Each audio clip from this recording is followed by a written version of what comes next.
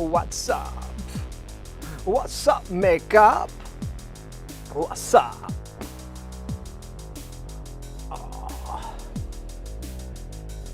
Oh man.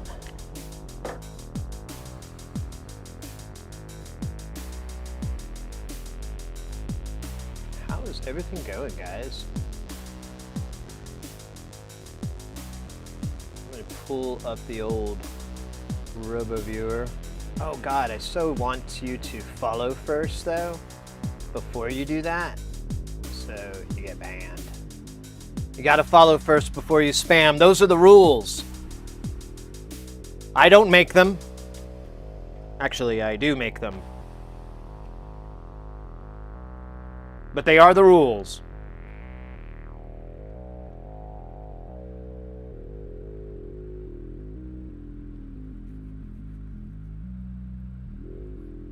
Let's pull out the... Oh wait, how does that happen? That's right.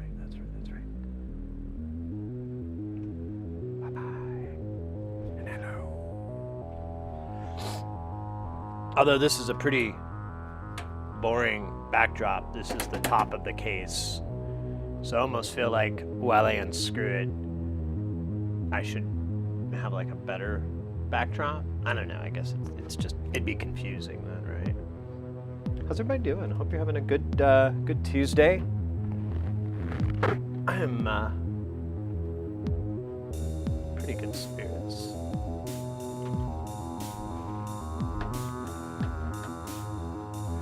So today, we're gonna work on this this old scope I got a long time ago, and I can't remember who it was exactly, but someone in chat convinced me that it may be serviceable, and I'm like, you know what? Let's fix it. Let's see if we can fix it.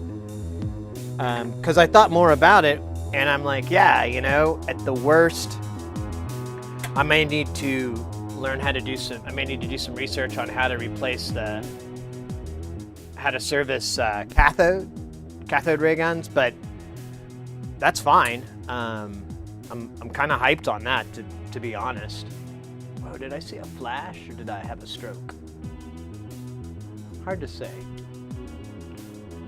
Oh, a bridge. Hi, I noticed that there's a common theme to the spam bots that I actually get to read the message of. So I added the theme to the auto mod list for the channel in preparation for possible streaming again. It's a good idea, actually. Yeah, because it is always the same thing, and you could just create like the parameters and be like, if these words are in the same sentence. That's not a bad idea. I like this guy. This bot's cool. He follows my wishes. Well, see something here.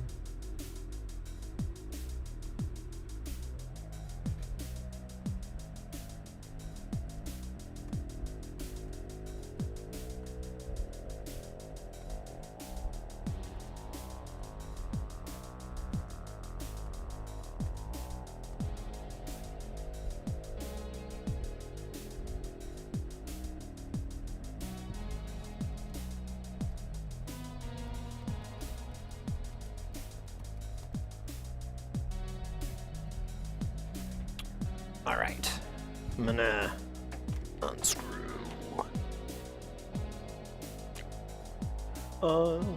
Yeah, this thing is pretty big. I did a really good job of making room on here for it to fit on my table, but I really can't get it into frame. Once I get the cover off, though, I'll get us a nice shot and whatnot of it.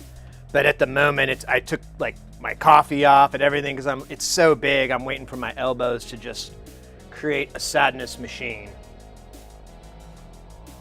I'm finally slowly building up a Mauser order. Oh, nice. A few things for building with, mostly stuff for repairing things with. Yeah. The repairs are, I don't know. I kind of want. I was thinking about it yesterday. That's why I decided, oh, we should work on the scope for sure. I was thinking about, man, repairs are kind of fun because they're like really easy wins most of the time. You know, most of the time. But you'll like identify the problem and you'll be like, oh, it's a squeaky this or a busted that. Order the component, pop it in, that fixed it. Or it didn't fix it, but it fixed this, you know, and you just kind of go. And builds are great too, but it's kind of a different beast the more I think about it. Because I've never really done so much of either in this kind of a time period. All right. Okay, cool. So it has this big giant plastic handle on it. Here, I'll kind of show you here. It's one of these. And it's kind of cool because you basically pull it out and it has little slots and then it sits in and you can get it so that you can use it for a kickstand or a handle or whatever, or a bludgeoning weapon. It's excellent for all those things. But I didn't know if it didn't have any screws, so I was worried that it was either attached to this thing or I was, you know, gonna have to outsmart the smart people. Outsmart them.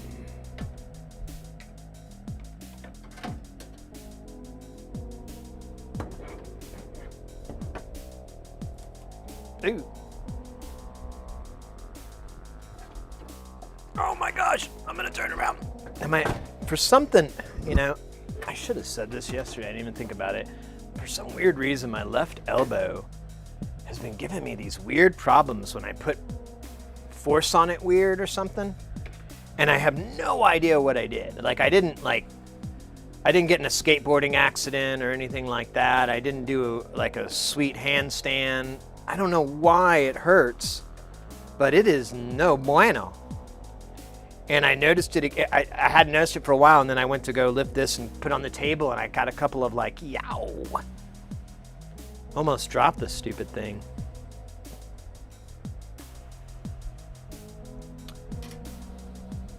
So this is going to be a little scurry for me because I don't like dealing with high voltage at all, but I just need to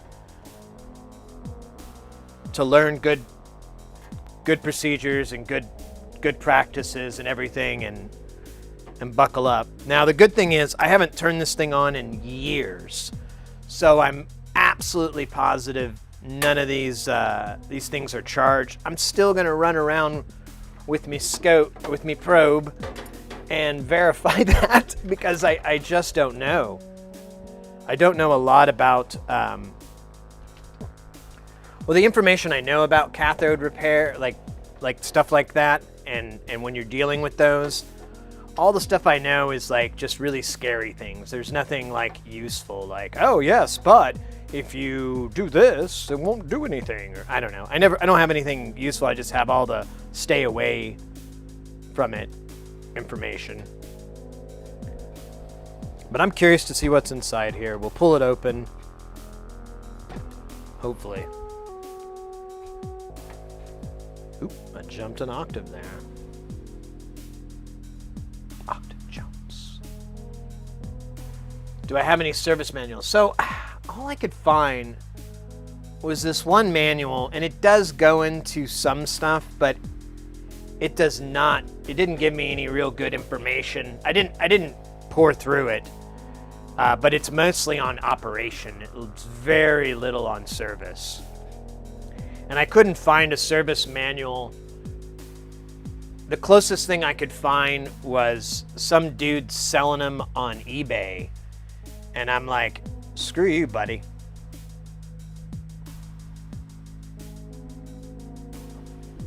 Oh, really? Well, maybe I should look through. I'm not really worried though. It's pretty discharged. I guess I could power it up real quick with the power out. But I mean, it's been literally years. I don't think that's how capacitors work. I mean, man, this new coffee is delicious. I just realized that. Oh my God. Oh my God, that's really good. Ooh, got out of tune there. Where's more of that? Oh my god. Oh my god. I got so excited I spilled some on me. That's really good coffee. I feel like Cooper in Twin Peaks now. It's a damn fine cup of coffee.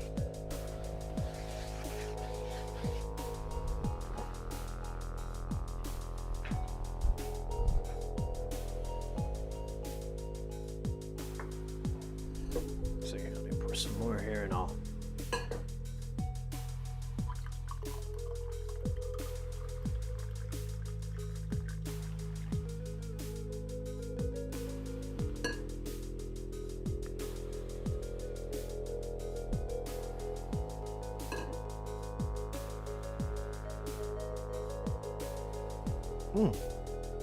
Oh my gosh, that's really good. Oh, cool. I found my new crack flavor. All right, I think that's all the casing. Yeah. Oh gosh, it's so heavy. Yeah, that's the part I wanna.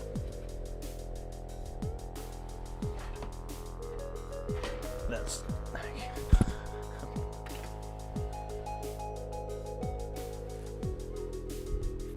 I do see a ton. Oh, I even see the things I'm looking for.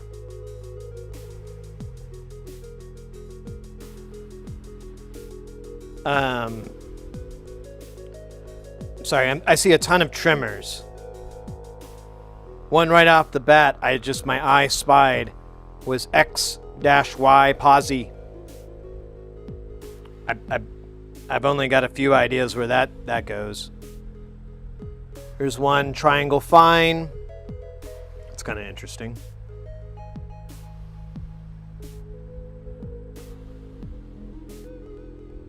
A lot of them are just marked. Oh, here we go. Cal 2 volt or TVI. Or no, Cal 2V. That's a parentheses. Nice. And most of this is the control switches. There are some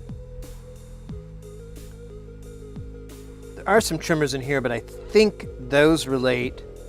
Well, it is all one big piece, isn't it? Oh, sorry there, Mr. Microphone.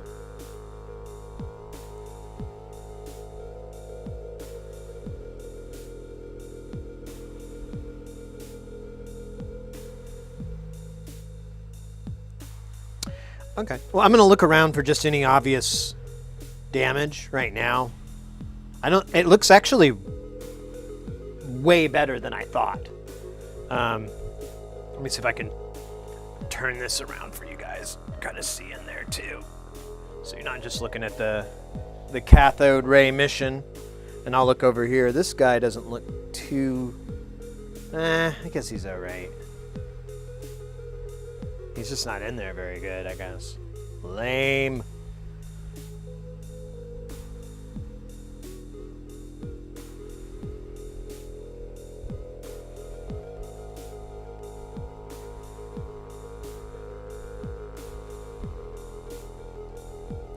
Yeah, I just want to see if I see anything that like screams, "Oh, hey, that might be busted." Any corrosion or leakage.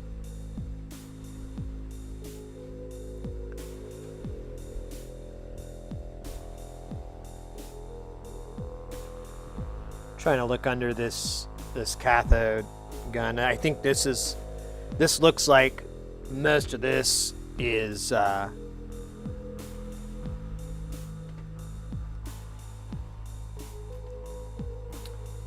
oh yeah, interesting. Wow. I really don't know much about this, but I think I want to really bad. It's fascinating.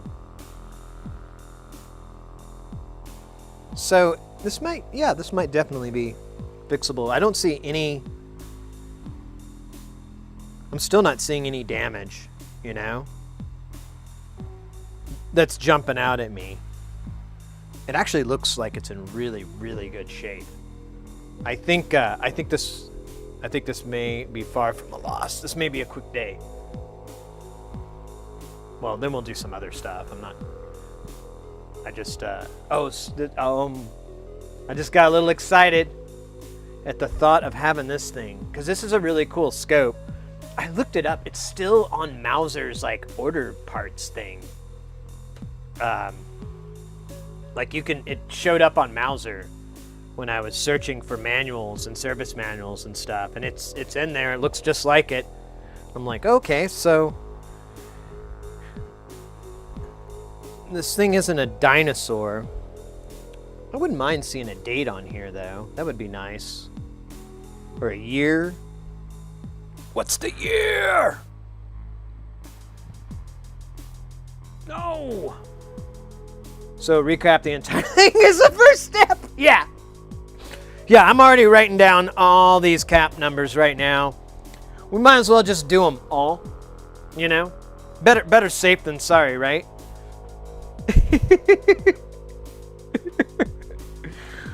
Yeah, a total recap is in order here. This will take us about a month, maybe 2. I tend to go low when I should go high, so let's just double that number. Honestly, with the sight of all these trimmers,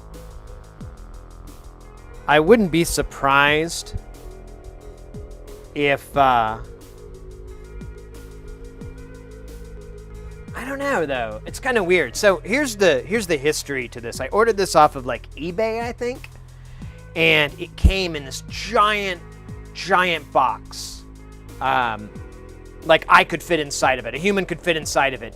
And what they did was they just used this like spray packing foam to pack it in. So it actually wasn't bad at all. It was really hard to get out, but it wasn't a bad packing job. But I get it out, and I can't remember which channels were which, but we'll just, for arbitrarily, channel 1 would never really show up. It would stay at the bottom of the screen. And then channel 2 would get up towards the middle, but it would take about 30 minutes of it warming up. And so I took it, or I had someone look at it, and I didn't really know the person at all. It was just a friend of a friend, a college student, and he's like, yeah, it's not worth fixing. And I couldn't toss it because I felt like there was some landfill laws I was breaking. And although looking inside, I probably could have tossed it except for this cathode gun, which no one cares. For the CRT, cathode ray tube. Yo, cares, Blair, what is up? Oh, take that, glass.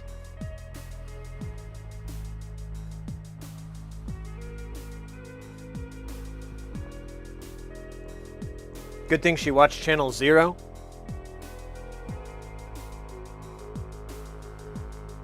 Totally. Well, those are the UHF channels. I'm more into those. Those are where the real TV is at, man. Vape. All right. I'm pretty much done looking over this thing. This is, I don't know. I really made it bigger in my mind. It's just heavy as hell. It really is. Like that, I didn't exaggerate.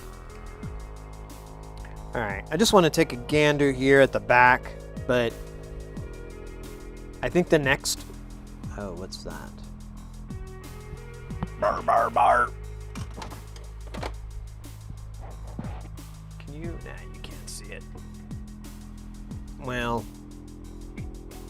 I think it's all right. It was a weird... The cap is just kind of... It's a carbon cap, but it looked kind of big.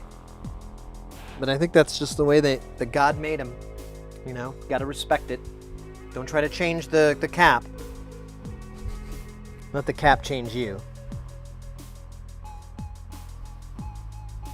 There's a bunch of tantalums.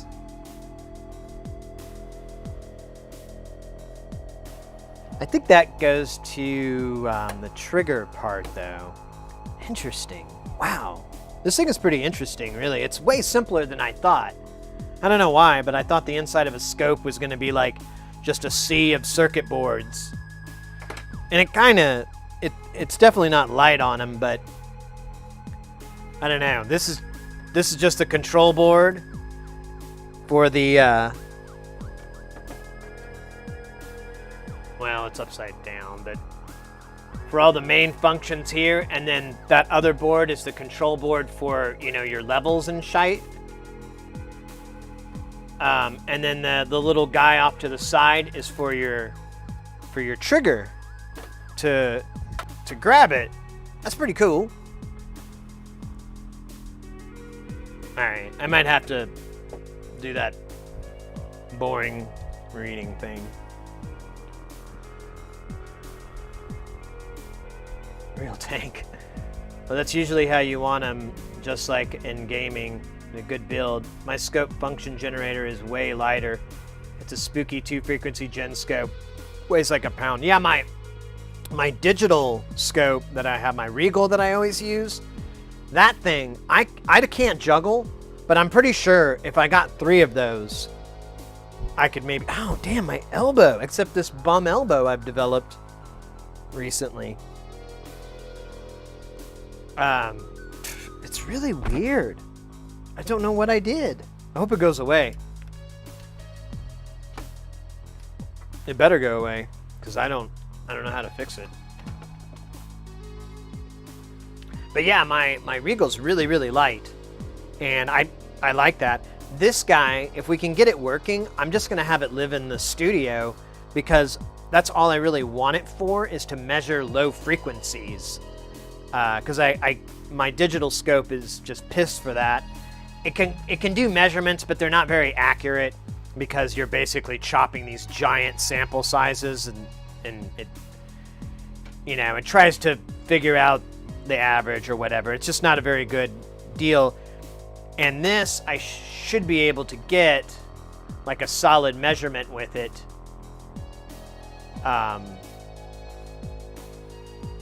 By putting my finger on the screen and going, hey, that touched up to there. Did it touch down to here? Okay, so that's 1, 2, 3, 4, 5.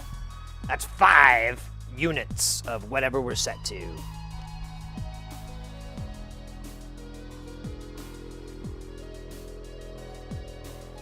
Yeah, I think a majority of this weight is the CRT and this transformers here in the back.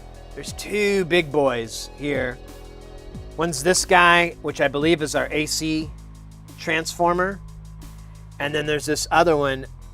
I don't even know. Actually, that's not a transformer at all. That's some sort of RF shield, I think. Oh, weird. Or, yeah, I thought that was a transformer. It's not, but it's metal. And it contributes to its heavy mass. This guy, I don't know what that guy is. 909! Oh, weird. Okay, that's probably a mistake. All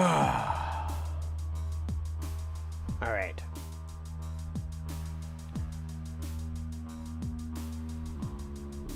It's the isolated? Yeah, I don't know. It's weird. So, like, let me get my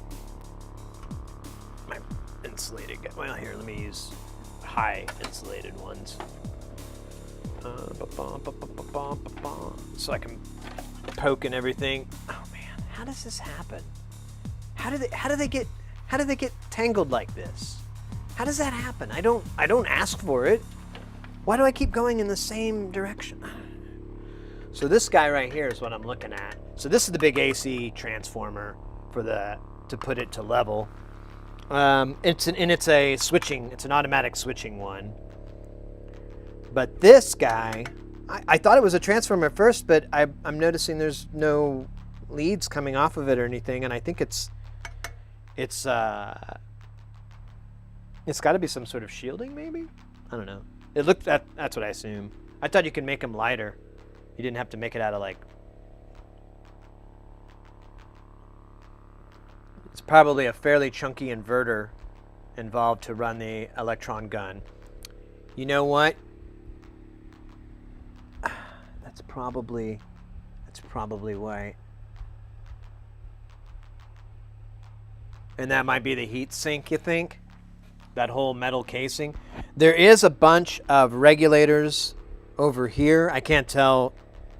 I can't read their model number or anything like that to tell what they are. But there's a ton of them with big heat sink plates on them.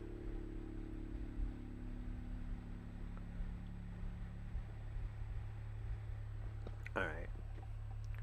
Well, let me pull up the manual here and see if I can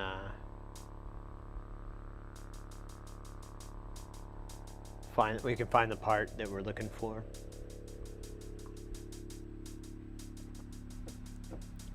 Do you guys know much about CRTs?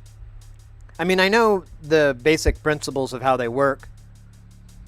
The magnet basically creates your, it moves the beam to the correct XY position, and that matrix basically shuffles it down. And but I guess where I'm a little bit like lost is the ray gun part of it, the actual part that shoots it out. And I'm sure this is got to be a little bit different than a television, since it can move at a really slow rate. I don't know. I'm just farting around. I should be looking at the manual. But I don't know. You have to forgive me sometimes, guys. I'm just a big dork with this stuff a lot of the time. I swear, I was thinking about it the other day. I'm like, I'm not much different than when I was 10 and I took shit apart. I just took it apart and I'm like, oh, I bet this does this and I bet this does that. Oh, wait a minute. I guess it doesn't do that. I bet, but I bet this does that and that does this. And why do I have all these extra screws? And like nothing's changed in 30 years. It's weird. I was thinking about it, and I'm like, we're taking this apart, and I'm like reminded, like, dude, didn't we just think about this over the weekend? Like, have you really grown up, Sid? You're not that tall, so I guess the answer is no. The primary difference from a TV is the beam steering and the beam intensity control. Right.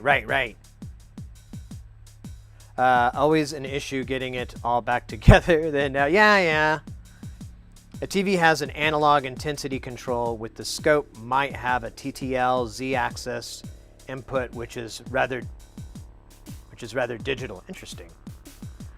I see there are some of these ICs look like they were timing, or not timing, but like clicky switchy types, like muxer demuxer type things. I don't know, I should probably just read the numbers and letters out loud. But what would be funner? See, this one is a... Oh, wait, oh yeah, it's a 74... Oh. The rest of that doesn't make any sense. ALS... Nah, that doesn't make any sense. I see 74... Yeah, 74 ALS. I guess that's I've never heard of that, so I should get educated. I'm a complete noob with much of this stuff. My strength seems to come from the almost intuitive ability with tech.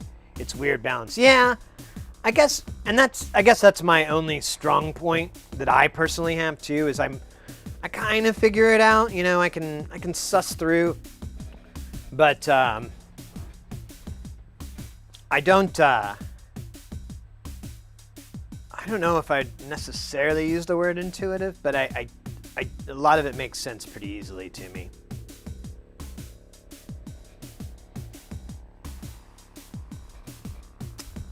All right.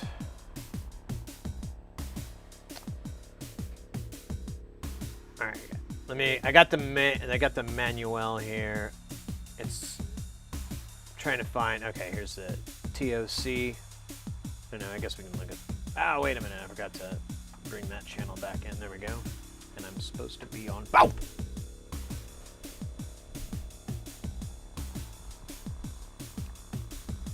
Oh shoot! And a TV has that flyback transformer and whatnot. Yeah. Not the swing of the beam from right to left very quickly and back from the right in the fixed rate, while the scope needs a variable x-axis to refresh to the normal one. Yeah. I feel an X-Man, huh? Just kidding. All sort of purpose. For real. Very little intuitive. Most of what you call intuition is prior experience. Yeah, I mean, a lot of it just makes sense, you know? And I don't think that's out of reach of anyone else. Like all the stuff that makes sense to me, I don't think that's out of reach of anybody else. I'm like, I don't know. I don't think it's smart of me or anything. I think it's like, look, these wires go from here down to here. These wires go from here down to this cathode gun. I'm gonna bet something and them have something to do with each other. You know, it's that kind of, that's my intuition. That's my level of intuition. Just technology, yeah, that you yet to understand. Absolutely. So I'm not a big fan of magic and I like illusion. I like performers. But you know, the whole what's that guy's name? It's really obnoxious. Mind freak guy. Oh, I'm forgetting his name. I used to date this chick that loved that guy, so I had to watch like tons of. This is like ages ago. It's like 15 years ago. Chris Angel. She used to love this guy, so I had to watch him, and oh my God, I could not stop making fun of that guy. It was really hard. I think that could have been a crux, but in hindsight, that gal was no good. So it was a win-win situation, and I got to make fun of a guy that's like mind freak. Yeah, Matt TV, that was great. Yeah, exactly. Yeah, I just don't, I mean, I get what they're doing, and I get the showmanship and the performance or whatnot, but it's just not my bag, personally. I'm just like, ew, I'm not 10. But if I'll go get my 10-year-old, I bet he'll love you. I just need to tell him that his hammer pants are how he does the step up. I'm going to have to tell him how you do all your tricks, though. Because that's how I am with magicians. All I do is go, oh, yeah, so there's really just 3 pieces of rope, and he always has his hands on both pieces, so it always looks like one continuous piece of rope, but there's always 3 pieces of rope. That's my favorite one, the rope trick. Heard of the amazing Randy? That sounds familiar. He is both wrong and right. He is what magic is somewhat like. Gold compared to diamonds, rare. Is that his slogan or something? I'm into that.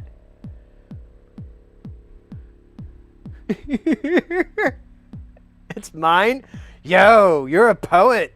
You need to slap them fat rhymes down. That's what the kids are wanting. Like sling them words.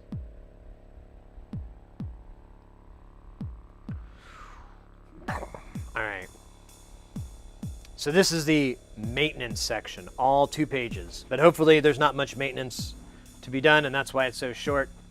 And true, there are a lot of connectors on the front. Randy exposes Uri Geller. Oh, that sounds familiar too. This all sounds really familiar, but I'm not. I'm like an idiot. Spoon Man, yet there are both show business. So that's easy enough to do. Yeah, well, it is showmanship. And I have no problems with that. I think it's cool. There's nothing wrong with being a performer and all that. I mean, just that guy personally, I can't take him seriously. And there's lots of people like that. I just can't take them seriously. It doesn't mean their craft is bad or anything like that. It just means personally.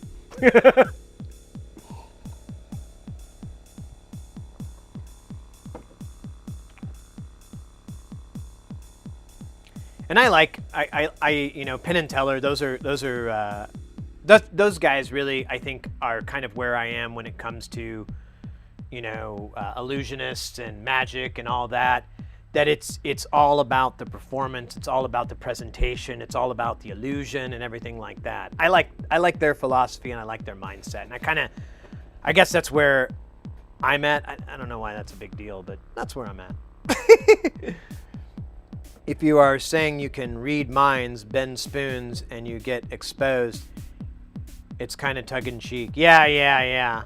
Okay, I think I know what you're talking about now. I think I saw a video on this like ages ago.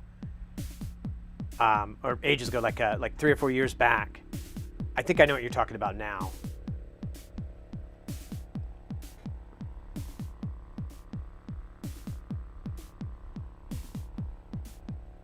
I'm about to read all this part because I'm like, I should read all these warnings out loud to confirm that I am aware of them and that you guys can also keep track of me. Because yeah, I think I posted like, hey, gonna be fixing this scope. Doesn't it have high voltage? Find out. Wanted to give that slight chance of watching a man die on TV. Might be cool. Or on the internets.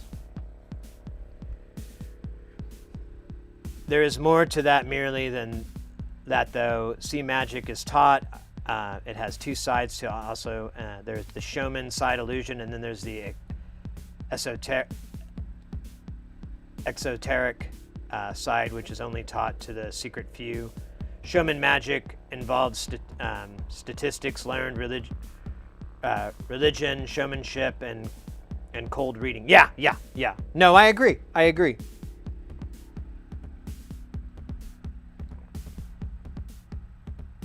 Meditation, internal alchemy, etc. Okay. Does dying on stream... Would I violate my TOS if I died? Shit. Well, I don't want to do that.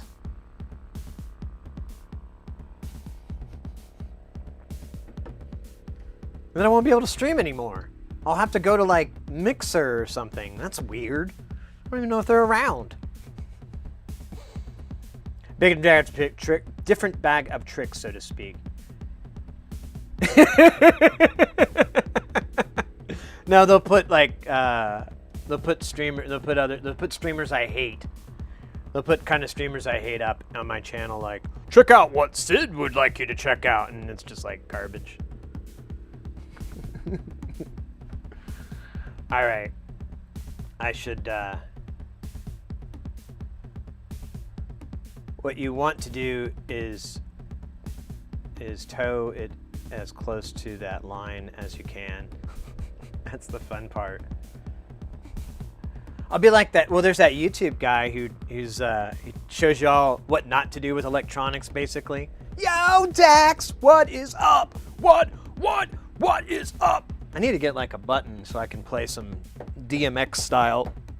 I don't need to necessarily be DMX, but I mean, it's not that hard. That Georgia style is pretty easy to rock out to. What is up, Dax? What? Yeah. Electro Boom. Yeah, that guy. He's great. Yeah, but I mean, that's skating on the edge. I don't know if I want to do that though. I don't know enough, really. Got the fucking car. Hey, congrats, mate. Cool, then maybe, yeah, I heard a lot of people starting to get gigs. Interesting.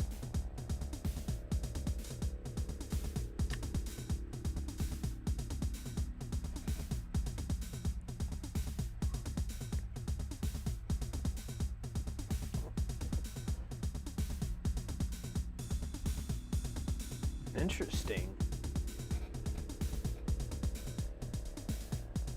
I can't quite tell what that emote is, though. Yo, Observer! What is up, dude? Check out this naughtiness here.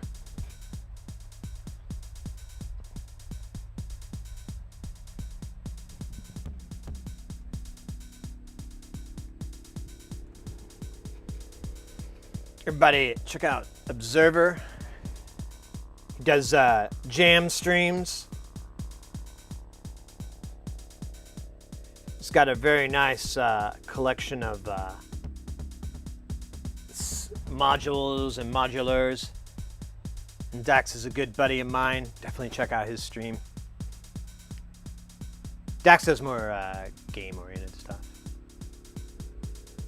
I'm setting up shop in a virtual convention or some shit. Oh, yeah.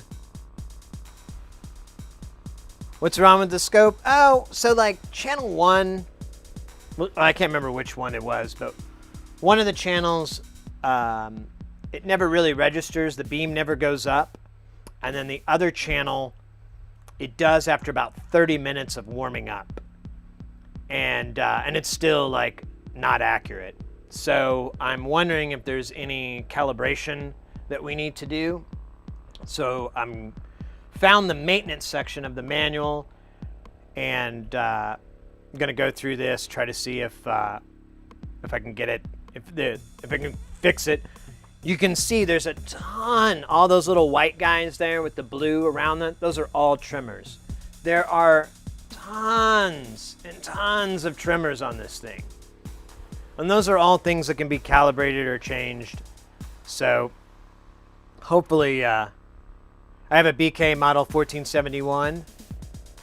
Now that's the one that that I've seen, right? That older scope. Well, it looks old. They all look old, really. But it's a 2-channel scope, if I recall.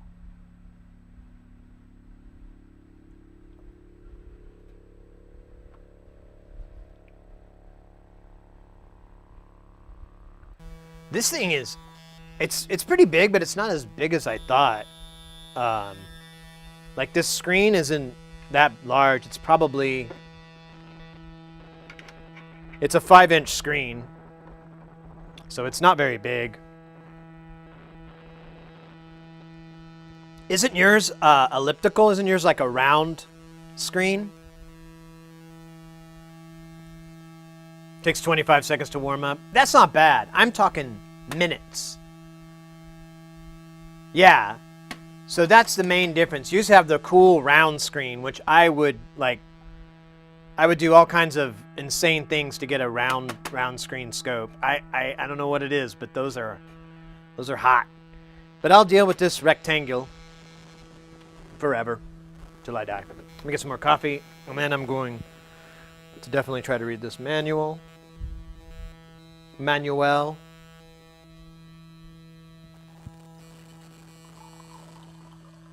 This is coffee. Ouch! Yeah, I just poured it on my hands. That was pain. Still hot. That's good. Good sign. Yeah, it's still pretty hot. God damn it.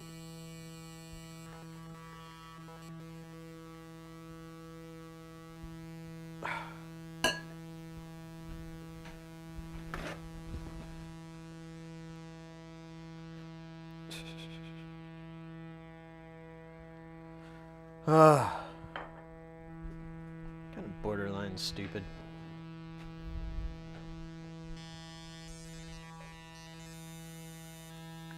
Oh my god, that's such good coffee. What is this flavor? Real quick, what did I get? Oh, that's why it didn't open right. I opened it from the bottom. Oh well. Cinnamon pastry. Oh my god, I'm a genius. Genius coffee flavors. Yeah, I know, $30. I paid at least $100 for this thing, so you definitely scored very well on that one. Jealousy erupts. All right, the following instructions are for use by qualified service personnel only. To avoid electrical shock, do not perform any service other than contained in the operating instructions unless you are qualified to do so. High voltage up to 12,000 volts or 12 kilovolts is present when covers are removed and the unit is operating. Remember that high voltage may be retained indefinitely on high voltage capacitors. Oh, Also, remember that AC line voltage is present on line voltage input circuits anytime the instrument is plugged into the AC outlet, even if turned off. Unplug the oscilloscope and discharge the high voltage capacitors before performing the service procedures. It does not tell me how to discharge it. This is... Yeah, I'm going to skip this song too. All right, fuse replacement. The fuse blows, the on indicator will not light, and the oscilloscope will not operate. The fuse should not normally open unless a problem has developed in the unit. Try to determine the correct cause of the blown fuse, then replace only when the correct valued fuse for 110, 125 line voltage operation use 800 milliamps, 250 volts, 225 volts. Line voltage operation at 600 milliamps, 250 volt fuse. The fuse is located on the rear panel adjacent to the power cord receptor. Wait. Yo, Nightworks! What is up with the host? Coming in slick like it. Check out, baby. Check out what we got going on in here.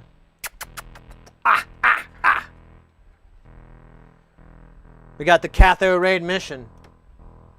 Look at that. Pew, pew, pew. Pew, pew, pew.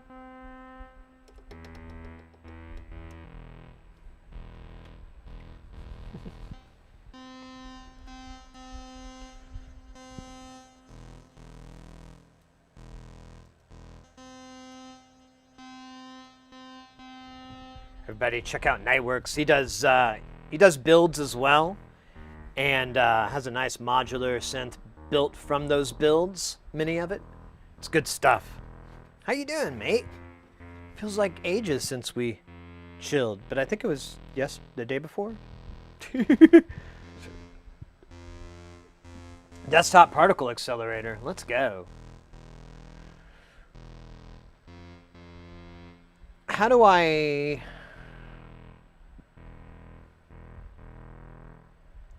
discharge this though? It hasn't told me how to do that yet. How to discharge my high voltage capacitors?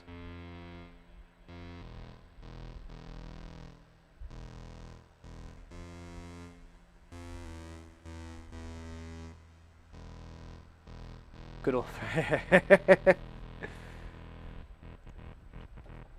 Because of specialized skill that has to be required. Instrument repairs and calibration. Many customers prefer to rely upon BK Precision for this service. To use this service, please contact the service. No, I'm not doing that. Cal signal can be used only. General check calibration.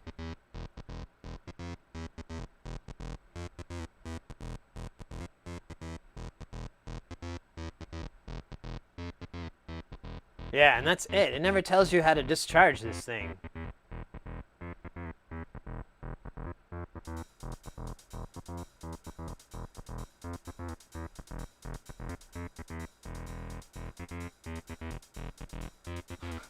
Good home security system.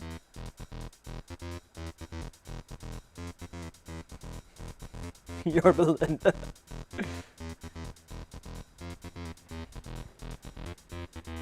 Isn't Yorba Linda like a pretty chill part of SoCal?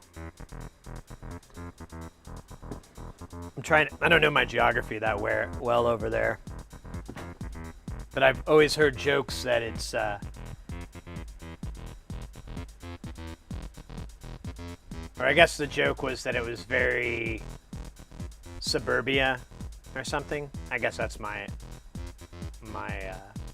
2 cents on my knowledge.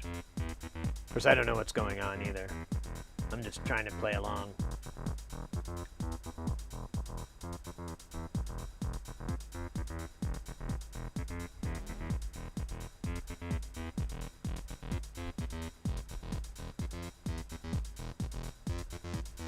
I wonder where this Cal terminal is. Oh, it's on the front, where it's supposed to be. Well, seriously, I don't see any damage in here, and I think Honestly, I think we should try doing the adjustments that it's talking about here.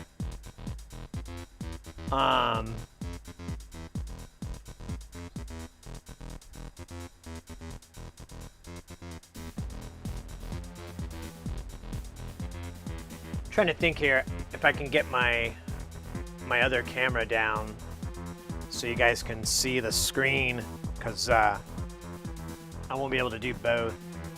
Yeah, let me fiddle with this real quick. I can pull these cables down real fast.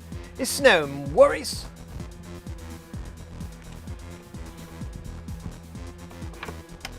Oh shit. That's no.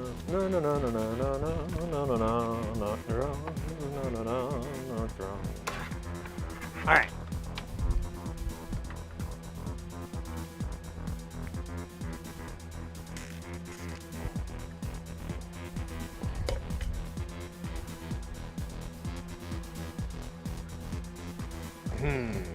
Not sure.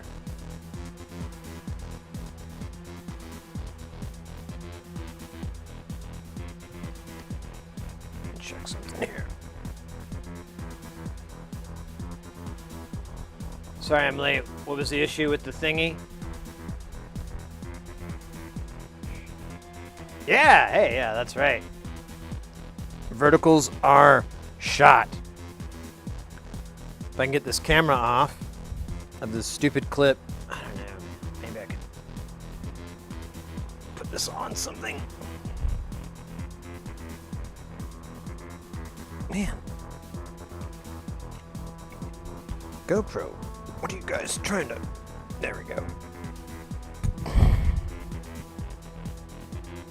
Will that work? Yeah, that'll work. That'll work like a champion. All right.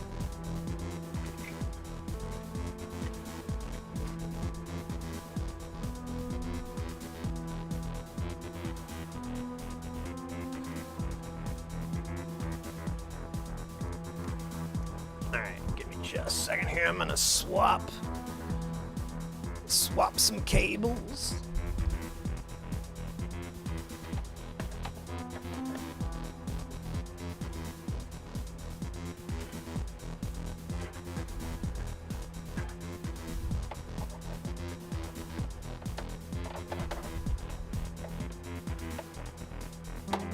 Oh, come on. There we go. Go. There we go. Oh, let's go. Yeah. All right.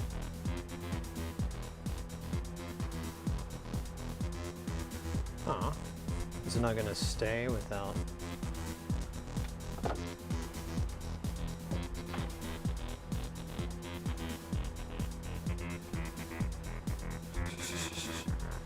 Just start monkeying with stuff. Just start changing those values. You'll get it. You'll nail it.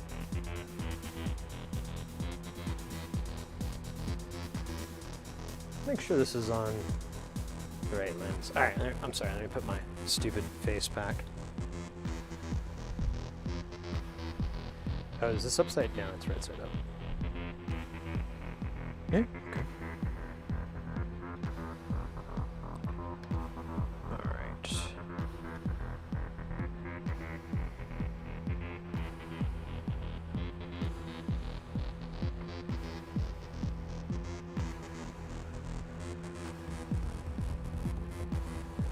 So there that is, and there I is. So when we go to power this up, we'll have a view of the front screen. It was way more work than I anticipated, and I'm kind of mad.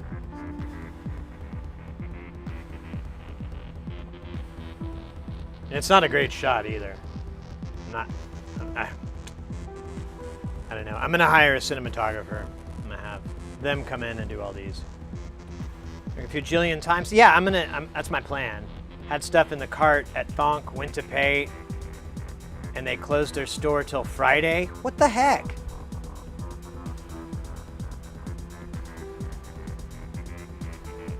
Oh man. I'll have a loud bang, smoke, possibly flames. Thank you.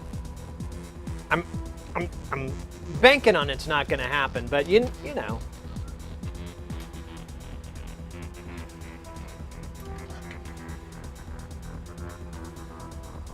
I'd just be so hyped to get this thing to work. Is that what the kids say? Hyped? I will be hyped.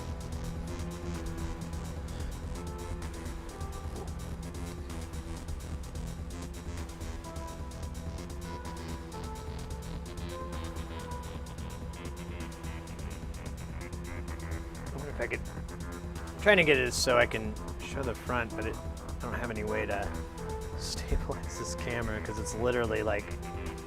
Oh wait, yes I do. I'm a goddamn. Oh Jesus.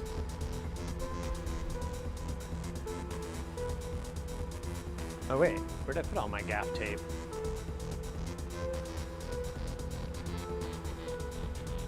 Oh, well, here's...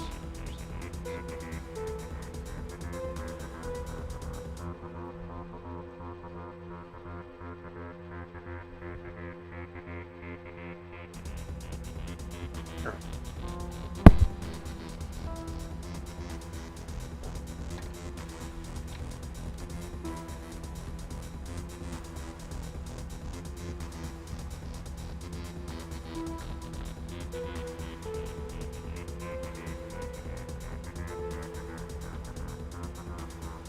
All right.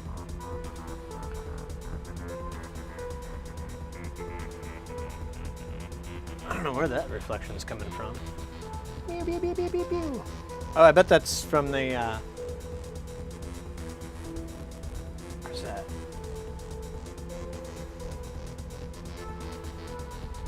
Oh, is it my button box? That's weird. All right.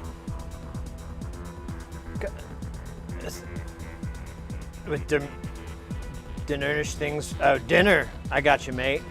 Only paper. Vape Nash, y'all. Vape Nash. I regressed into using my vape for one-hitters. Time to quit. Going back to edibles. Yeah, those vape juices suck. Hey, big girl.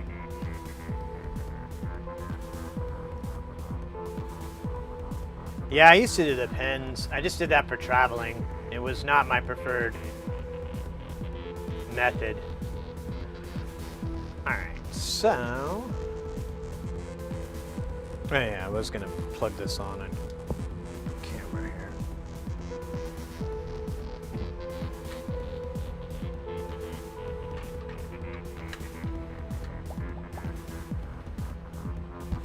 And then.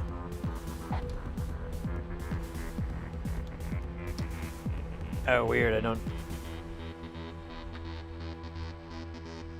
I guess I need to get some sort of banana thing so I can go into this ground. That's kind of weird. Here, I can do this though.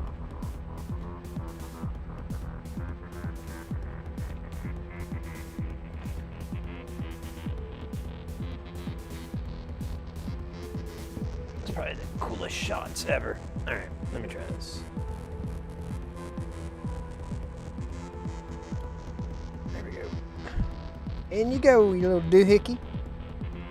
Oh yeah, there we go. All right.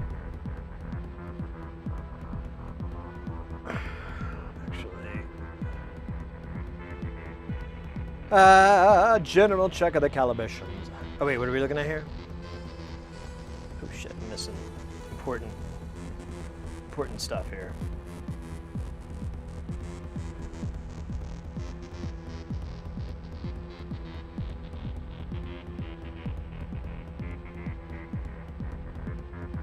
Yeah, that was dude, I was like even crazier. I would go into just bathrooms all the time.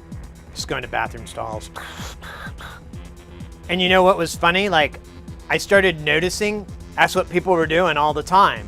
Like right before COVID, I was like, man, this is very common. Like I would see people, I had no clue they were 420 friendly. And there'd be like a little puff of smoke and they'd start coughing out of their stall really bad. And I'd be like, All right. Well, I'm in good company here. I'm cool.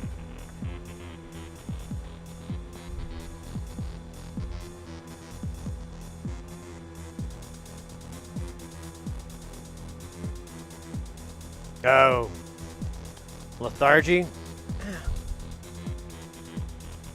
Yeah, I either don't get anything from him or like a brick wall, and I'm stuck on a couch or something kind of thing.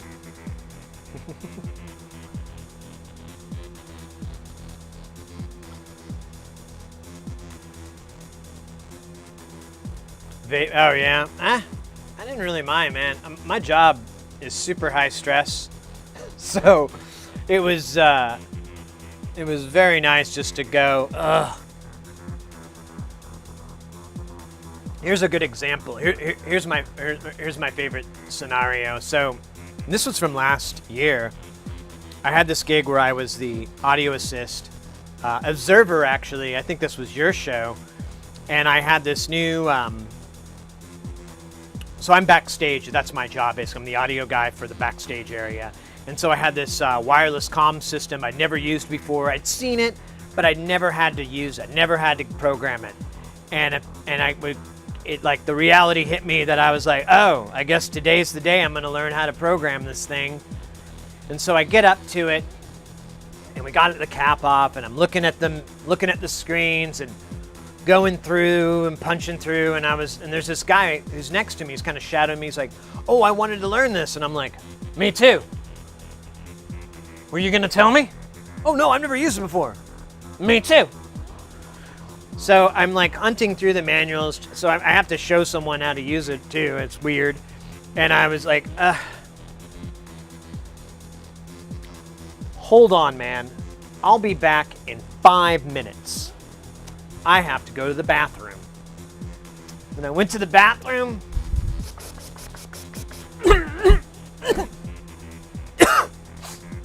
came back exactly like this. All right, man. So this is that comms, right? All right, check this. So this is how they matrix it all. They put it in these groups, and then you have these subgroups, and then you just do copy, paste, copy, paste, copy. And it was like that. And it kind of cracked me up. I was like, man, I have no interest in like learning boring stuff unless I'm like in a different headspace. And then I'm like, oh yeah, blah, blah, blah, blah, blah.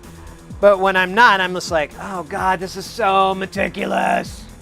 Oh my God.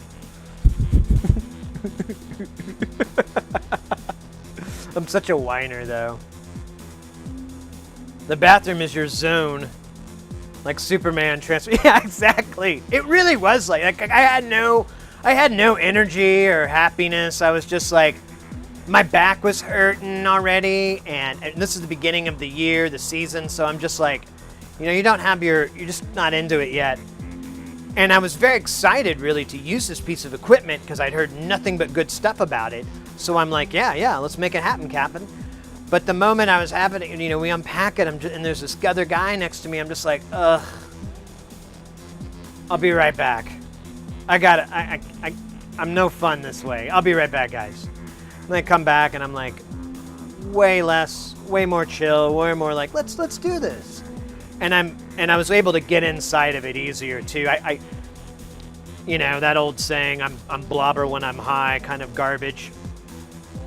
I wouldn't say that's the case with me, but it definitely removes that wall of like, I wouldn't say anxiety, but like the opposite, whatever that is, like boredom. It removed that boredom factor to where I was like, oh yeah, this is pretty cool. Check. Oh, hey, I can hear myself. That's awesome. Anyways. I love the covert, though. I noticed it like a year or so ago when people started doing that, and I was just like, oh, so we're doing that now? Okay, cool. I was scared that I was going to get in trouble, but looks like that's far and few.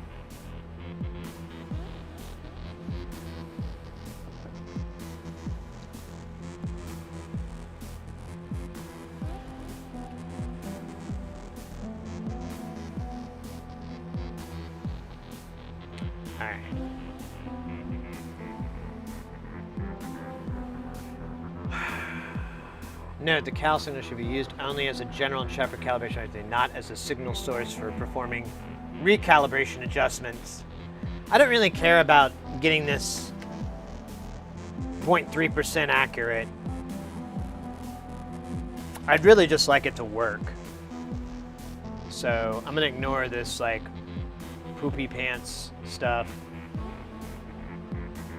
And we'll go straight to periodical adjustment of probe compensation.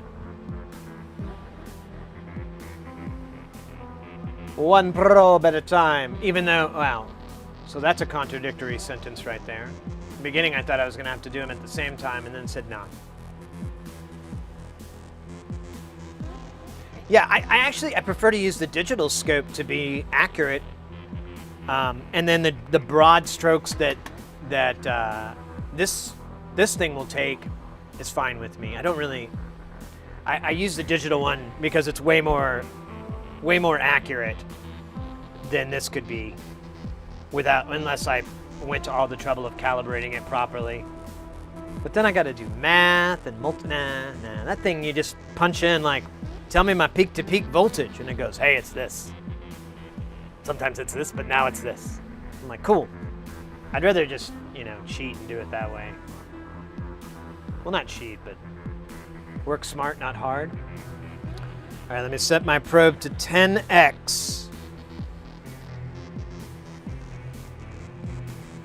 Touch tip to cal, adjust oscilloscope controls to display a 3 or 4 cycle cal square.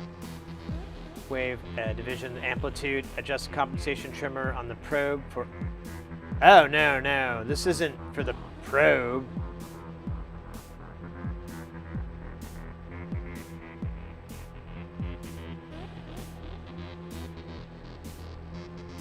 Yeah, this isn't it.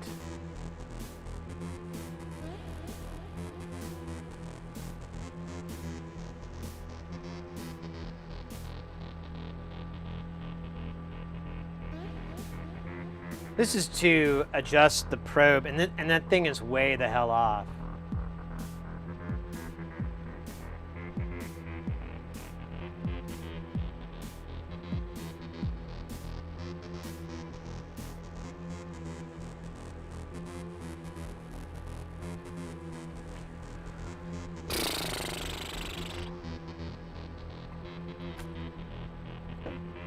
I'm not psyched about this. So it hasn't mentioned how to discharge the 12,000 volt that's in there. So I don't really feel safe unless I'm...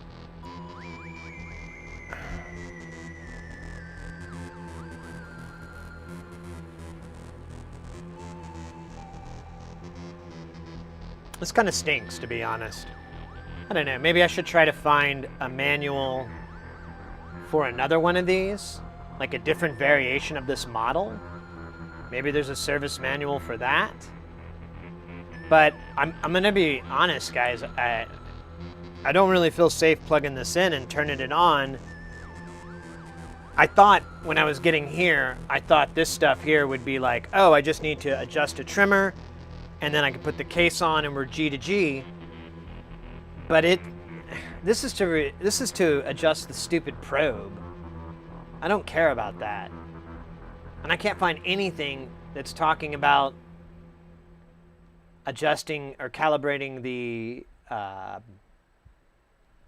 panel itself. So I want to know how to discharge this this thing too. This is lame.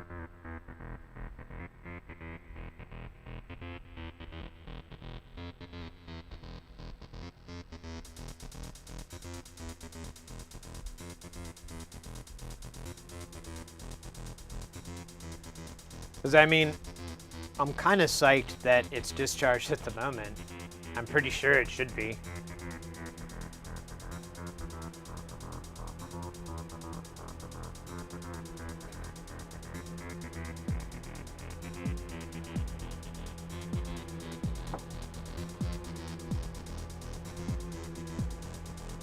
Yeah, but how do you discharge it?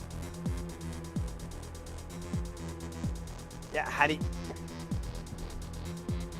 The only thing I can think of is the good old pressing the power button to discharge.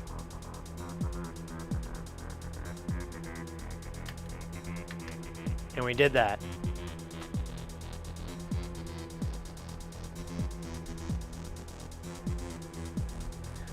So here's where I'm at too. I could probably just see it from here.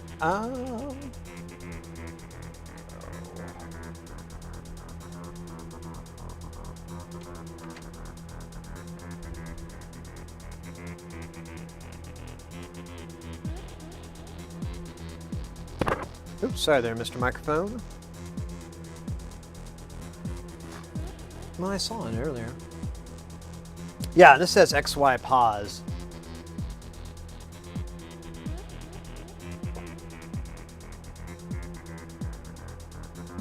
And there's some other ones that affect.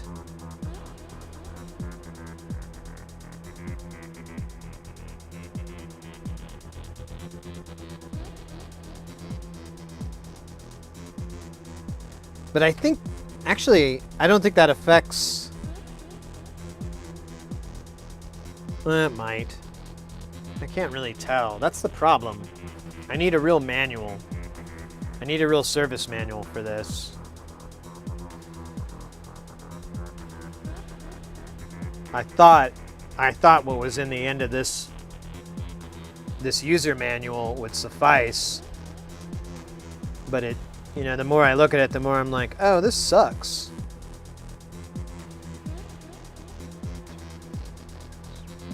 Meg or so resistor. Yeah, but what capacitor? I haven't seen any accessible. Oh wait, what's this?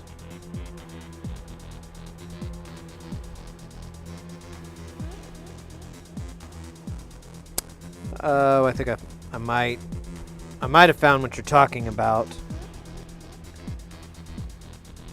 It's actually a resistor.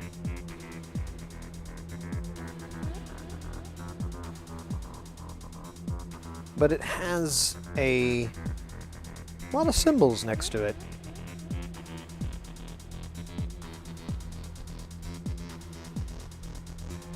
And it's the only thing that's really accessible here. But even then, I can't, I can only get probes to it. I don't think I could get, I guess I could see if I can measure any voltage off of any of this shit.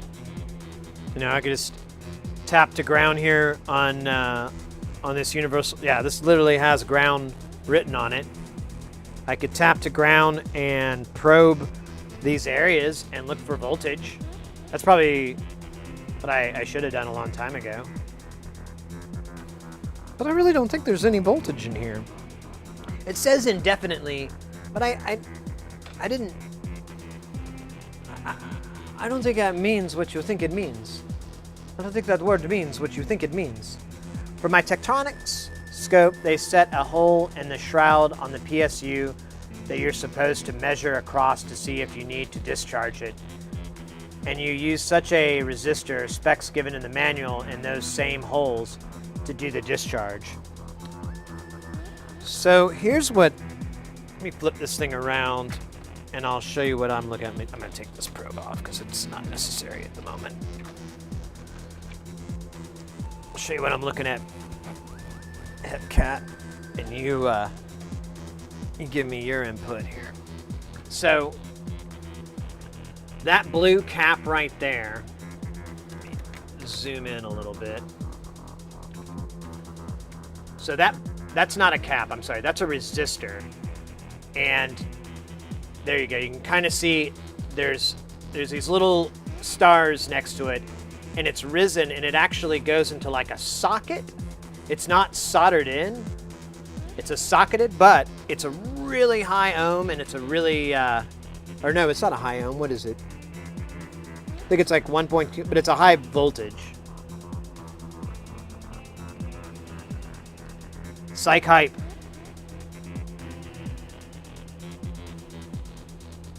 Wait, what? I heard it both ways.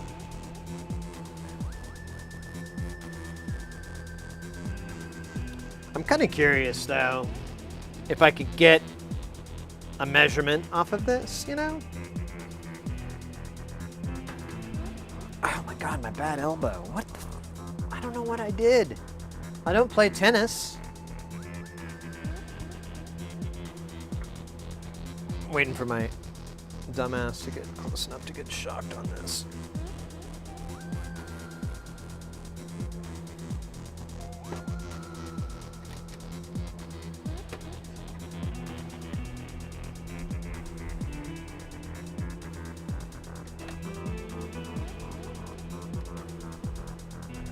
All right.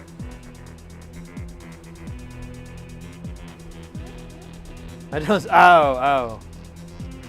I don't think it means what it means. Yo, Victor B! Yo, man, I missed your stream. I woke up and I got a message that it was there, and I'm like, oh crap! And then I went and it was like over. But I skimmed through it a little bit. It looked good.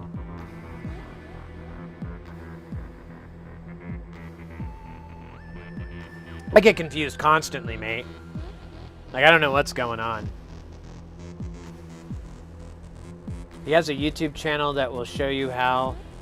Oh, wait. Wait, I missed this here. Inflammation, you can rid of that with Wim Hof, the Iceman's method. Shows you how to do it. Ice bucket for your hands while doing the breathing meditation, yet you start that part down, sitting comes later, so to speak. Interesting. Stay on the psyche. Ah, interesting. The electron storage. Yeah, oh, yeah. Yeah,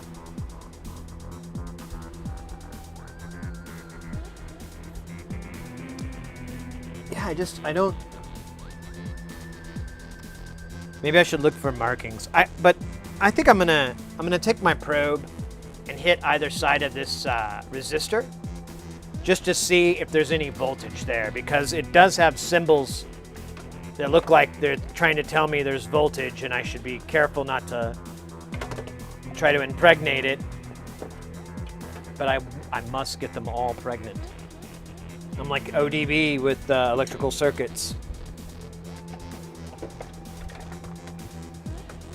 And this could really get bad fast.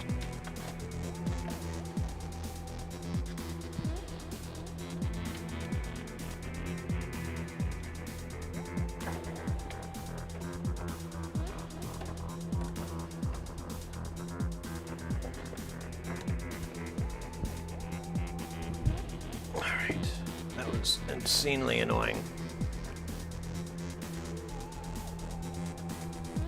All right. I got my first request, which is I'm gonna tackle tomorrow how to connect synths and get them to send and receive MIDI. Oh yeah.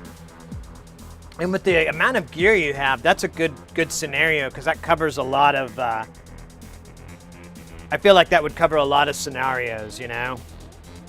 Like, some stuff has a through, some stuff has an out. You know, it's better to start off of, you know, a distributor, all those things. Cool.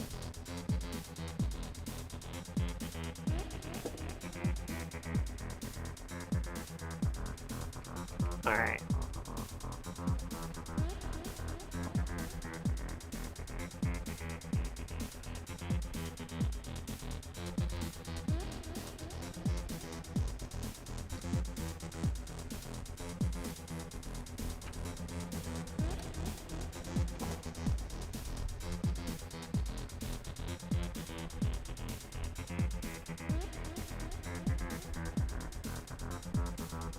All right.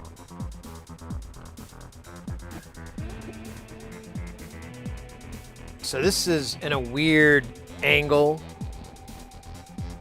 And it's between two bloody voltage or heat sinks. Yeah, I don't like this at all. I thought I could do this, but I'm like, nah. This whole thing sucks.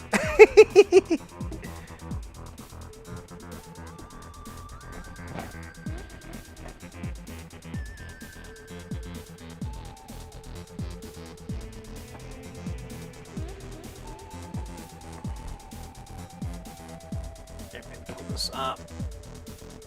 Yeah, I can't really see it.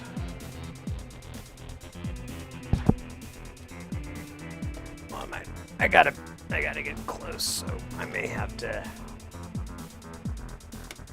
Yeah, I can't really see. You can see my belly though. My belly. Let's see if I can move this over a little bit. There we go. All right, I just got to see if this gives me a voltage reading at all.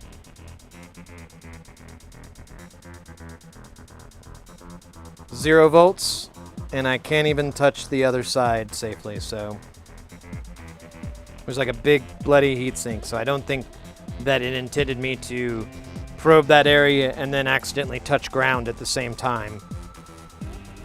That would be a very poor design. But still, I don't see anything about discharging it.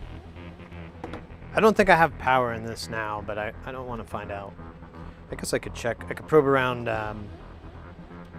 Probe around here. Probe around. Probe around. So these are the high voltage ones because these got the big gauge wire. But I don't know. Now I feel like I'm doing something stupid because there's like so much clearly telling me not to. And I really don't know what I'm doing. So I think I'm gonna back off.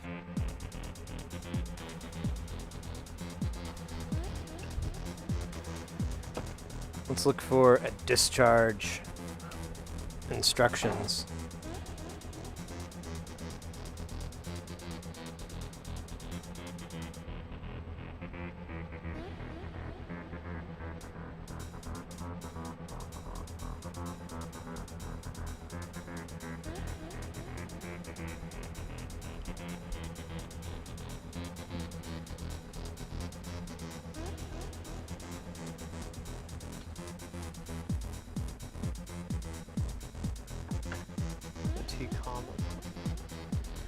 All right.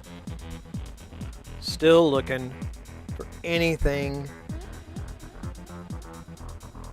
on here, but I kind of feel like I should try to look on the Wiener nets a little harder. 'Cause I don't, yeah. I still don't feel comfortable. Sorry guys, I don't mean to be a wuss or anything, but I really don't know much about this, so I don't want to learn the hard way. I'd rather like read something, say, whatever you do, don't try to impregnate it. And be like, oh, really? Okay, well, glad you told me now. You said not, right? Do not. Okay, just making sure. Yeah, there's really nothing that's like very helpful on here. So, I think, yeah.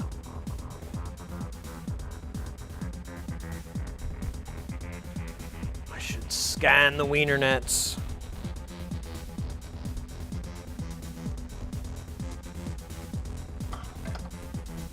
Because this manual sucks.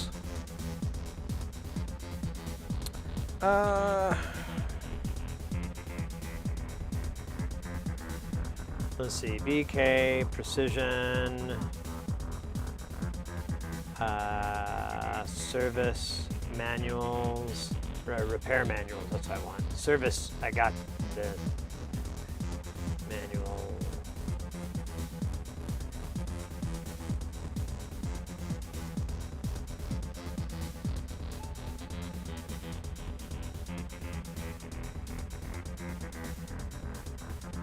Oh, you guys are talking to me? I thought you guys were chatting to each other. I'm sorry.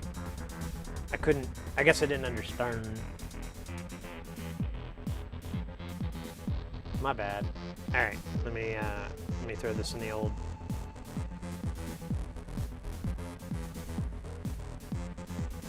All right, let me pull this up here.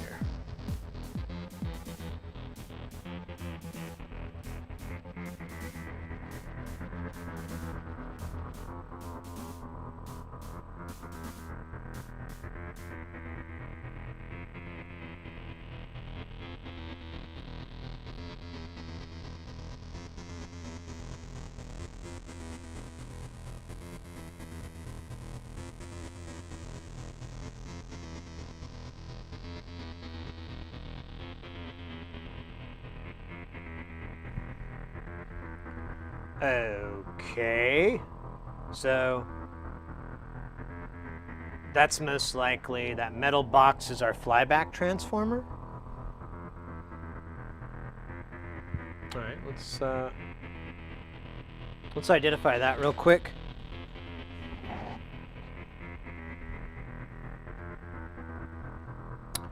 Ah, so learning about stuff. Yo, lurk on, observer. There you go. I stuck in your Discord. Just apply to your elbow instead of hands.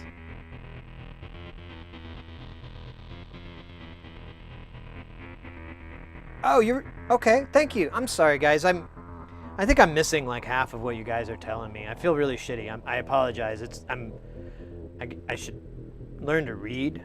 I'm really just disappointed this isn't working the way I want. But I think we found it. So this is the flyback transformer that I was talking about. For a couple of reasons, I think that. There's the box, and then this says H.V. The designation next to it is just numbers. P805A. But that correlates here to this side, P805. So that's... Oh, and it does state here... I'm going to get rid of my head. Oh, you can't see it. Good. High voltage danger. So I think this is all this shit right here is high voltage danger. Look at that. Oh, sorry there, Mr. Phone. Did I break you? I did. Well, maybe I can fix you. Oh yeah, I'm gonna fix you. All right, good enough.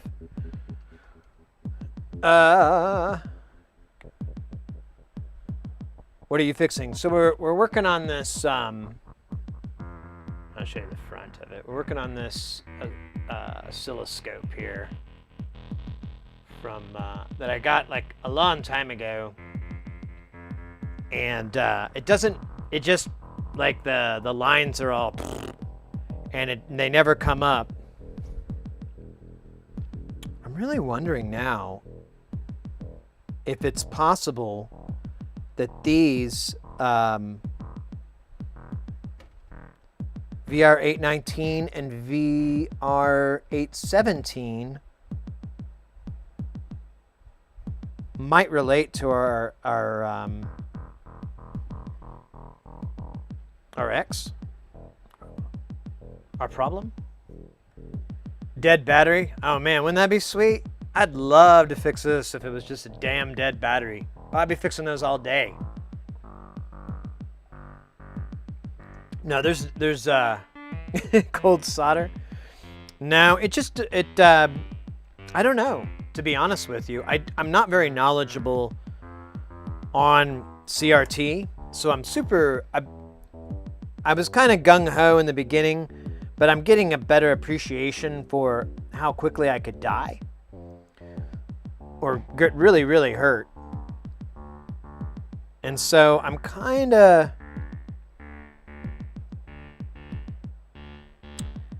trying to look around for an easy way, but I am very suspicious about these because, so this part of the circuit controls the ray gun, the cathode ray gun, and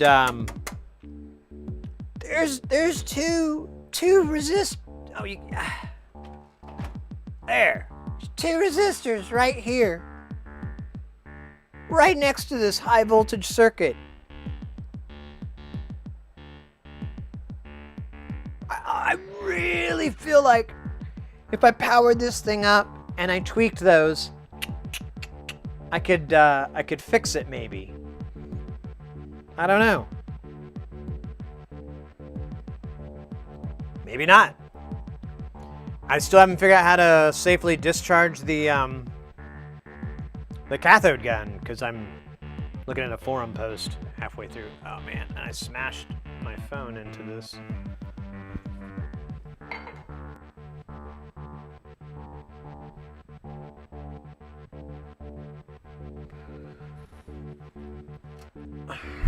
Man. This just proves how much I really know. Yeah, but you were smart. So many forget this. I used to play with all this stuff before I learned most of this stuff. Sort of silly when I think about it. Could have died from a cap. Yeah, I know. I'm trying really hard not to be an a-hole and zap myself in front of you guys. I just don't, I don't know if I can recover. Yeah, dude. Yeah, exactly. I'm not gonna. And yeah, I'm. Hopefully, I'm a model to everyone on being cautious. I'm pretty confident that this thing has been discharged. I'm almost totally positive. I can't find anything to give me a voltage reading. Let's read these pins, actually, because this will tell me if I have a voltage reading or not. But But I'm not getting a voltage reading from anything. I really don't think there's any power left in these caps because it's been literally years. Like, probably close to 10 since this thing has been powered up. So I don't think power can be retained that long, but I don't know. So I think what I'm going to do here is I'm going to probe this flyback transformer because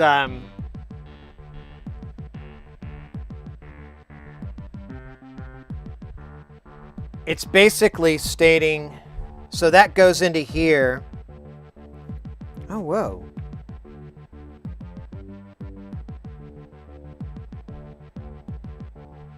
Cap looks a little like the paint's cracking on it. Yeah, I'll check it all with my finger. All right, let's check this, make sure I get you in frame. So we're gonna check this one right here. No voltage.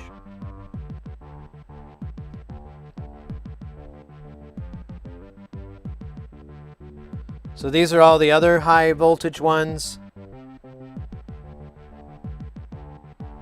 I don't think they're charged. Shouldn't I get a...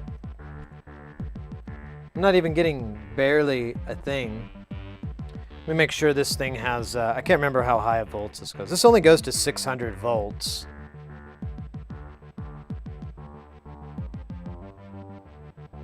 But I don't think there's 12K in here.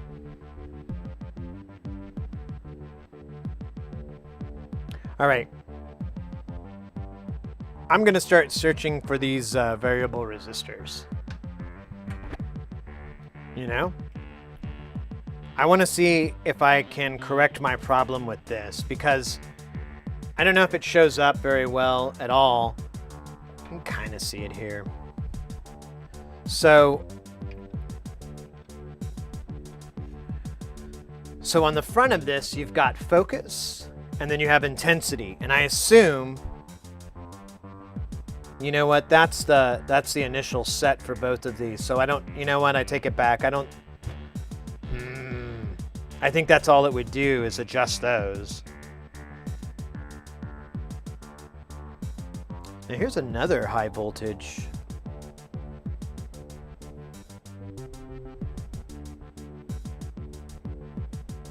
this looks like the feed.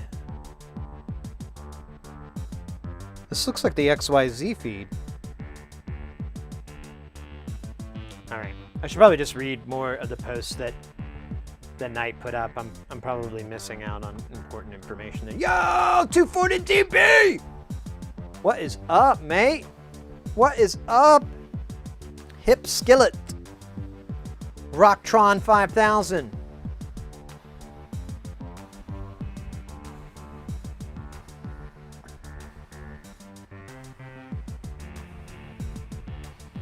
Let's go between those two. There you go.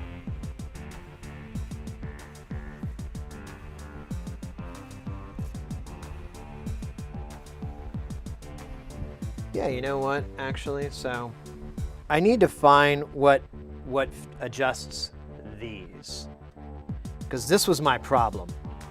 Like, I couldn't get these vertical positions to go up.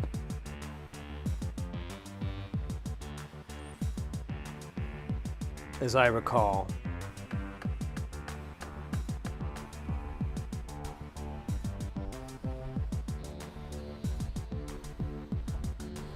So let's see. Let's look at this guy's schematic here.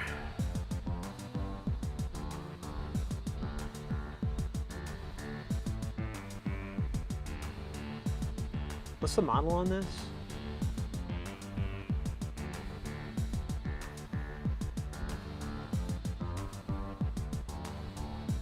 Yeah, so there's focus and intensity.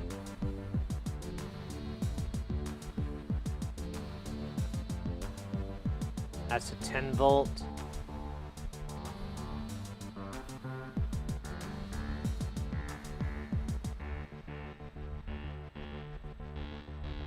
Ah.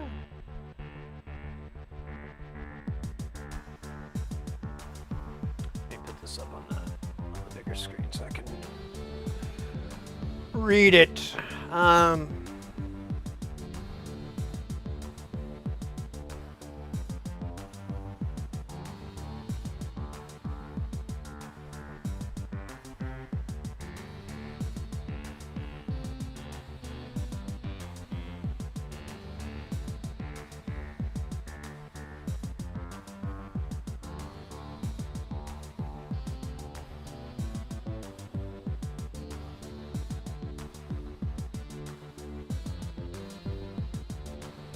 And clearance between the other pin 4 is also high voltage. To be sure, follow whatever comes out of the flyback transformer, usually a small shielded box.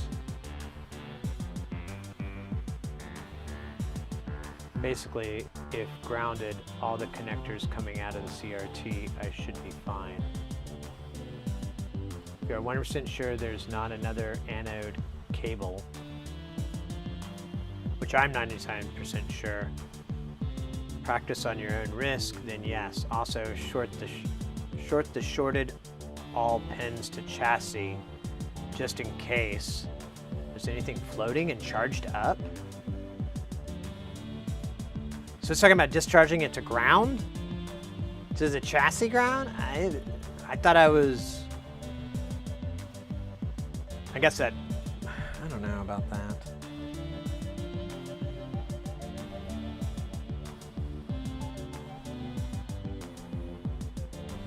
I love the certainty factors too in here. Well, if you're sure, I'm kind of sure. Thanks, guys.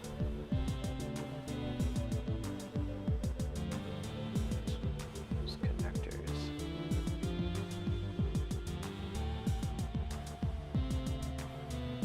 Yeah, it's odd the schematic doesn't explicitly show, but I too have never seen a scope CRT that did not have a big side connector for HV.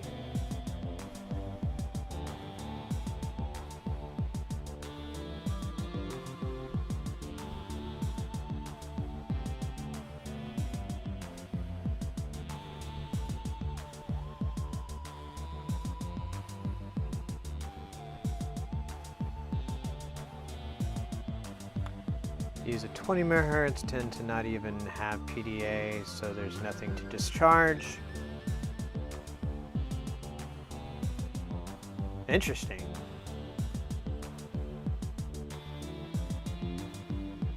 Yeah, that's a really good point. Since this thing takes like 2,000 years to warm up, what are the chances that these caps are holding a charge?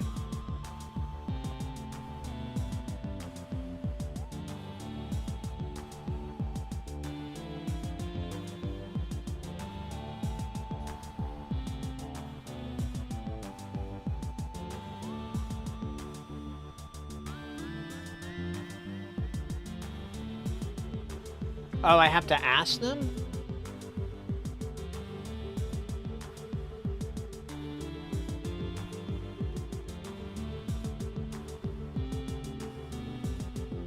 Well, what's the turnaround on that? For general request clear, for technical support, I don't want support. I just want the bloody service manual. Schematic would be nice too, but I'd rather just have the service manual, because I assume that has a schematic in it. Yeah, this is not where I want to go.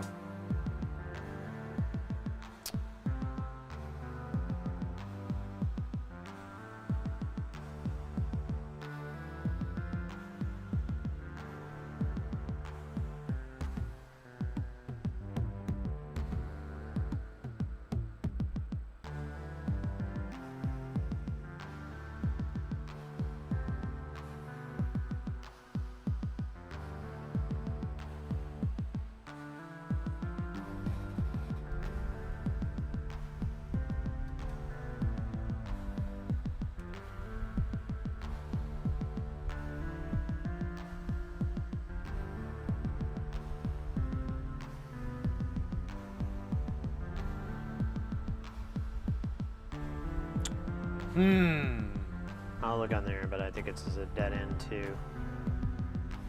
Oh, look, there it is. She's so pretty. What's the data sheet? Oh. Ooh, worthless. And I think I already have this manual. Oh, wait a minute. Is this a little different? No, it's not.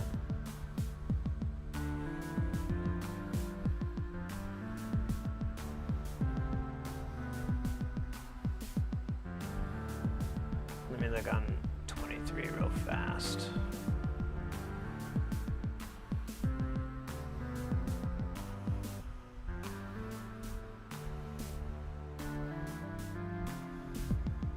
Yeah, they keep really wanting you to not DIY this.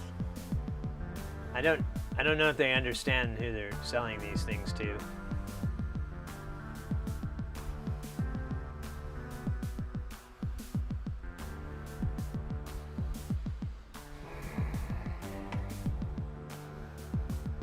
Let's do this shot.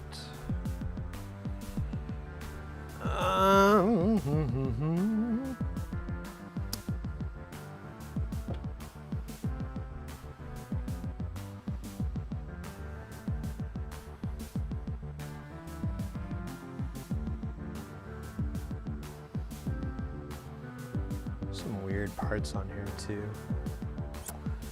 All right, let me look at something here because I want to affect.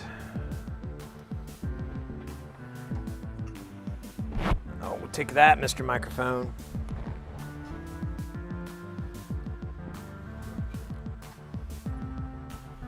So these, the X and Y position, actually go way back to here.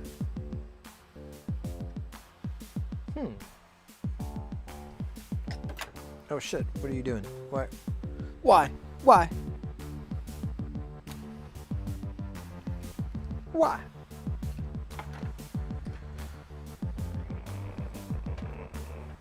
$80, wait, $80 game for $12.50. Peace out, peeps. Wait, what? Oh, wait, well, time for a video game, buds. Been great being here, though, and listening to your expertise on various topics. Thanks again, Sid. Oh, I hope that's not sarcasm. No worries, Charisma. Thanks for chilling. Thanks for hanging. Always good to see you. I'll be here for a while. If I get tired of working on this, We've got other stuff to do, but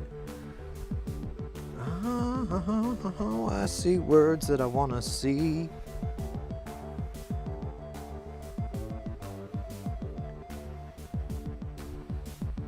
What was it talking about? 2-volt calibration. Yeah, then the terminal provides a square TVP. So let's provide us display the amplitude of the 4 divisions device subscribe. Oh, yeah, that's not going to help me.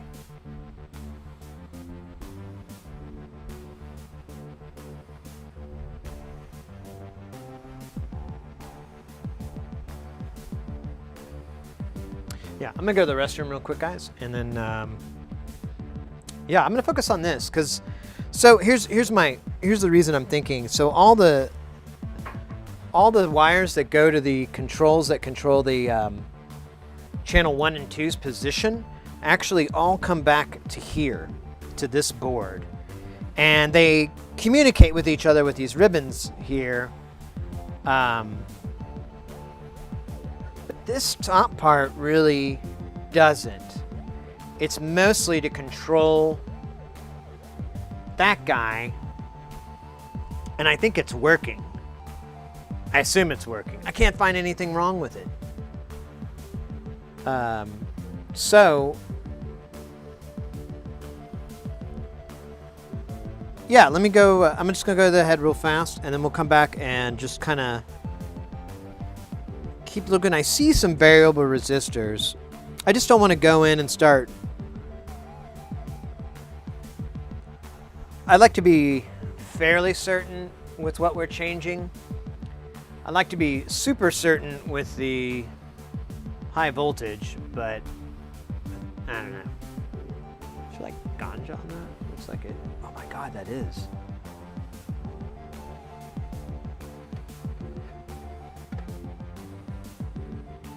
Oh well. Yeah, guys, I'll be back in a second here.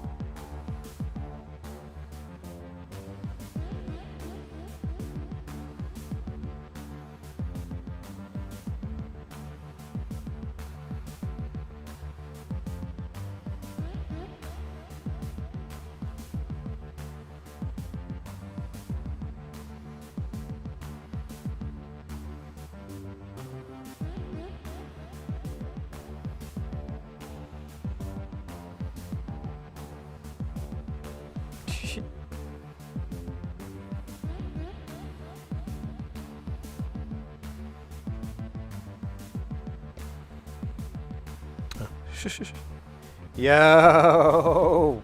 Dude. Thank you, Knight. I'm pulling up these links here. Putting them on the big linker.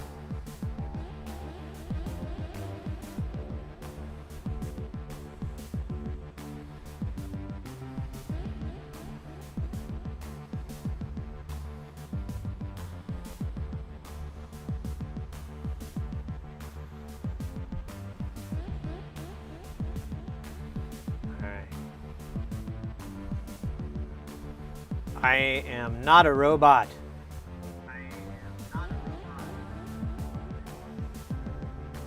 Oh, weird.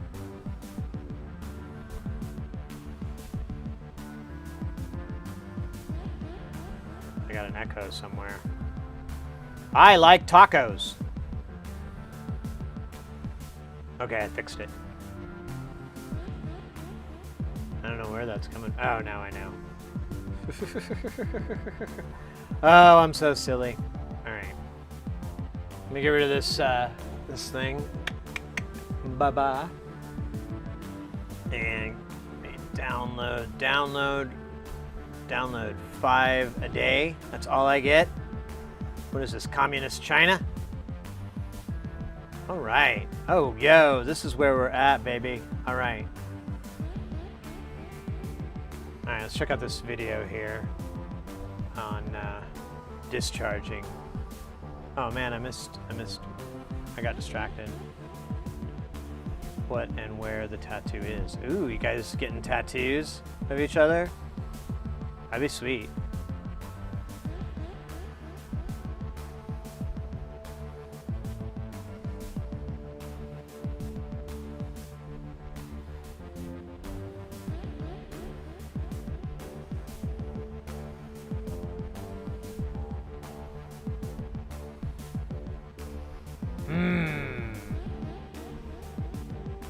Couldn't really see much in that. Oh yeah, I think they're all the same. I think the only difference is like the range that they can measure. I think that's about the only real significant difference, folks. Yo, Sid, Lurk Noodles. How's it going, Wambra?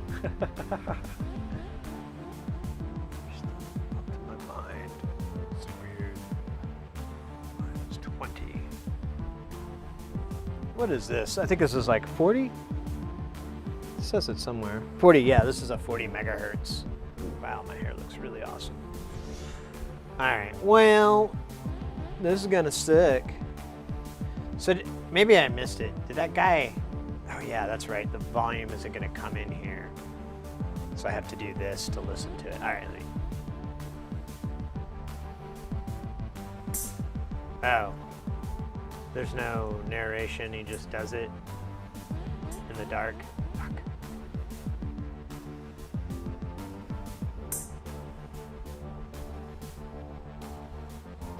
Yeah, that's like the last sound I want to hear. Or no, let's go to this.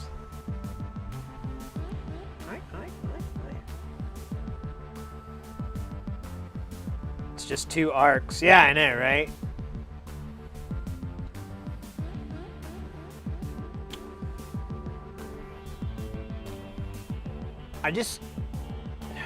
Man, this got harder than I thought. I thought there'd be, so here's what I expected. I expected to open up this service manual and in the back it'd say, hey, yo, you gotta do this every now and then, bro. You gotta crack that thing open. You gotta twist these, you know, and it would give me the information. And it has given me nothing. It basically is like, don't open it up. Death inside.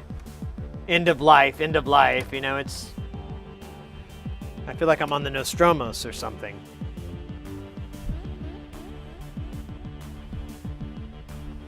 And it's starting to scare me. But now that I have a schematic, I want to see if I can verify one of these connectors is the same as on this board, which would be our our alignment. Or actually, I guess it would be on maybe this board. I don't know. It's supposed to be positioning. Yeah, I don't know. This went from fun to dumb, but I'm not going to give up just yet. But man, it would be really great to get the stupid service manual, like just straight up, hi, I hear you want to adjust the XY on your Rippiter scope. Why, yes I do. Oh, that's very jolly.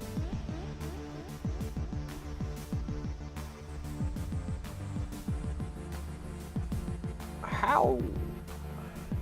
I ran out. So look at this nice little switch here. Jesus. God.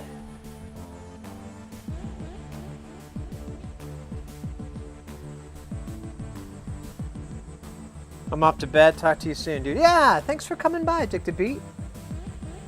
You said you were streaming tomorrow, or within the next 24 hours.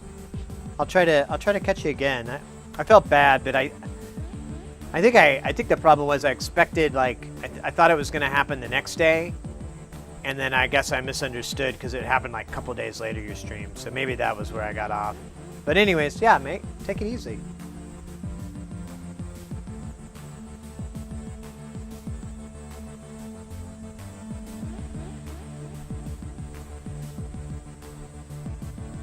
Berlin time? Okay. Yeah, that's like, I think that's around 9 or 10 a.m. my time. And something like that, I want to say. I remember when it came on. I'll catch it, mate. Wednesday? All right. I'll do my best. Everybody go check out Addicted Pete's stream, too.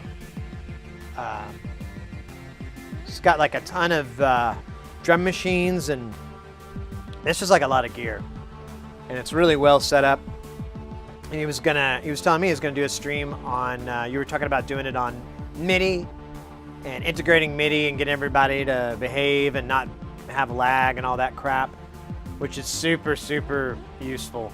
There's not, I don't know, not enough can be pointed out about how much lag gets introduced and how to get these things to not do it. So that should be good. I want to check it out.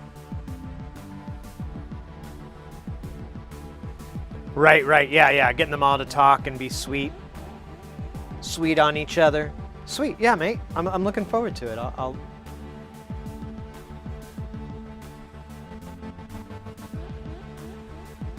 unless something dreadful happens, I'll definitely try. All right. So there's the power.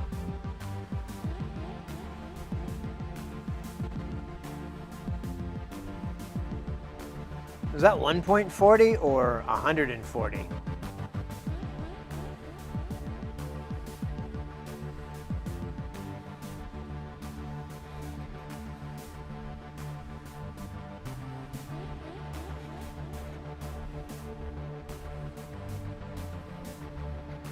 Alright, I think this is our flyback transformer connector. It says to anode, to CRT anode, 12 kilovolts. But this is represented 1-to-1. I don't know if there's like a board. Yeah, it doesn't cite any of the boards on here, so it may not reference the cons. What is this part here? Trigger generator, yeah. Oh. Horizontal control circuit. What about the horizontal fine amplitude? CRT circuit? Sweep generator circuit? Did I skip it maybe? No. Delay. Oh, that's okay. Let's keep going. Horizontal fine amplitude. We already did that. Horizontal control. Trigger generator. Trigger pickoff circuit.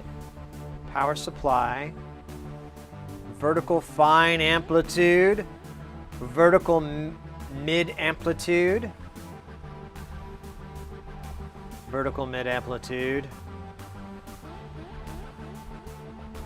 vertical per amplitude. Oh my God, you are kidding me. I guess that makes sense, but oh my Lord.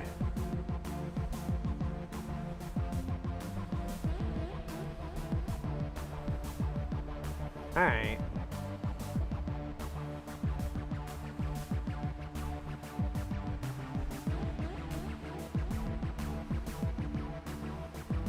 I think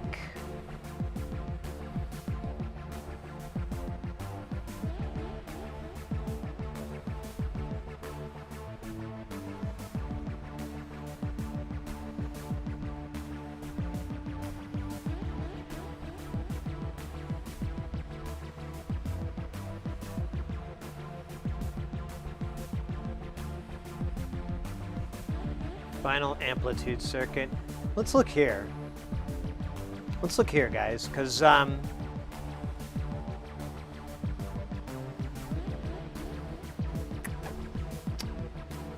this makes sense. So here's our channel B input.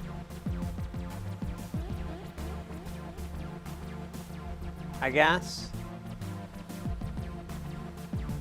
It says channel B inversion.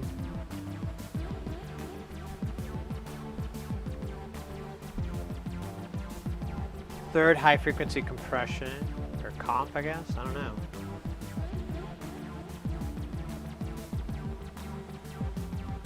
So where's channel Uno? No, it's power.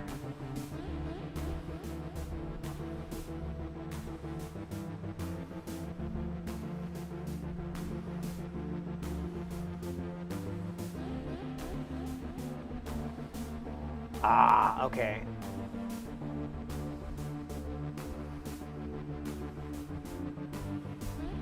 So 350, 303.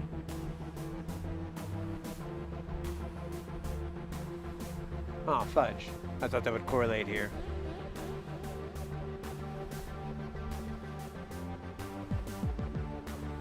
From 401A? Well, what's that mean? Is that the name of this?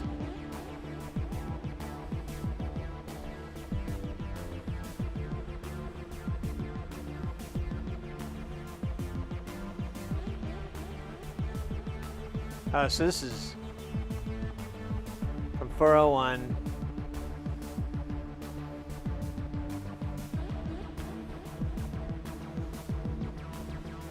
This says 303, but it looks like that.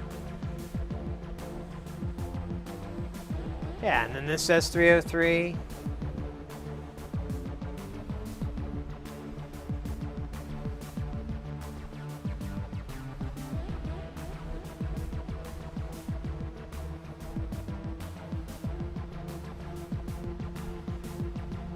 What? Are these different revisions? Oh, that's probably what I'm screwed on here. Here it is. Okay. Now I understand what's going on here. So this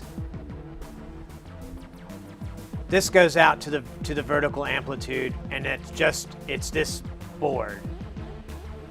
Because some of these are for different versions. I get you. Okay, I wasn't reading this. I wasn't reading this very well. All right. So there's channel Uno. There's channel Dos.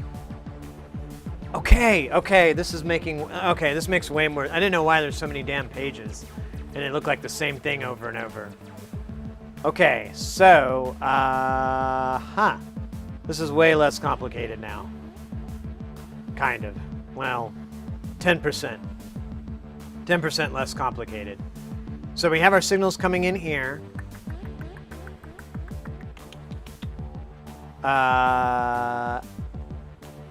There's our trigger stage, and that's for that. But then this is where I'm interested. This is where this goes. Now, there should be variable resistors in here for the vertical positioning.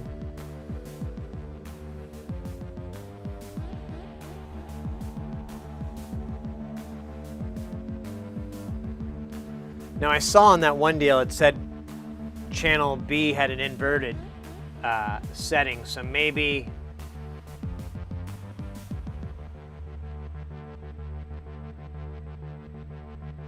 okay, so there's CH1 posi. I did locate that. What does it call that? P301. So I think that's on this board here. Ooh, the tuning song. Tell you, if there's anything I could edit out, it'd be the tuning song. But, eh. Oh crap, well I know I saw one. It said channel. Unless that's what that is. Maybe that's what this is. Channel 1 positioning. I bet that's what that is for the knob. So, I think it's a knob on the front. I think this is the front knob. Yeah. Yeah, both of these, because 301 is the little daughter board that all these guys are attached to for posi 1 and position 2. So those feed into here, and then they feed into these transistors. So it's quite possible, ooh, we might have something crappier down the road here. I don't know, there's a lot of variables.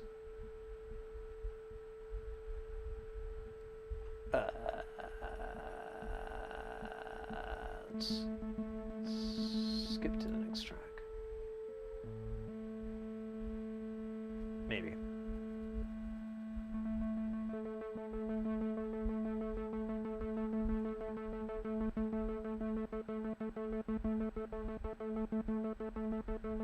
Alright, so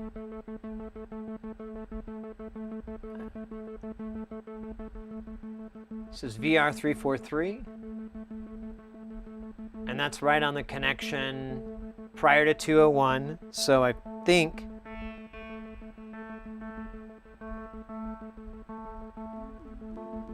it's right here. I see it. Oh, is it going to be in for? Yeah, it is actually. So it's oh, can we get something to point with? Oh my God. This guy right here is V343. And you still can't really see him, but trust me, he's there. So that's this one.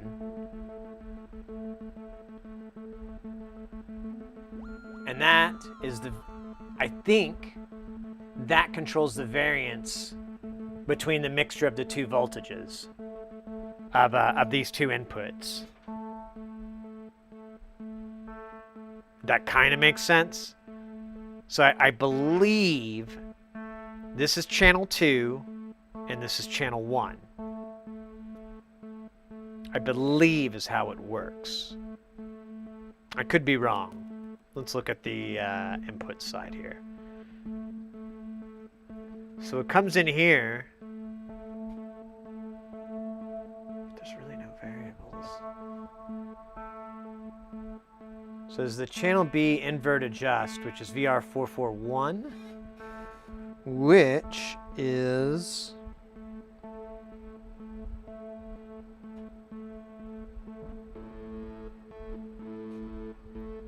not on here. Funny. Very funny.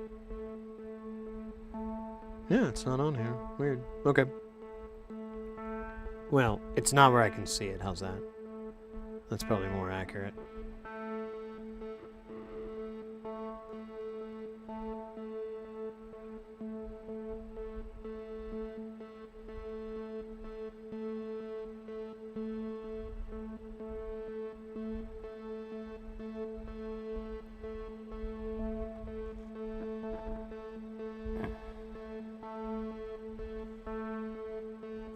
There's a lot of other ones in here.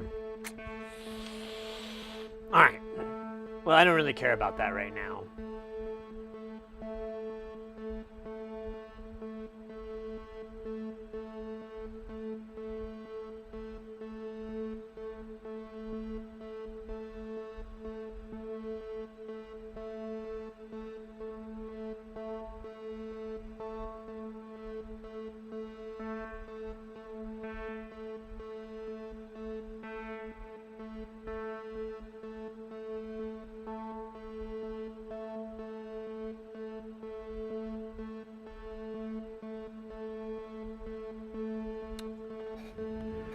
Okay.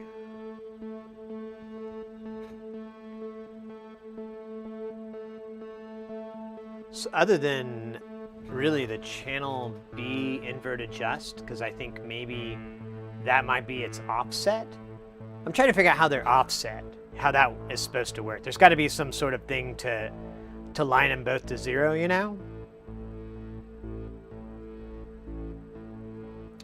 And I'm not finding that. Or at least, so I wonder if that's what this is supposed to be, this 20K here. But I don't see VR441 on the board. You know, I didn't look over by the ray gun here, the cathode. It may be over there. Come to think of it more, because I think this is where that circuit we were looking at resides. Yep, found it, 441.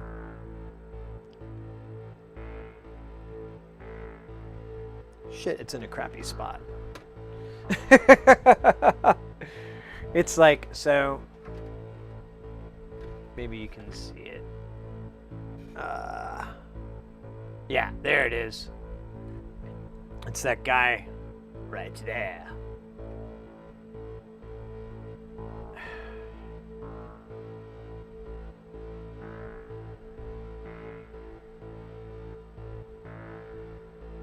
Alright, well, I don't want to mess with that one. If I could get channel 1 to work, I'm cool with that. And then I could go throughout life trying to figure out how to discharge a CRT. And once I learn that, I will tackle that. But yeah, there's that one. And I think that acts like an offset. I could be wrong. I most likely am wrong, but I've been looking for something that would behave that way. And channel B inversion adjust seems kind of like that might be what I'm looking for. I don't know. I can't find any other variable resistors in here worth a toot, you know? And that's essentially what I'm looking for. I'm assuming there's going to be a variable resistor I can adjust to bring the bias back up to the proper height. Because it just sits on the bottom like brr. And it's possible to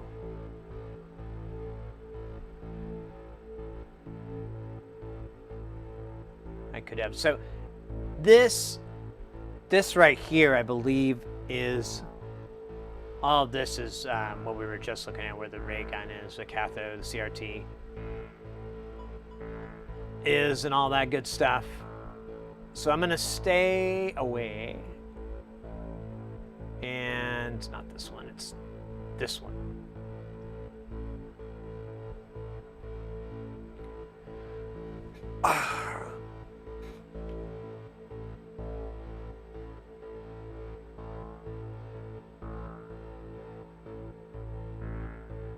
Alright, so looking at this guy, so channel 2 is just, it comes in and it just stays on the bottom, and I can't push it up.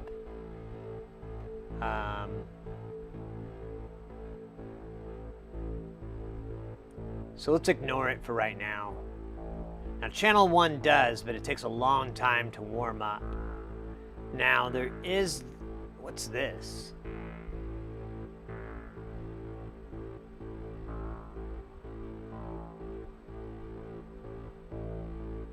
Oh. It's on both. It says VR307. I don't know if that's on this, though. I think this might be for, like, a 4-channel version. I think that's what I'm looking at here. I could look around for VR, what is that, 330? That actually sounds kind of familiar.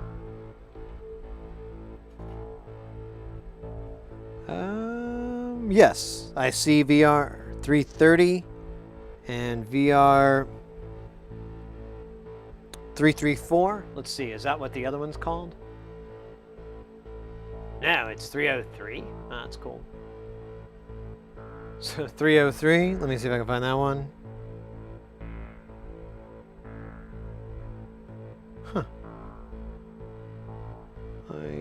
do not see that one. Oh, take that, Mr. Microphone. That's a little weird.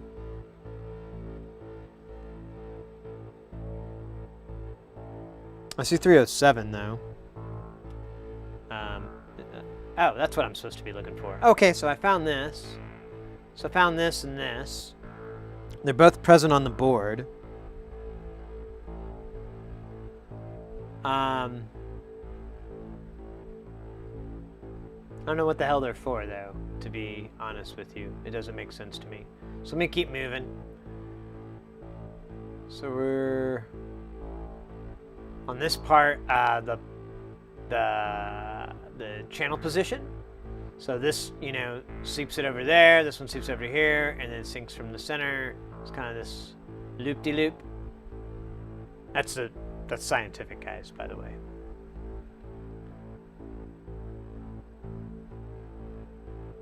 So that comes through here.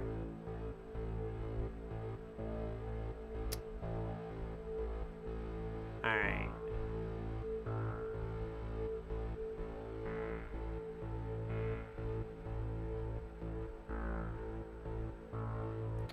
So this and this feed here to both the top and the bottom on channel 1. Yeah, yo. So I think this may act as a bias more so, because it basically moves its position between these two, which goes to the vertical output stage. So I think it even says add. So I'm going to try this.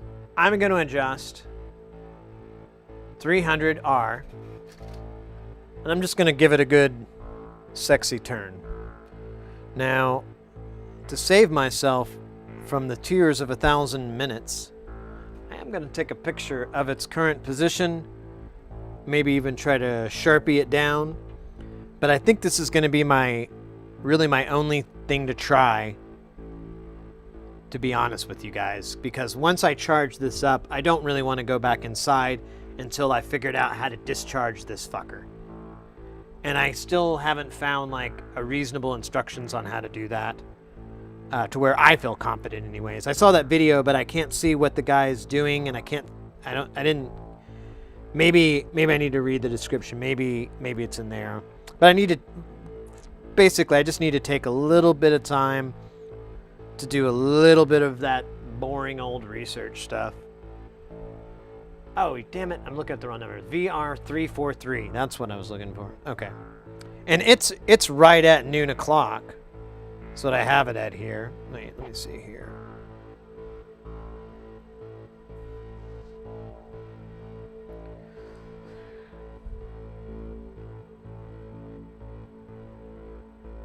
Let's see something.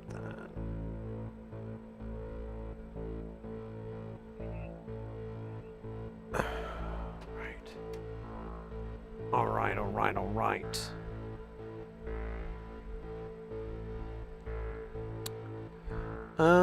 So I'm gonna turn this guy. Oh, it's not the right value though. That's kind of weird.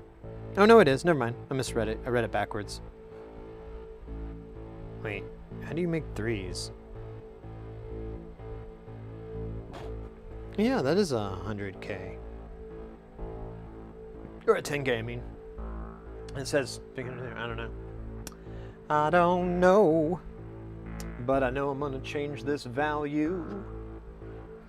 Because that's all I can really see up to do, guys. I can't find.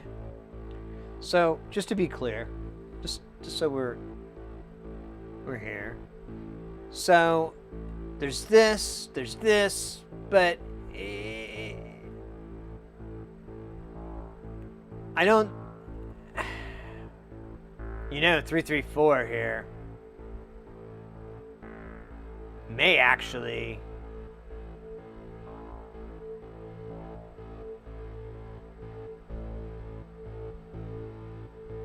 push this up. So now I'm not so sure anymore. So let's see here. This takes 12 volts. negative 12, and it up or down. That's how this thing works. And it's stuck on, we'll say, this side.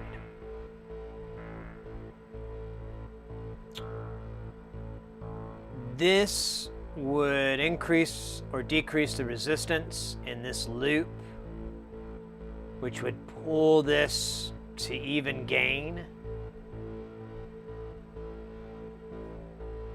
This would be the offset of the gain between the two, but it only has it now. This one has the exact same thing.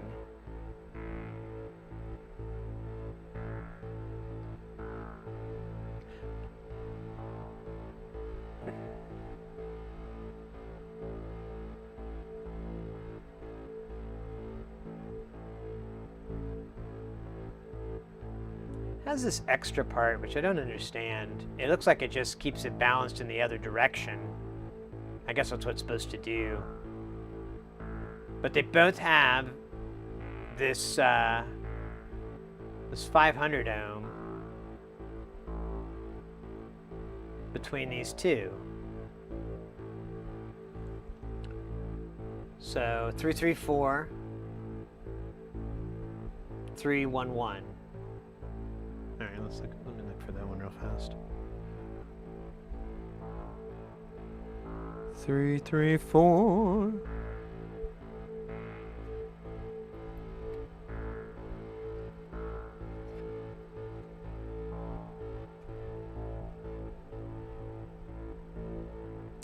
I'm not finding 334.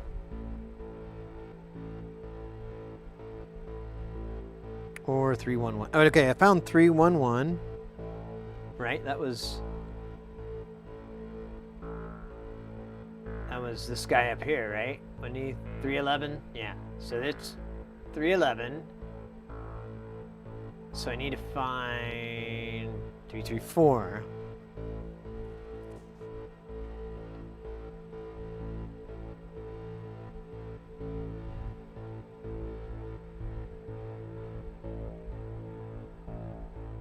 I found it. Okay. So 334 and whoa, 311 are very different. Very different. Check this out, guys. Shit. Let me just see if I can do this. Yeah, take that, you bugger. Yeah, we can kind of do this. So here we go. Oh, yeah. This isn't so bad. So, where are we here? We're at... So there's 311. Right there. See how it's like...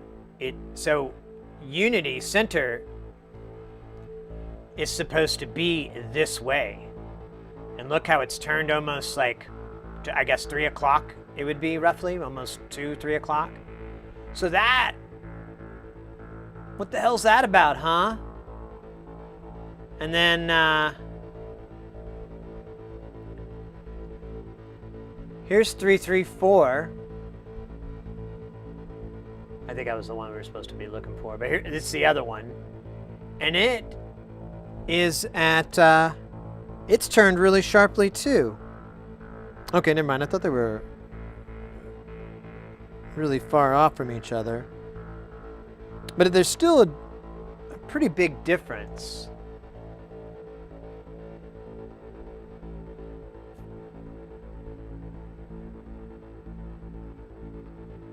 You think it's 1, 2, 3 is the pin layout? You think 3 is on closest to our bottom of our screen?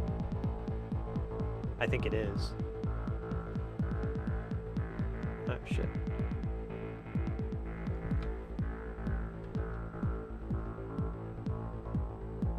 Oh. Yo, Wamba, I missed your... Oh, my thing didn't work. I missed what you said, mate. Let me go to the log machine. Log machine says, who are you even talking to? Just kidding, I appreciate the radio. I'll listen to more billiards matches than actually watch. Overall hours added. Dude, I'm just talking to myself. I mean, anyone, you know how it is with just streaming. People feel free to jump in, interject, tell me I'm wrong, tell me I'm right, tell me I'm beautiful, tell me I'm nice. I don't know. This song, oh yeah, it never starts up. It's called The Forever Tease.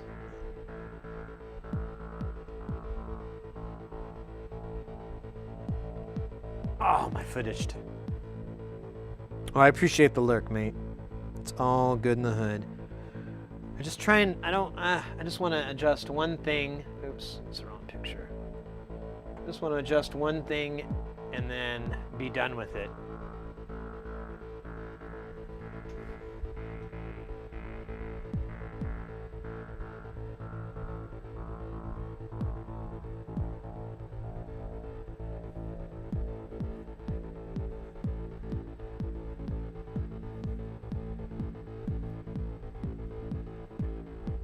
Doesn't really say where pen 1, 2, 3 is. Nah, man, I like when streamers do their normal talking as if people are there even when they're not. Yeah, I mean, the way I look at it is if someone comes in to the stream and I'm just like, and it's not until I notice that there's like a new viewer or something like that, it's just not engaging for anybody.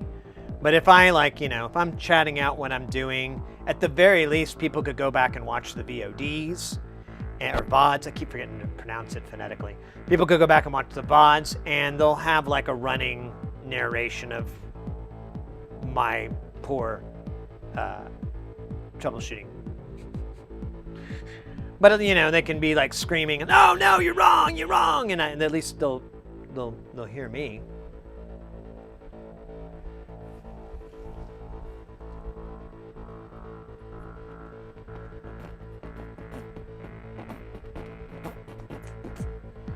Totes, that's part of it. Yeah. Yeah, it's all part of the thing. I'll figure it out one day. Someday I'll figure this all out. All right. So my current problem is VOD. I was gonna say it's makes your VODs way better too. Yeah. Not that anyone ever watches them, but if there is that chance, I gotta be ready for it, No one's gonna watch it if you don't do it. Is that like kanji?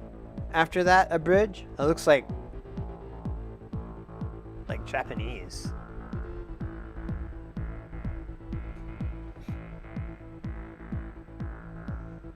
I am VOD. No, I said VOD. Gosh. All right. Since these are turned really hard to the right, I don't know.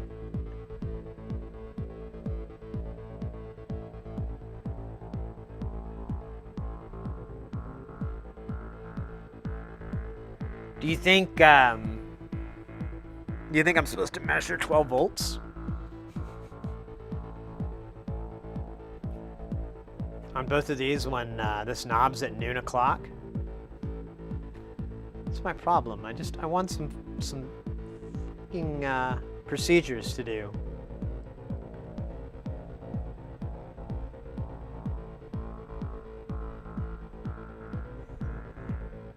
It's katakana. Katakana. Ka. Pronounced ka. Which makes it 2 or 3 languages pun.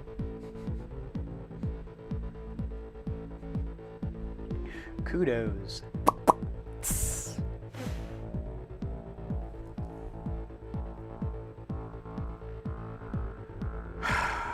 All right.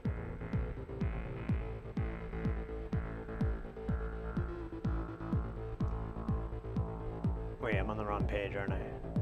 I slide over? No, this is right.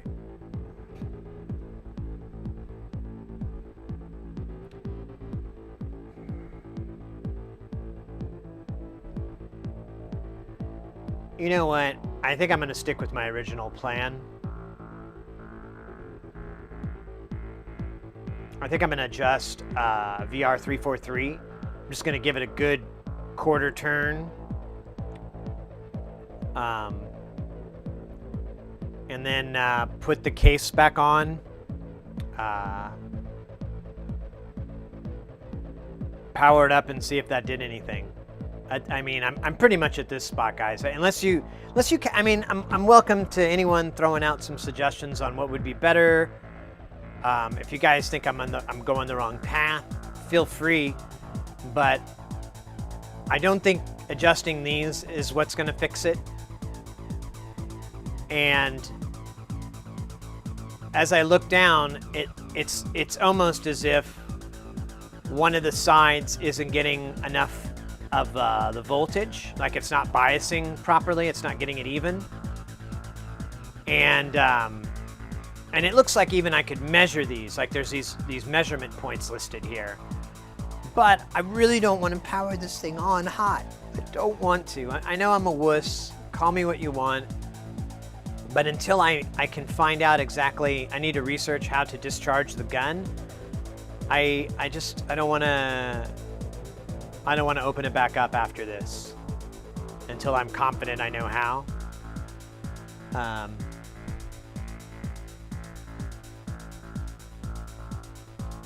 Those schematics look interesting. Any chance they could drop a link in Discord? Absolutely. Here, I'll just put this in. Where did I get it from? Here,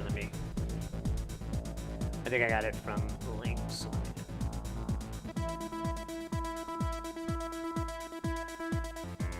Let me just throw it up in the Discord. It's a good idea, mate.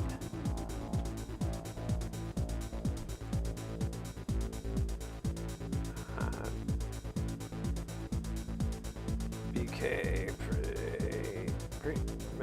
precision. Oh God, I'll never be able to spell that word correctly. I just keep skipping letters. Precision 1541 Delta.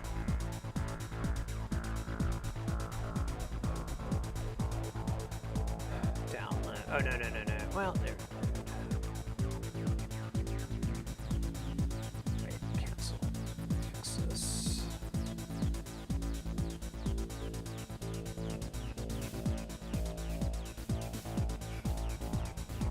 Yo, MDJ, what is up? All right, guys, I threw it in Troubleshooters. If you want to take a look at the schematic as well.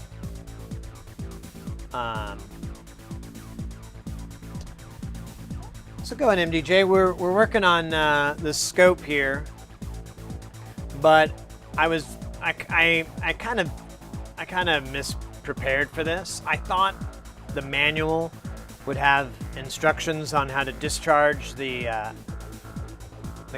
high voltage, and it would also have information on how to calibrate it, and it doesn't.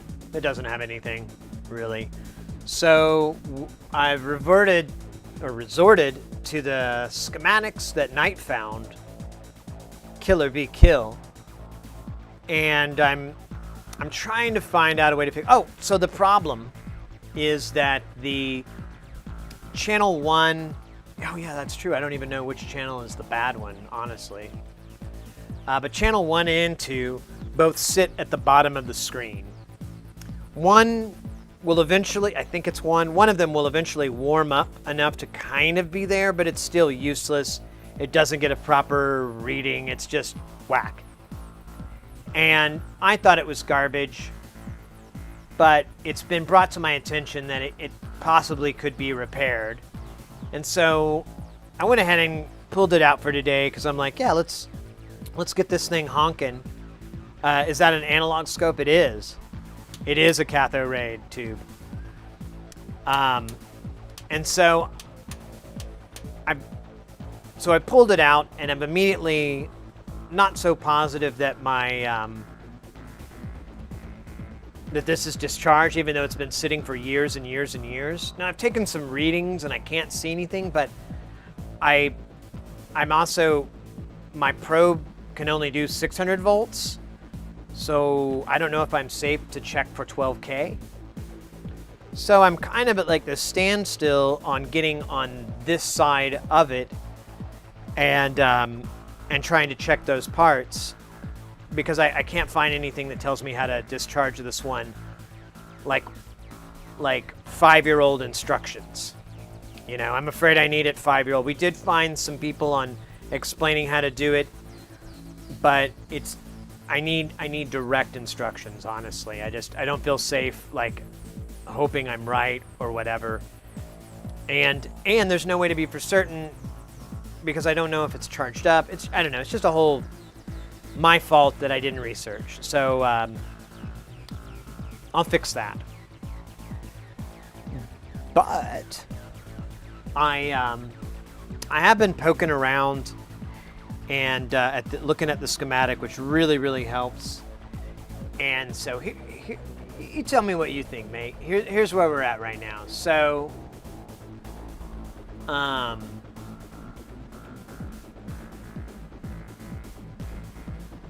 so here's the vertical final amplitude circuit. So this is where our thing feeds into right here.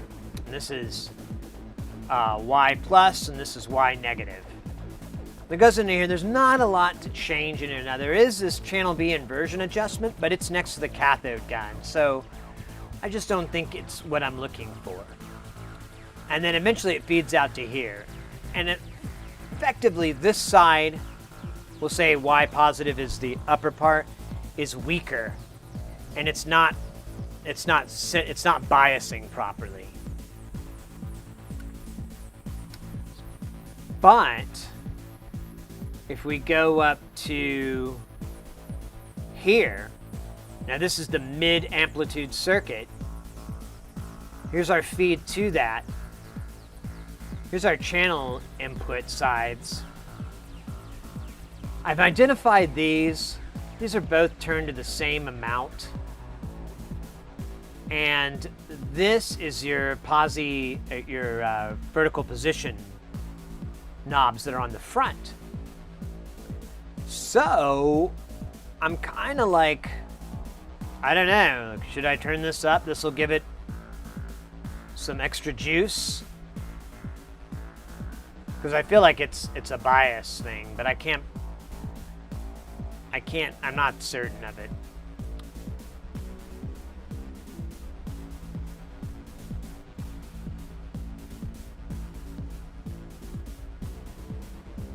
And this doesn't say anything other than add, and I don't even know if I should take that literally. A quick review of the schematic shows that the dangerous voltages are in the unspecified box labeled MV950. Not particularly useful. Yeah, that's kind of, I think we're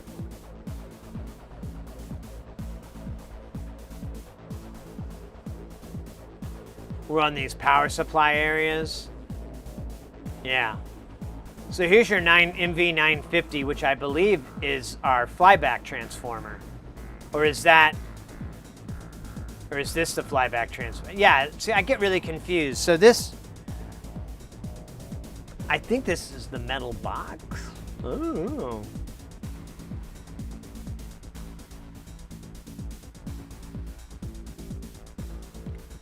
There's our plus and minus, there's our 2 voltage regulated. But this is our 12 kilovolt, which I believe is that white lead that comes off of, that's this guy here. Because it comes in to here, and it freaking says high voltage. It goes in through these caps, and then it's dispersed through there. So I feel like that is this circuit right here, our HV, and this MV90, I think is, let me get me out of the way. I think is this metal box down here that this white lead comes from. presume that like a max CRT and the discharge is to run a 10 meg resistor from the chassis ground to a flathead screwdriver. Then clip the screwdriver head under the rubber boot on the side of the CRT until, so there's no boot on this thing. That's the other part. Now there is a disconnect for this, but on the other side of here, it's just bare solder points.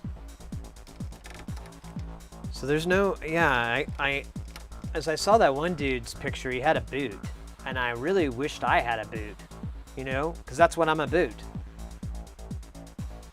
Canada. Let me go to the head real fast, guys. I'm gonna, yeah, I'm just gonna go to the bathroom real quick.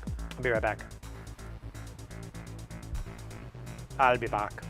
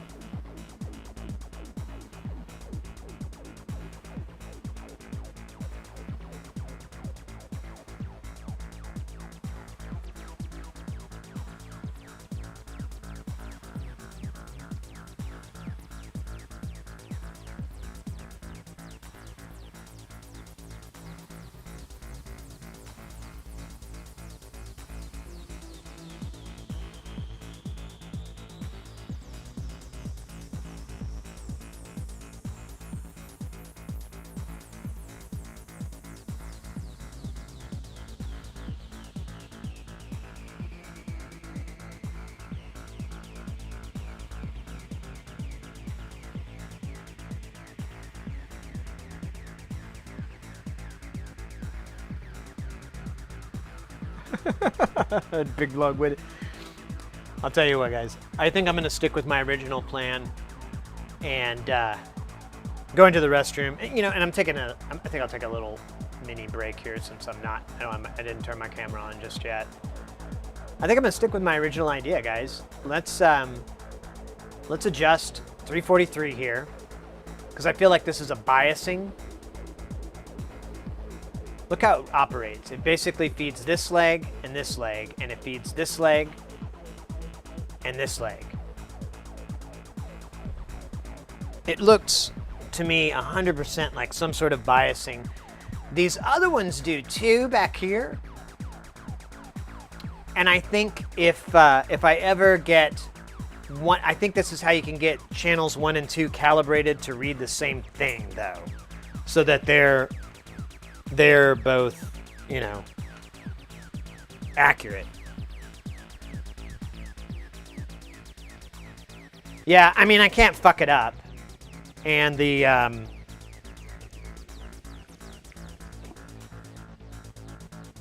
it's going the right way, so. All right, Bridge. Yeah, if you're, you'll be AFK. All right, mate. Well, we'll execute my plan here in just a minute. I'm trying to make sure it's the smart plan, but when I went to the head, I was thinking about it. Because, you know, you think when you're in the bathroom. It's the best thinking place in the world. You don't have your, well, sometimes you have your phone in front of you, but, you know. And I'm like, you know, let's just do that. The position is normally centered.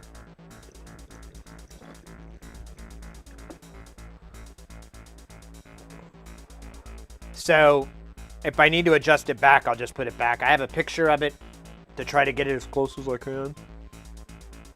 My only fear is that I turn it the wrong way. You know? There's two ways I can turn it, left or right. And I don't know which one I'm supposed to do. I'm gonna go right. Because, makes sense. Oh my god, it's so annoying. Alexa, stop.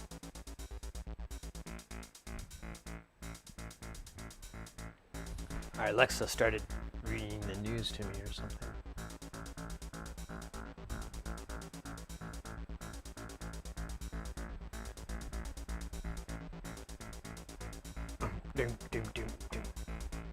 Sounds like a Front 242 opening. I'm looking for this can of ham. It's delicious and I know it's man. I'm looking for this can. I'm looking for this can.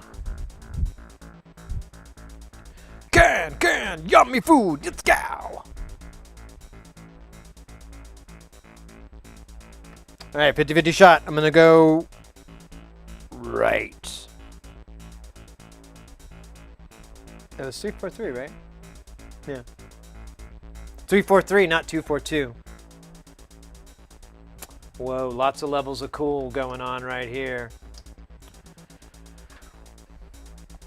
I mentioned Front 242 and Many Moons, yeah. But didn't it sound like the opening of that, isn't that kind of... It's, what's that song? Is it called Man Trap? They're not my favorite band in the world. I kind of came into them later in life. Like my bandmates and stuff, they were real big fans of 242.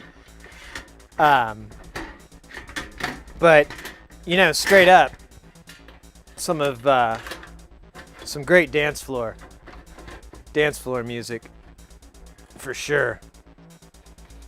Oh man, this thing is really dumb to put back together. Breathe, shoot together, move down. There's like another one that was really funny too. All right, this thing comes off a lot easier than it goes on. Oh, no. All right, second, I'm gonna try it this way. Oh my god, it's so stupid heavy.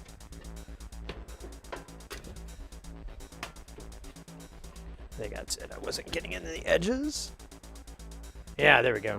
All right, I'm just gonna screw in some of these screws just so I can get it to stay shut. And then we'll take a look, and then I guess it doesn't matter, but I'd rather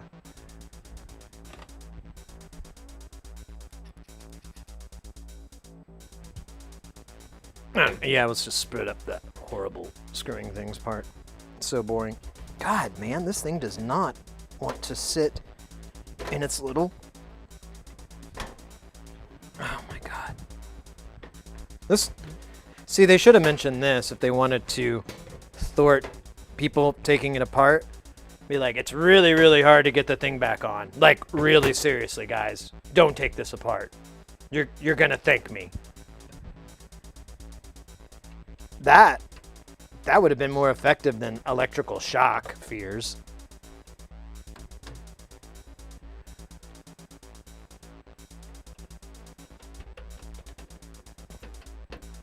Last time I heard them was maybe high school, V&V Nation. Oh yeah, Velvet Acid Christ and Frontline Assembly and all that. Yeah, totally. Yeah, Mrs. Heresy, she likes a lot of that stuff, for sure. I'm not saying I don't like it. It's more of an aspect of there's stuff I like more. You know. Doesn't mean I don't like chocolate ice cream. Oh, I love it. It's delicious. But I love the rocky road more. I don't know. Or cookies and cream more. All right.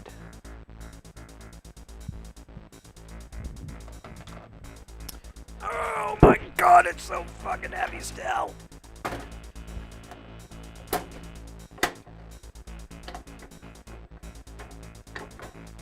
All right. Let me get a shot of the front of this. Okay. Man, this handle thing adds a whole new level. I guess this was the real pain in the tuchus.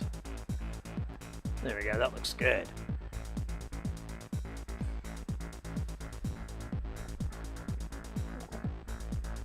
Yeah, man. I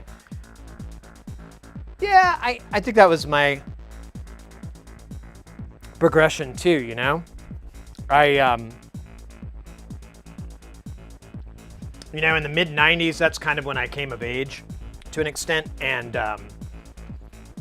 yeah, I would go and sneak into clubs and talk my way in and go to all these nightclubs and stuff. And it was goth music, and I'd be with my friends and stuff. And it was goth industrial, and I love that.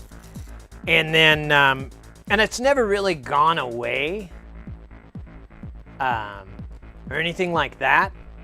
But yeah, I started going to raves, and I didn't really care for, you know, this, what we're listening to right here. I didn't really care for that so much. And I'd go to these raves, and there was the Jungle Room. And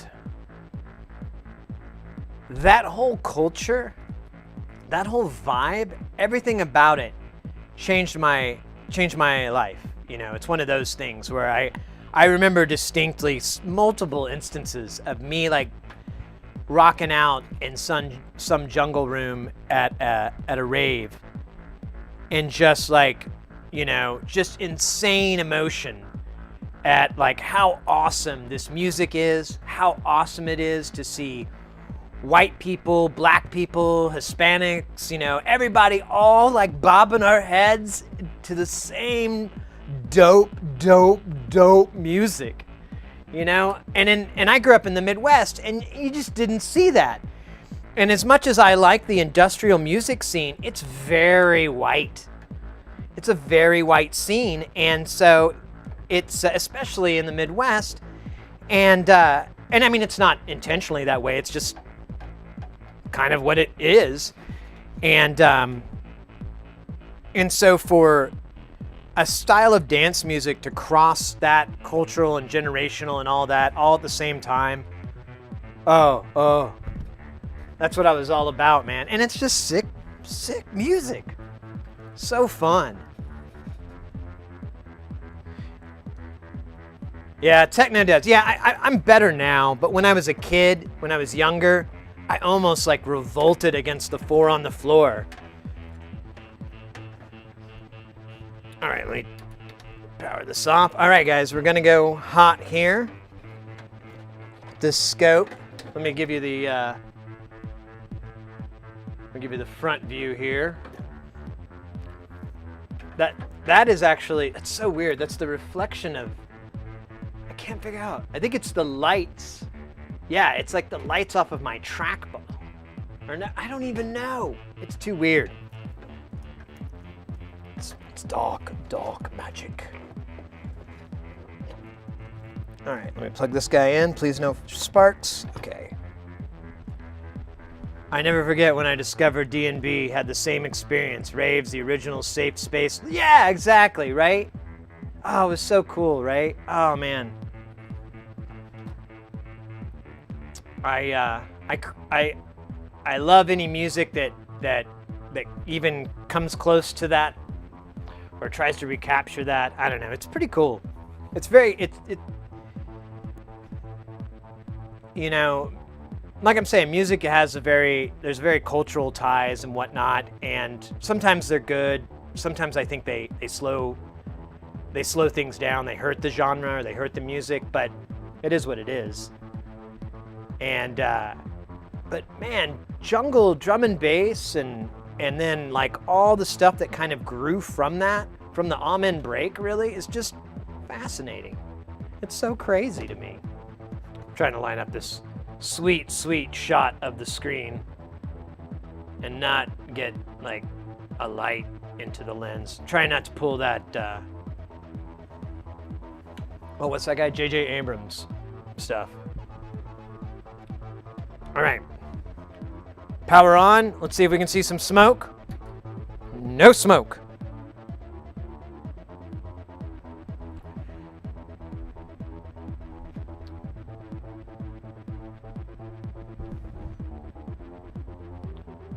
So that is flashing for me too, guys, just so we're clear.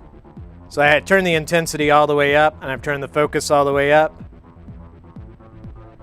Let's get a probe on it and see if I can get some sort of signal. It looks better. I'm not gonna lie. I'm actually kind of like, wait a minute.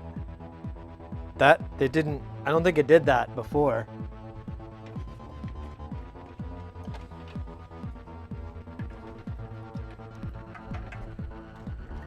Yo, Intro P! How's it going, mate? I'm just sticking my arm in here, showing you my goosebumps of excitement. Oh yeah, that's exactly what they are.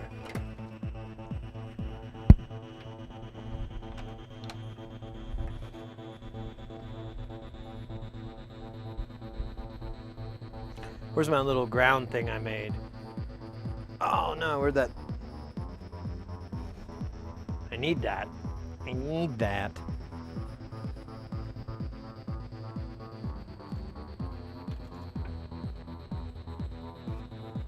Uh-oh. Where'd I put it? Where'd that stupid banana clip go? Oh, Jesus, you're kidding me. All right, so I'm gonna squeeze this on. How's it going, Entropy?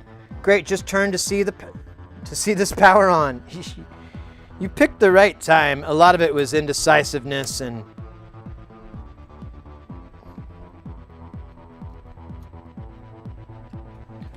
Alright, so... Oh, wait. Now it's too high. I don't know if that was the problem before.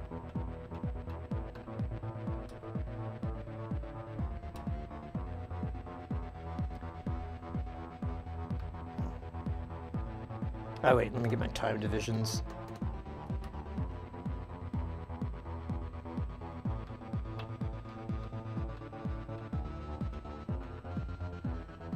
All right, so it slammed up to the wall. You think I turned it too far, maybe?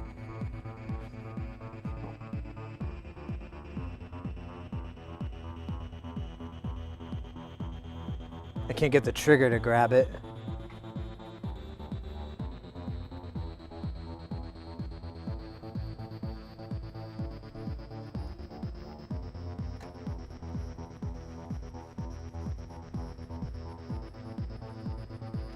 Oh, there we go.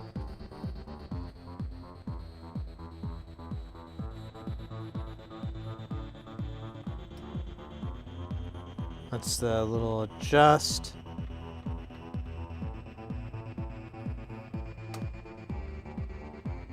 That's the high adjust.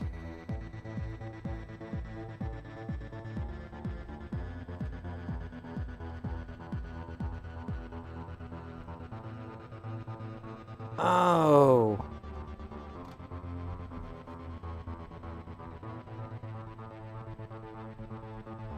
Okay. So I think I figured out something I feel kind of dumb with. See where it says add there? I think that's what I adjusted. So that wave is from the CRT.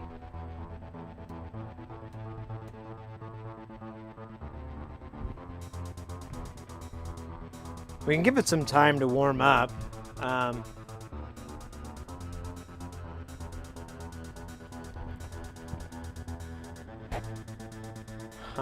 Sucks. Can only go...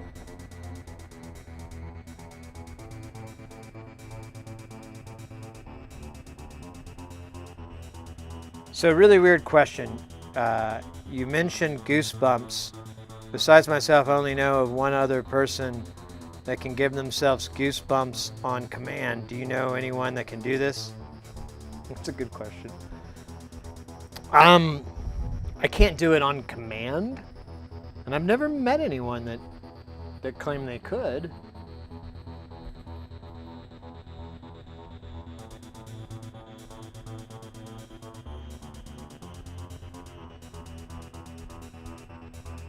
CRT, phosphorus light on you. If I had 100 hours a day, I'd spend them all at you. Oh, well, that's such a pretty song, yo.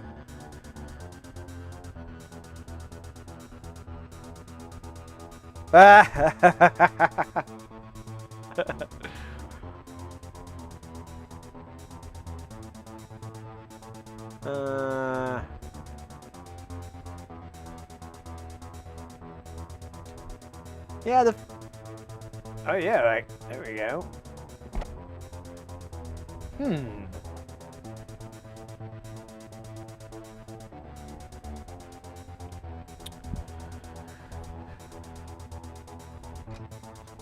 This is starting to shape up a little bit. Oh, bugger me. Oh, you, come on, you slicey.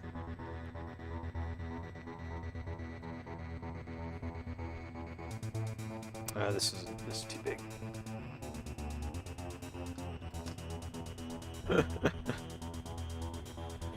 Oh. I saw R.L. Stine like on like Adult Swim or something a while back. It was really weird. It was pretty funny. It's a dry cat. Has as dry a sense of humor as you would assume.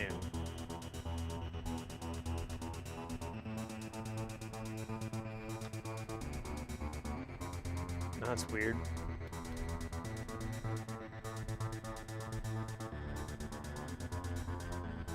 Okay, that doesn't make any bloody sense. All right, I'm gonna turn this all the way counterclockwise. Oh. It just spins. I don't know why.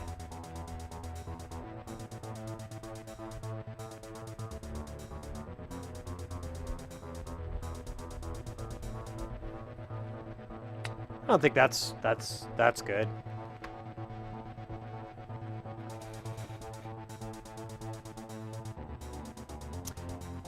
Maybe it started at the top and worked its way down? Maybe that was what it is? I can't remember.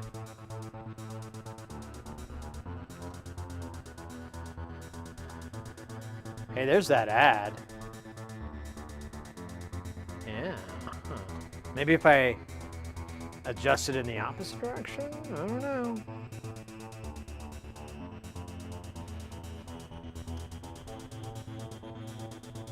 I do it by intensity, focusing on something that I remember giving me goosebumps before.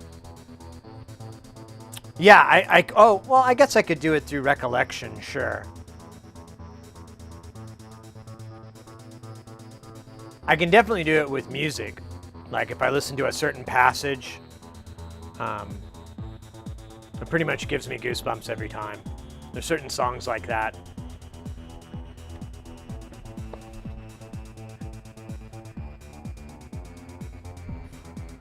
I can just be like, "Arr!"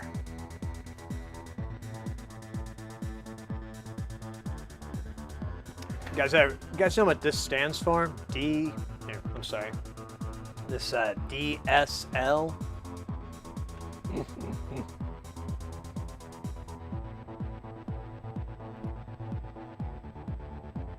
How sure am I out? You know what? You make an excellent point, sir. How sure am I? I am 0% sure.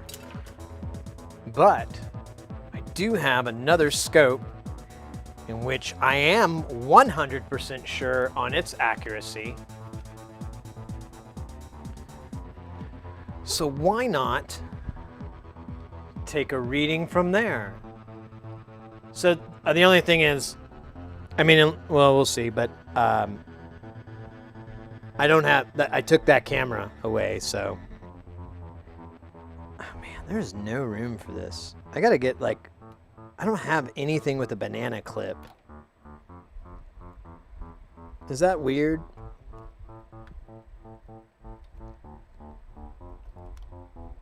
I don't know. All right, let's turn this girl on.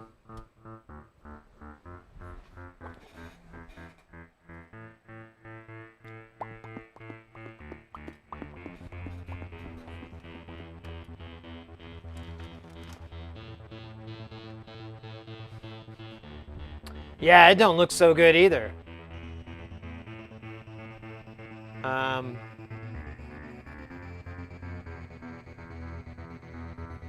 Oh, wait. Let me put this on the proper probe calibration. Let me do that again.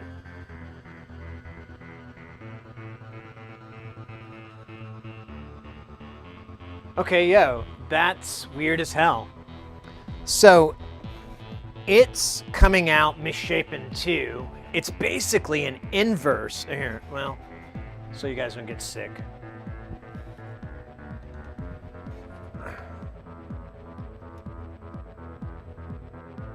Let me get rid of me and Baby Simpler. Oh no, it got disconnected? It did. Just a second. So there you go. It's kind of a chunky inverse. Now I can check this this probe I have right now to make sure it's calibrated correctly, but I thought I did a long time ago in the before time.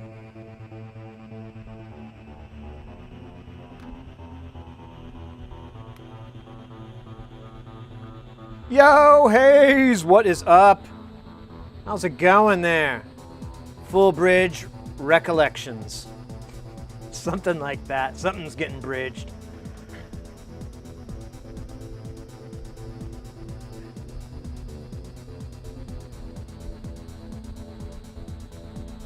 Digital satanic lead sends to an analog Jones for analysis. I just dropped a practice pocket operator jam, but I might just use it as the take. Right on.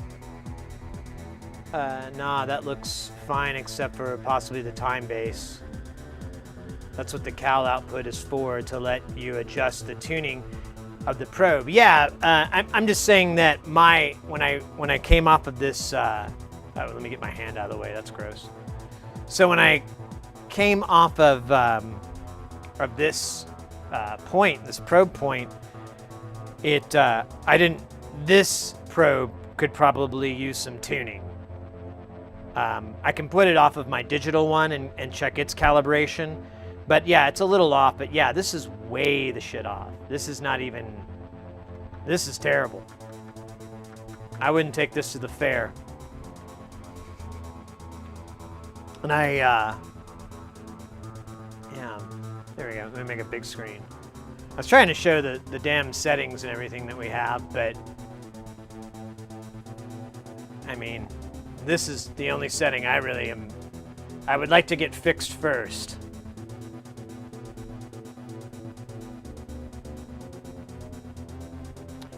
I wonder if we should check out B.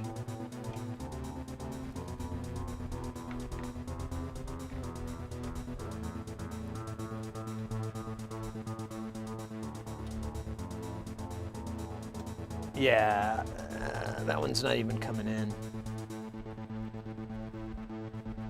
Oh wow, and its position doesn't work. Am I set? Oh, because I'm on the wrong one.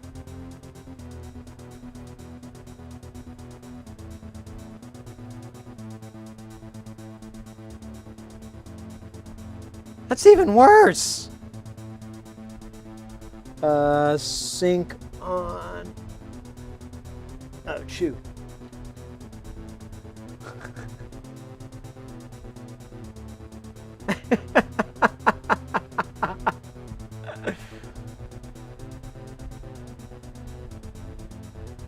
Yeah, that's no bueno.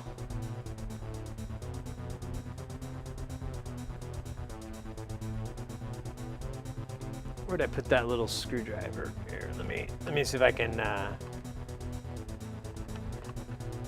tinker with this real fast. I know, right? That's about as much as I can get it down, and then it starts to go the other direction. But what's weird is, like, on Regal it says it's like under a volt, and this is supposed to be 2 volts peak to peak. And yeah, and this isn't 2 volts signal either. This is in the millivolts. I can't tell exactly what it is, but it's about the same, like 500, 800 millivolts. Some tone on it. We'll tune it up. Put some filters on it.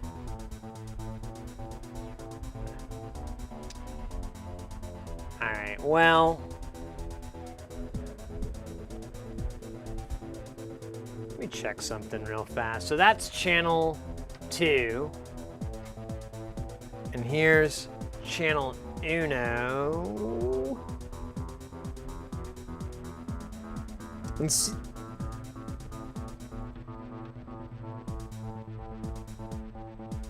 And why isn't it catching it now? There, because it's stupid. Whatever.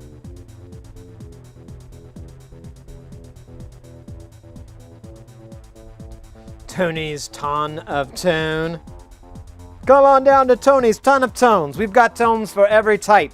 You want big tones, you want little tones, you want loud tones, you want harsh tones. What kind of tones are you looking for? We've got them. Over 800 tones in stock. Look at this tone right now. What do you think that is, fellas? You think that's a big one? That's a bass tone. I already answered the question for you. Get on down to Tony's Tons of Tones. We've got every tone for you at a fraction of what the other guys are selling. F their tones, that's what I say. And that's what we say here at Tony's Tons of Tones. And again, I still don't know what DSL stands for. I see it on the internet a lot. Are they talking about the internet?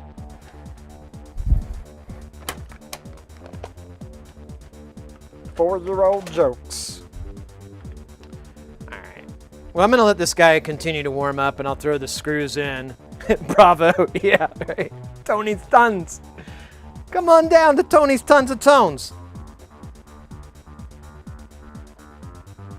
My sister-in-law came in. She said, Tony, my tones sound like crap. I said, of course they do. You're a terrible woman. And then I gave her the best tone I had on the lot. She drove away a happy woman despite how wretched she is.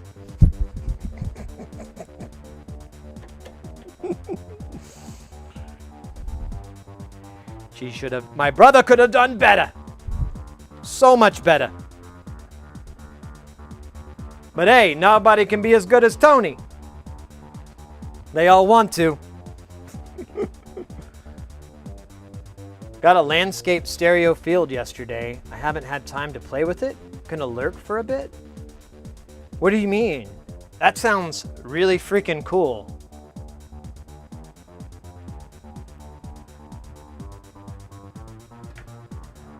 Flip this around. Oh my God, my elbows. Oh God.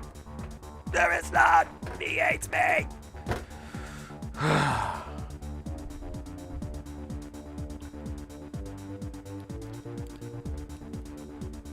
Alright. I think after I put these screws back in, like I said, we're going to let it run for a bit. I'm going to see if I can... that drift is actually a lot quicker than I thought. And I don't know if that's from not powering it up for a long time or what, but I honestly feel more likely this can be repaired. But I need to figure out how to discharge that that cathode safely. Because every time I'm like, oh, I'll tick it with my probe that can't take 10K or 12K can only do like 600 on a good day.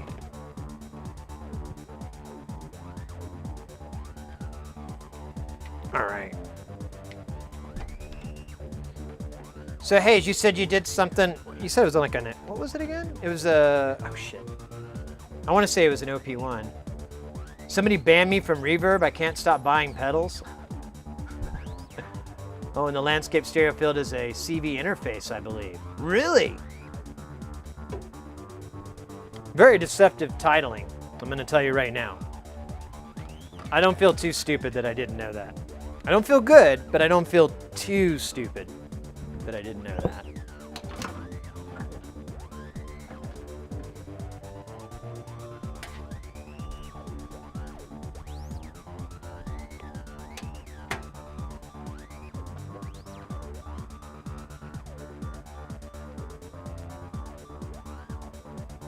Oh, that's actually kind of cool. Oops. All right. Oops. Get this cable under here so I can.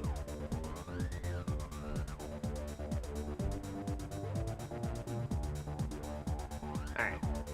Looks like I could quit this from sliding around.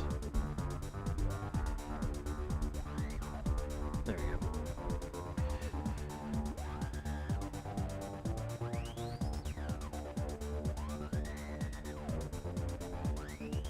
Pocket operator, that's what it was.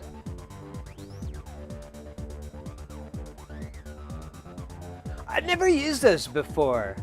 I've been really tempted to check them out though, because I see them all the time, and I like the idea, I like the aesthetics and whatnot, but I haven't been able to pull the trigger on one of those. An MDJ, it's a stereo distortion that you touch. Interesting. Like circuit bending and distortion pedal with your fingers. Oh, that sounds really cool. Sent a link? Okay.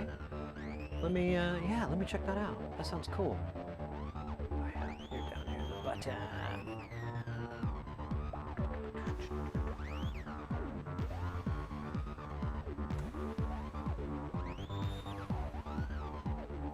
I recommend the PO33 big time.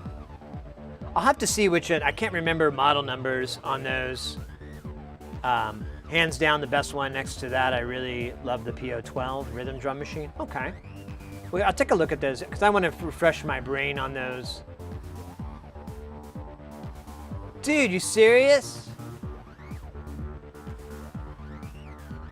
That's freaking gnarly as hell. Oh wait, I'm sorry. Let me do this right. Yeah, I should probably look at my program view anyways.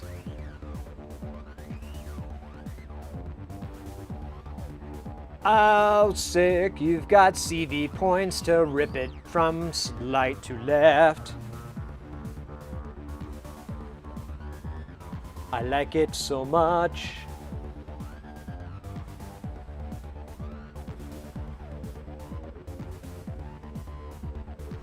Cross modulation is super dope.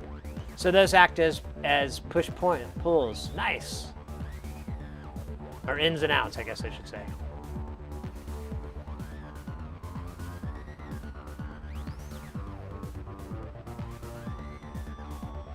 Yeah, that looks really badass.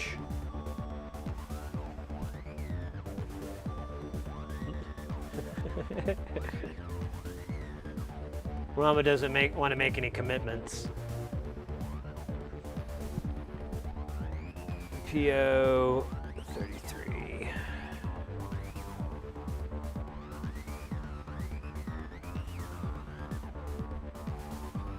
Oh, I didn't mean to go to.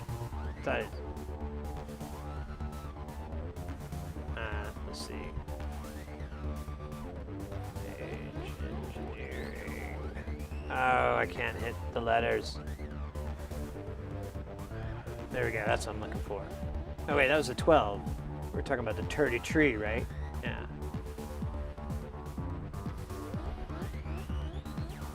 Well, let me see if I can find it on their store, on their website, products.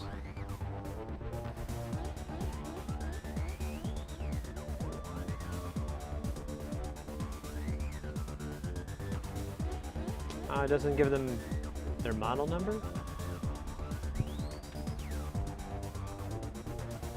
Cookie policy.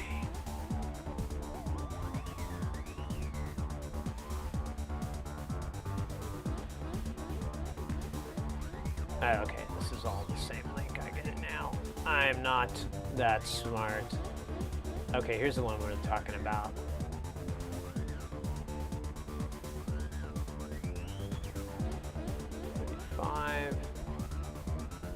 32, 14, 20, 28, 33 KO micro sampler. Ooh, we're already talking my language here.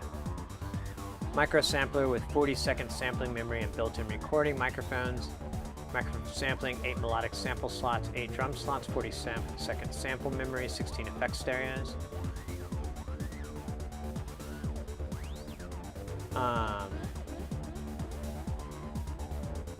Is there any more details?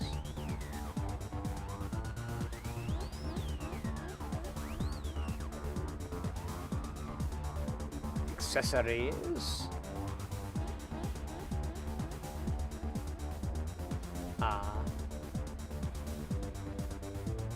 I'll have to look up some more on it. That sounds cool. I love samplers. Oh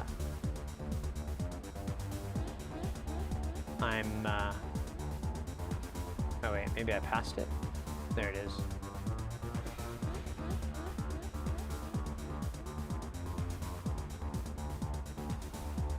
"40-second sampling memory, built-in speaker, 3.5mm jacks, jam sync animated LCD, folding stand, breakaway lock tab, clock and alarm, 2 AAAs, 1 month battery life, 2 years standby." Oh wow. Yeah, I remember that. That was like a big tote about them. It auto slices drum parts individually into slots. Oh yeah, that's my bread and butter, mate.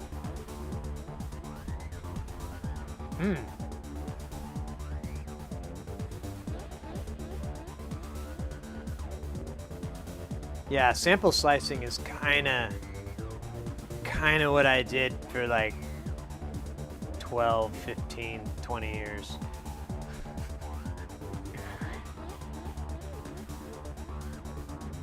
To the point that it was like my go-to thing to do, and I'm like, I don't know if I'm growing as a musician anymore. Oh, but I love it though. I'm gonna have to check this out some more. Thank you for putting me in on that. Let me see. Let's look at this guy. MBJ, you can sync those up with Nanoloop cartridges for Game Boy using a clock divider too. Oh, nice. Pios make a nice coffee table setup. Sale at Perfect Circuits, only 20 years? I know, right? Well, I don't know. I mean, at some point I kind of stopped doing it. So, I don't know. Yeah, because I got into it in like the late 90s with Recycle. I just recycle everything. Dialogue, drum loops, whole songs, just shove it into Recycle, chop it up, and start, jamming out on it.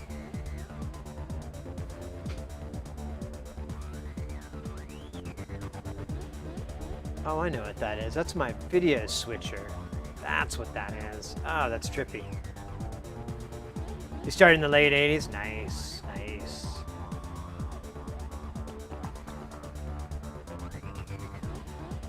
Oh, in 95? Right on. That's when okay, well, that puts our age blank a little in there. That's basically when I got out of high school. Was around that time. But to be fair, in the early 90s when I was a teenager, I was still like neck deep in this kind of stuff because I was like, very hungry for audio, hungry for Tony's tones. We got tones of all kinds. We got big tones, small tones, large tones, growly tones, mean tones, nice tones, snippety tones. Sarcastic tones.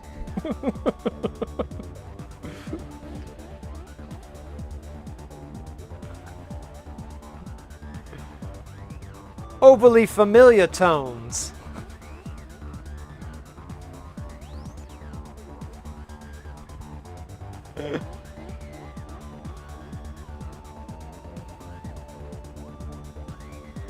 Loud tones.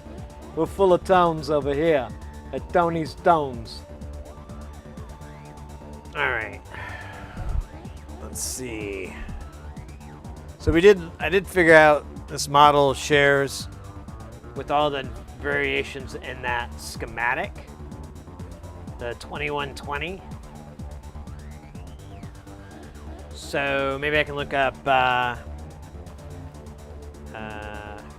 PK,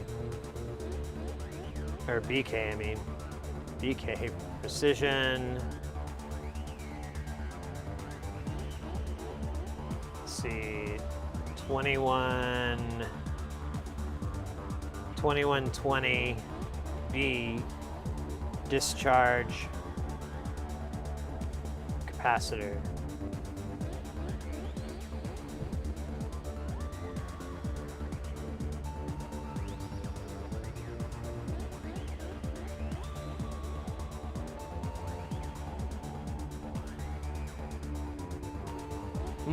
I'm looking through here trying to find.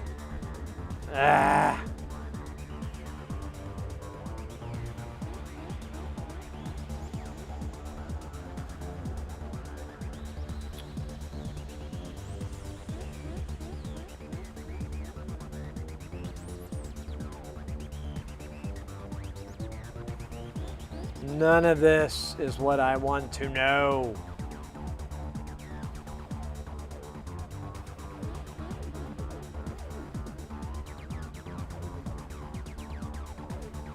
HV. Here, let me do this. Let me phrase it here. I don't think it'll matter, but whatever.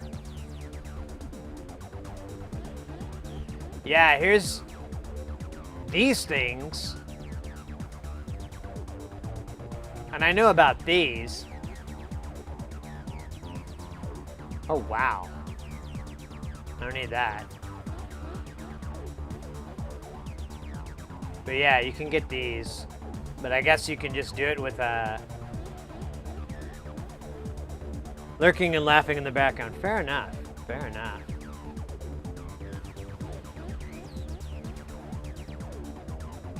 Making a YouTube vid? Right on. Right on. Yeah, I've been doing a lot of that lately. I'm a little YouTubed out from doing so much of it. Or just editing videos, really. I'm not great at it, and I don't, like anything, the amount of time you put into it will reflect on the quality of your work. And yeah, the amount of time I want to put into it to get a reasonable outcome is low. Should I get one of these?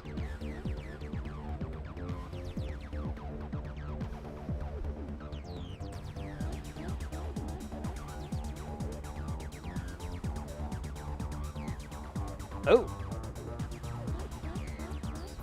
I bet I could find one on the Zon or something. I've kind of wanted one for a while. I thought I could get by, but this whole thing is making me wonder if I was right about that. Stuff stick for the ground and hold the clip to filter caps. Include our two 56K 2-watt resistors in series with a nose probe and a ground wire of 112K. Total discharge to high volt. It doesn't really say what its max voltage is, but I imagine HV is anything over 10. Oh wait, this can produce cancer. I don't want it.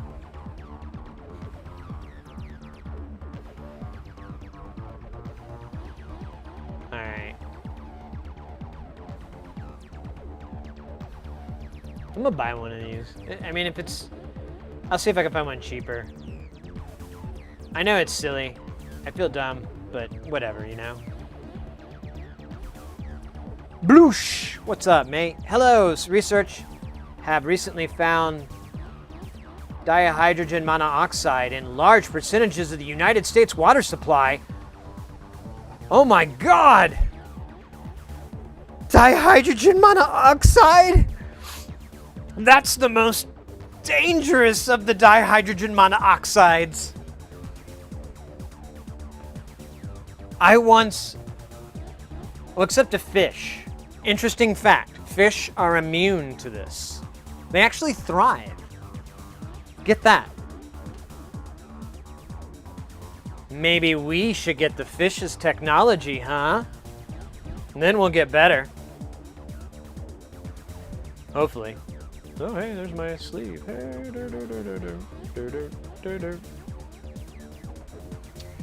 well, so this isn't going to get any better. So the focus and intensity work, but my positioning is still poo-poo.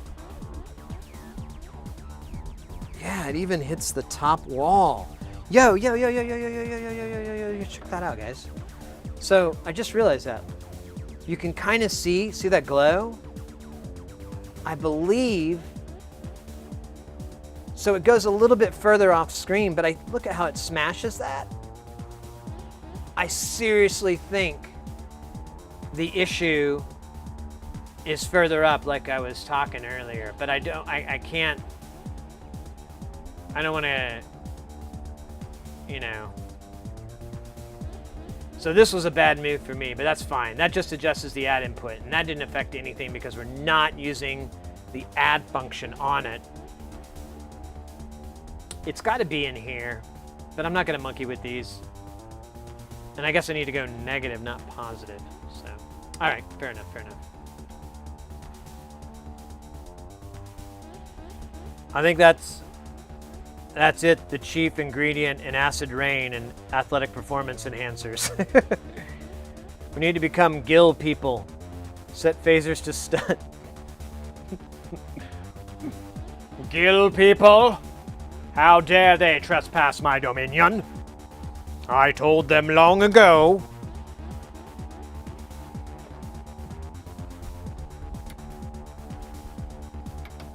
I told them long ago to keep their gills out of my dominion. Our only proper weapon against them is the air. We shall attack them from the air. Oh my God, this thing is stupid. I hate you. I hate you so much. Oh, my stupid elbow again. Movie baking in the oven. Wish I had some whiskey. Wait, what?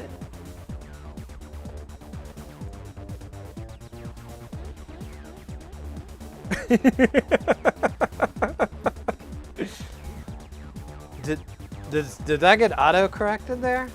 Did you mean movie or moon pie? I think it was moon pie. That makes more sense, actually. Moon pie, baking in the oven. And that goes good with whiskey, too.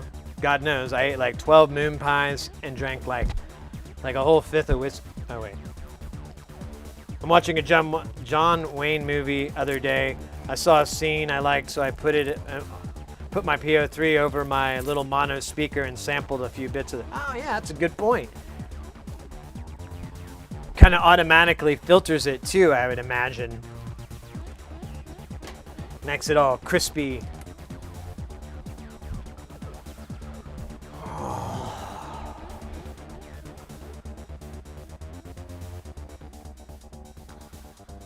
Scenes from the movie.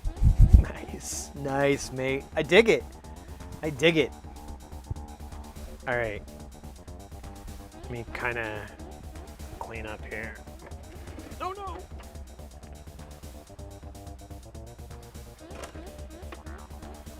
All right.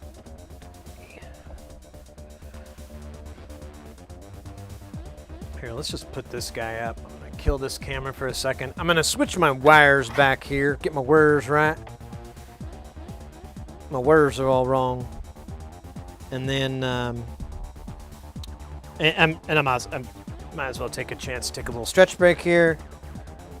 I'll keep my mic on though, so you can keep hearing the classic, stupid crap that comes out of my face hole. I'm pretty much known for it. Like, positive and negatively. Mostly negatively. Mostly. Alright, kill that meter. Yeah, I really think my problem lies in that VR311 there. That variable resistor. And this one. I think both of these, I need to adjust those. I think, at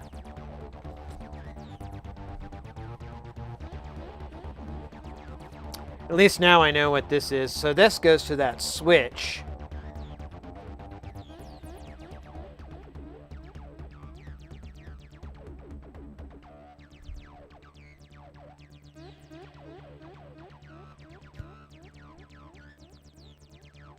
I am running the output through some sweet boutique.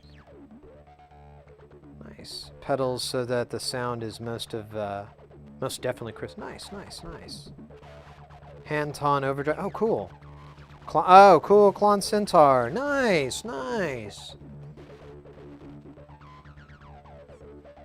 Half ton.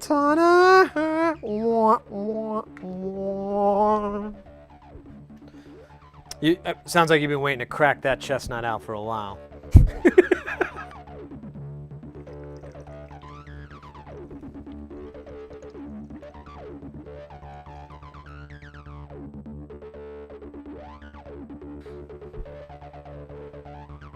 This is just a place. L-O-F-N-L.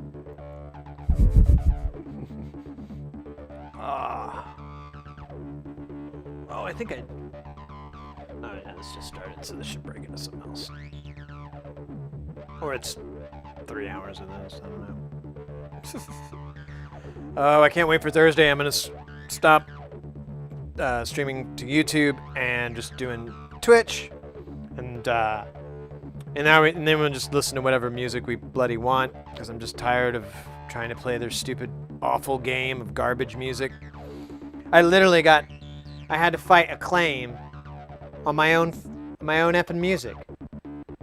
Like, I got a copyright claim, and I'm like, did you guys not read the account name? And I mean, it's YouTube, so it's in your Google account, so they have your name and everything, which matches the copyright information that they sent me. And I'm like, you guys can read, right? Those names are me. That's my name. I can play my own music. I'm pretty confident on that. I'm pretty sure I can do that, right? Surprise, surprise. So the plan going forward is I'll still upload the streams up to YouTube, so people, for posterity, in case there's something useful in there for someone, and also maybe to look up stuff for me too. Pardon me. But I'm just going to record my microphone directly out of my wireless kit, and just replace the audio track with that, and so that there's a microphone track, and that's it. Maybe I can put some lame music in the background or something to kind of kill for dead air. They do provide awful music, so maybe I can do that and just turn it way down. Wow, this really is going to be like 3 or 4 minutes of me just doing acid.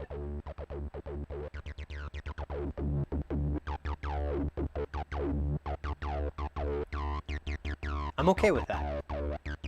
I thought I was a little self-conscious for a second, but I'm like, nah, it's okay.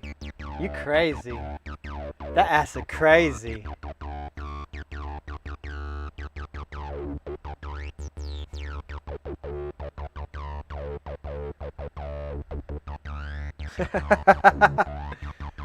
um,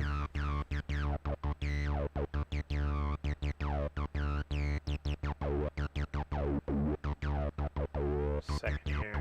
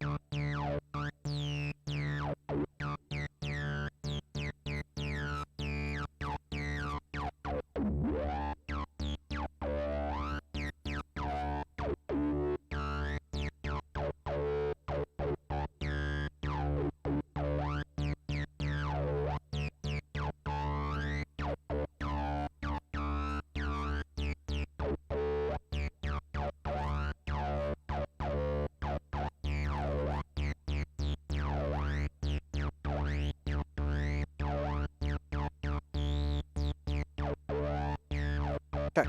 There it is. Oh. I wonder if my mic was on while I was yelling about food. Oh well.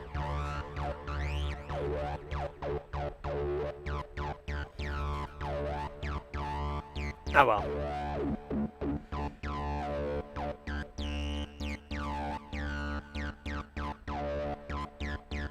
We're trying to decide about dinner. She wants bean burritos. I say, bring 'em on. Bring 'em on, burritos, bring 'em on.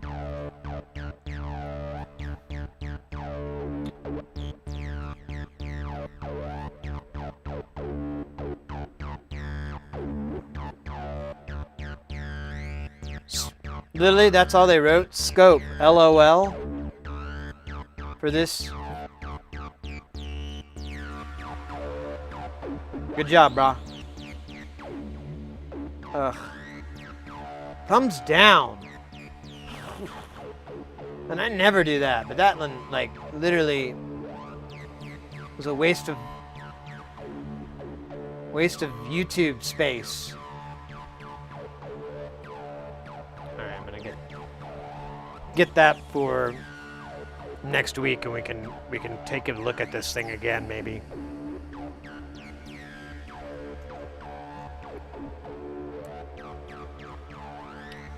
Because I really want it working. It kind of looks like I could almost get by with it.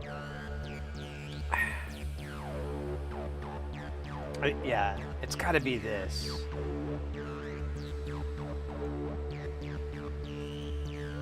But this does say channel 1 gain.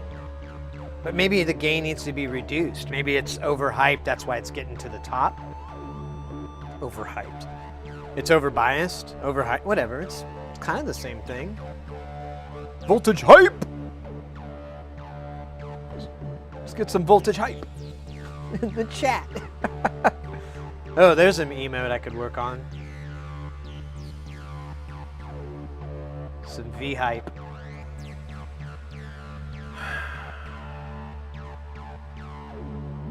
And then it's obviously getting misshapen in there, but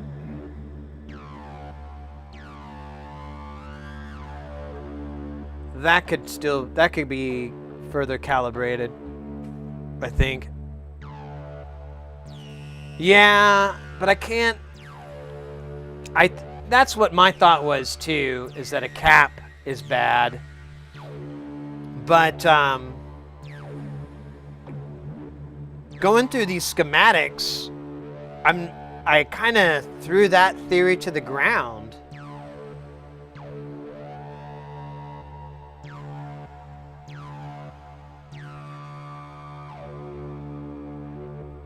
It's possible the positive side shorting somewhere.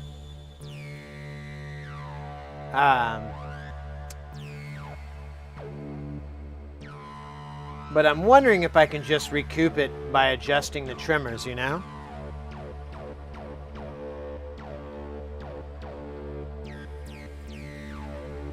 What are you talking about? These 15 picas? Yeah, I think these are just to bridge it across. The big boy is... So is this part here.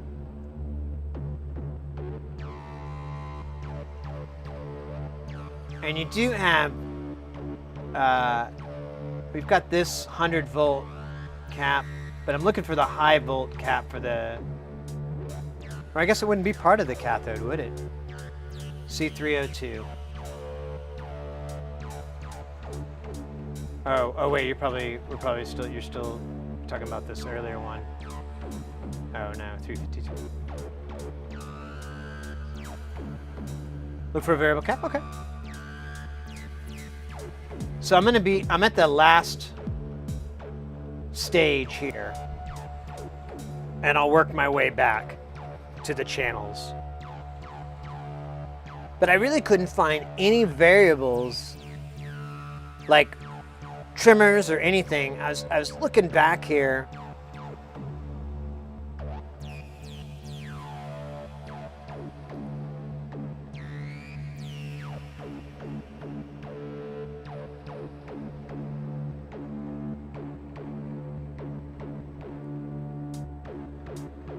But there's really not.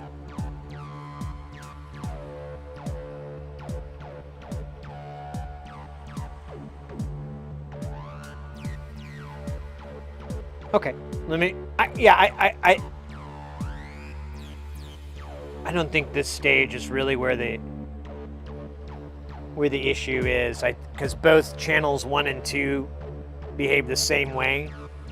So I think it's further up on this stage. VC405 and C404. See if I can find where that's at. Bottom left.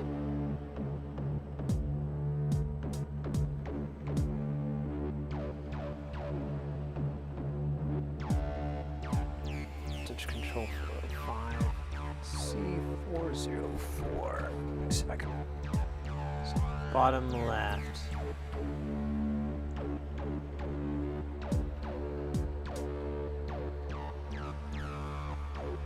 I'm not seeing that.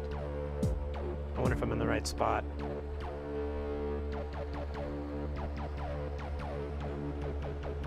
There's a VC3.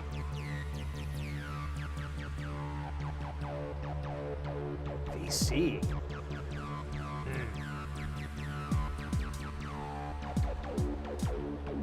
So I'm going to zoom in here. If we're looking at the same thing, this is on the Discord too. If you want to look at the copy yourself.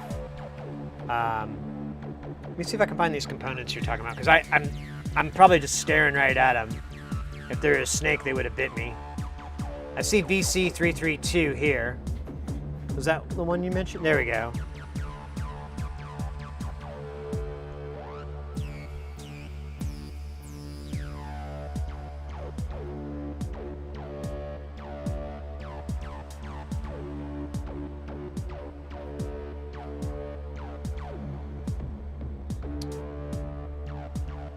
So this is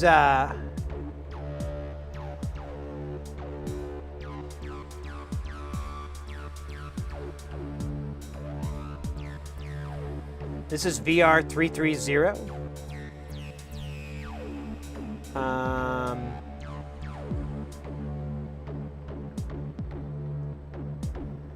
Cap 321, C321. I saw that a second ago. Yeah, this guy right here. See if it's shorting or something like that.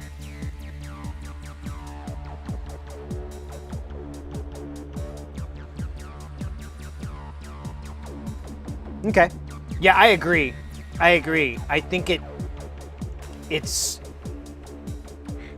because, I mean, my understanding of the circuit is the biasing, or which part that the y-axis is going to be on and how it reacts, and all that is all handled in between here.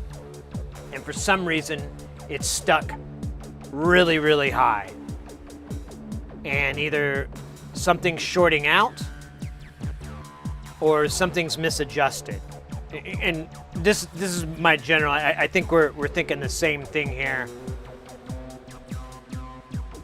And I agree with you 100%. I think it has to be up in here. And yeah, this could be shorted. I could have tried adjusting this. I I wish it would give me like calibration points, you know, like what I'm supposed to see on these, like either a voltage or something. It kind of stinks.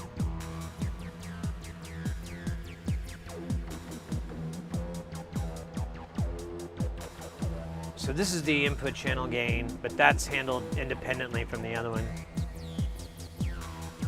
So probably fine, but the caps in parallel, there might be DC Leak City. Yeah, it's not a bad idea.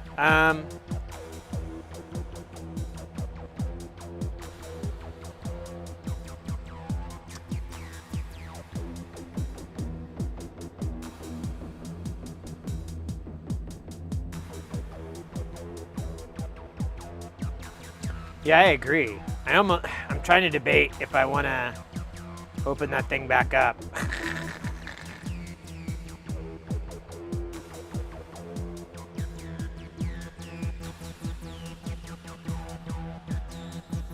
Because I could get to it and check this point. I kind of know where it's at.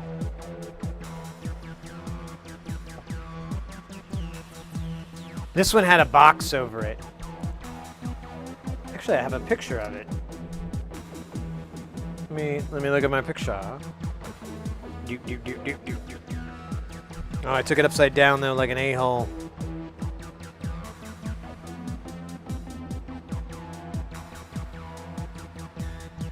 What was the number we were looking for? 322, right? Yep. So I found them. Yeah, those have little yellow caps on it.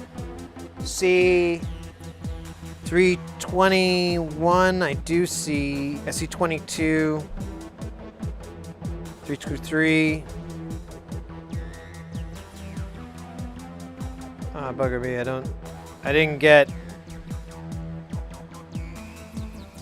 I don't think I got 321.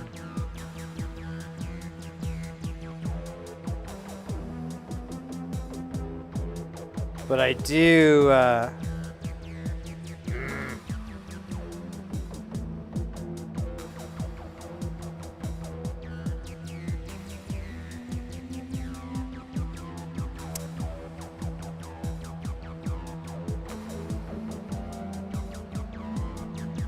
Oh wait, there it is. They're 100 nano, right? Oh no, this says 320. Oh well, these are 100 nanos. Maybe that's not. Maybe that's 100 volts. I can't read it because it's covered up. All right.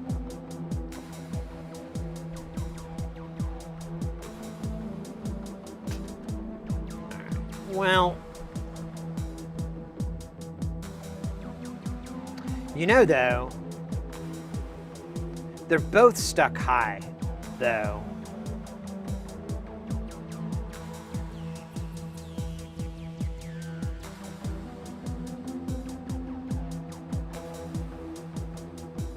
So I'm wondering if it's further down, you know?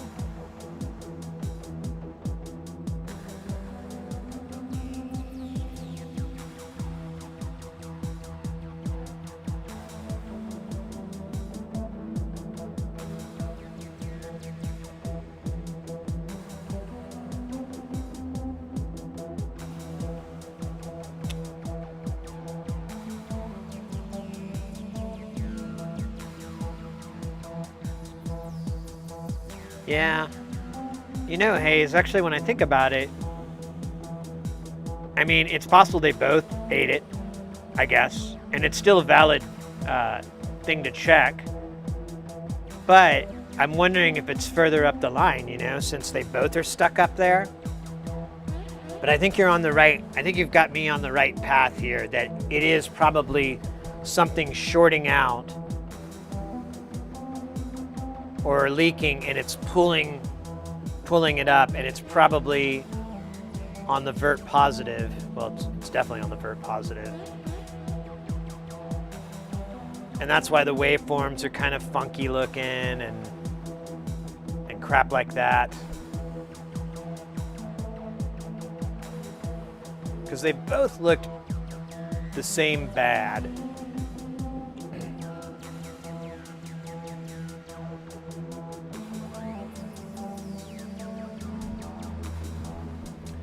but what I'd like to do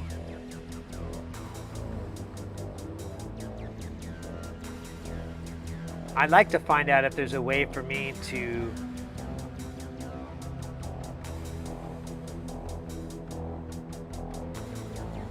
measure, like, if I get an impedance difference or anything,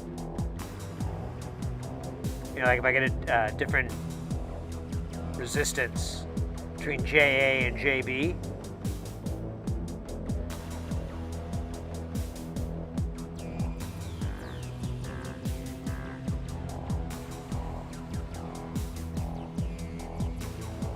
And I'm wondering too if these are disconnectable. Like,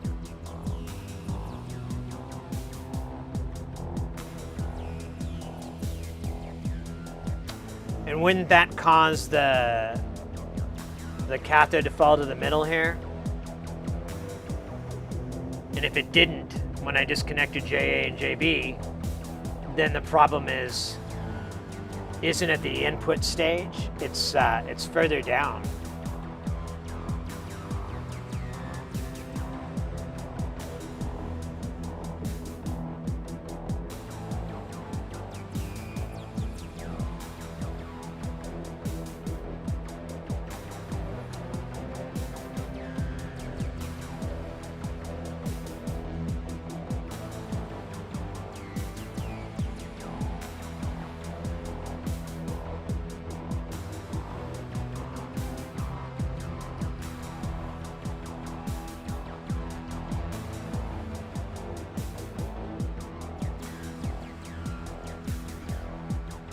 Yeah, actually,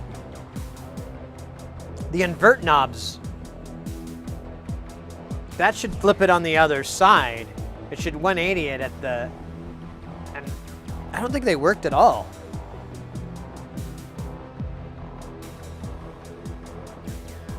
Like the little inversion.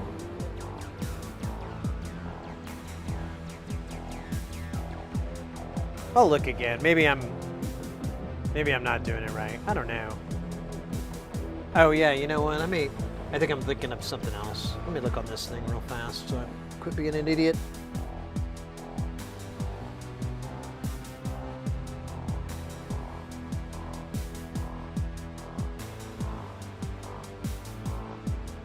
Well, that's the magnification.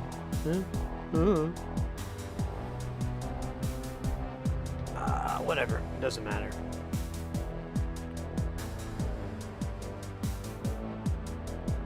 Tell you if it's inverting or not. Yeah, that's a good point.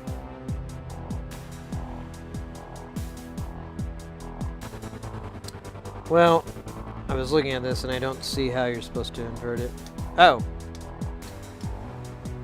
No, that's not it.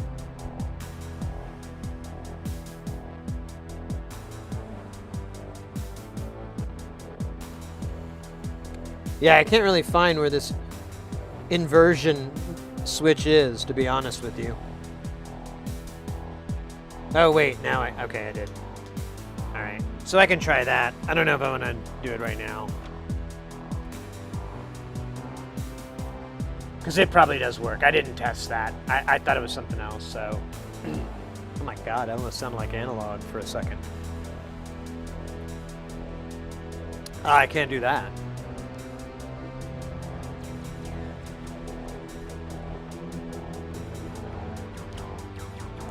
Yeah, I think my next course of action is to disconnect this input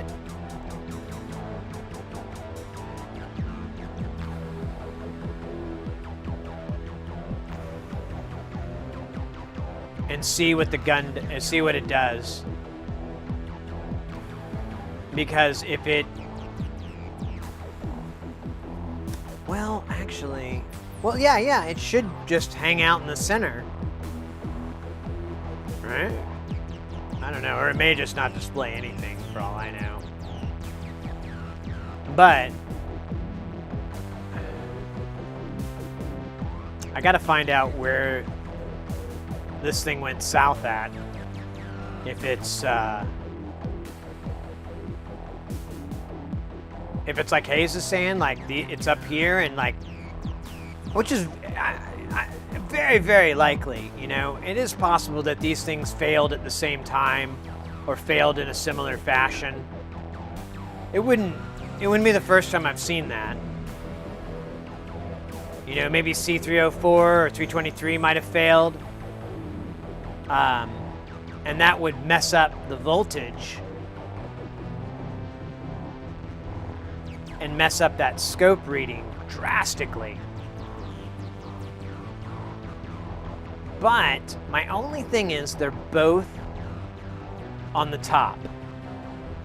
And they both kind of react the same. Their warm-up time is different, but that I feel like happens in here or maybe in the output stage in here. And I'm cool with that. I'm cool with a 10-minute warm-up. I'll get over that, but I need it to be able to move up and down in an even amount. And I agree. I think something has failed along this path,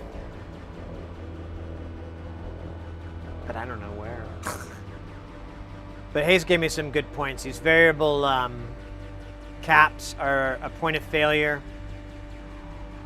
They look good visually inspected. I have a picture of this and this one, and they all look tip-top. So visually they don't look bad, but, you know, that doesn't tell you anything until you probe it. You know what? Check the regulations on your PSU just in case. You know, that's not a bad point. Verify it's plus or minus 12, in fact. 24 across the 2 on the 12 volt in the ground. Yeah. Then check your 5 volt rails. Yeah, you know what? Bridge, you make a very, very, very good point. Why not I start where it all began, at the power, the most common spot for failure in the first place. You're totally right, mate. You're totally on it. Legend. But I don't have the courage to open this thing back up right now. I swear, guys, well, I don't know. You guys will keep me safe, right? You'll tell me when before I'm gonna hurt myself, right?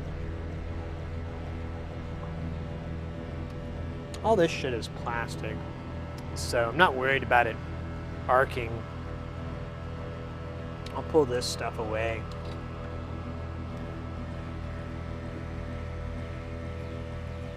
I don't blame you. Yeah.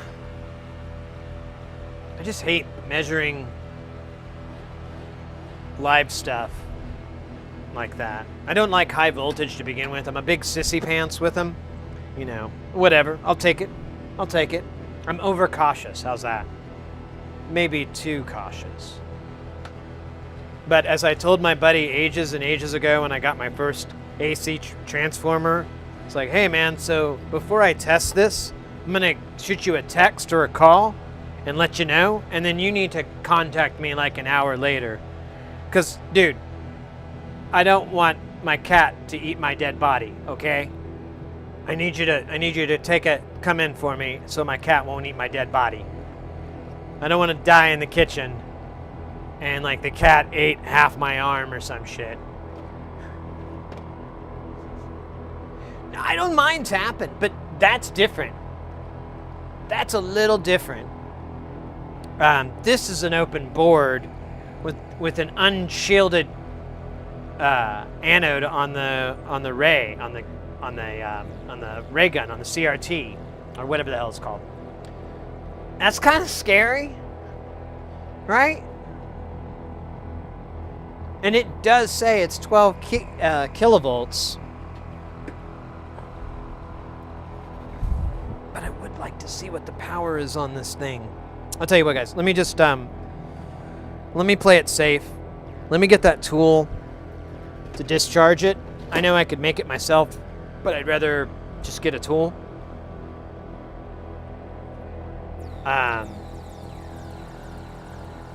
Because I'm a tool.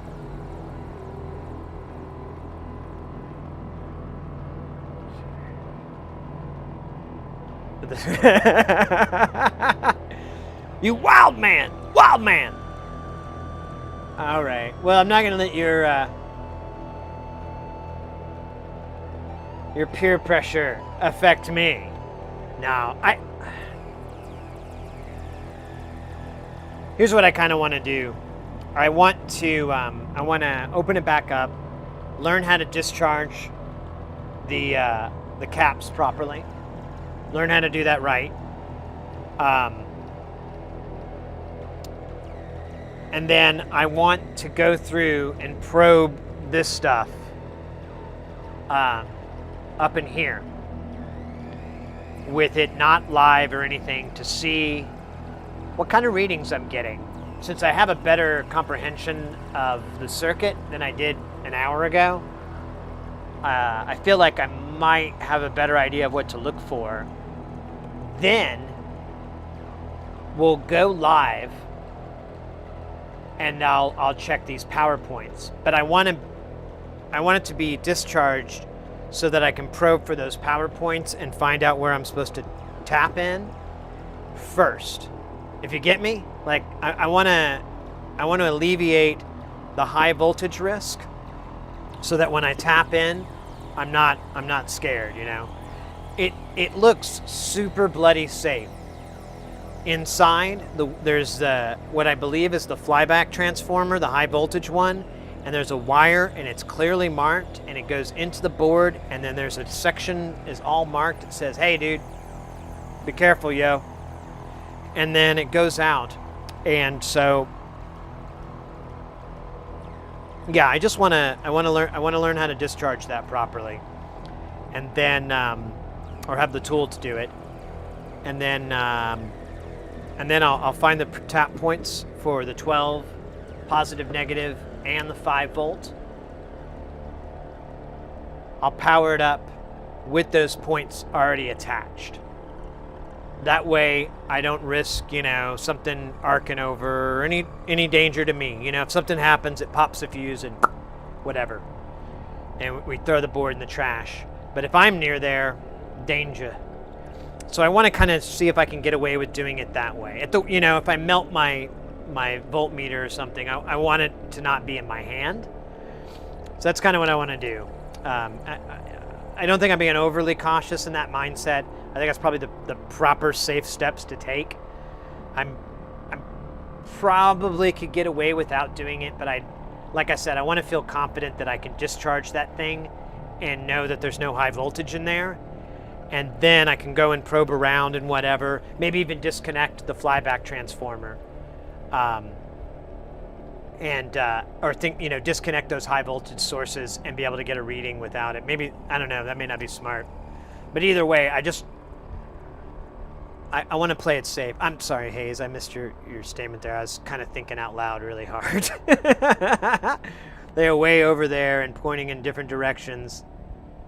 But how else am I going to experiment with power transformers? Oh, I agree.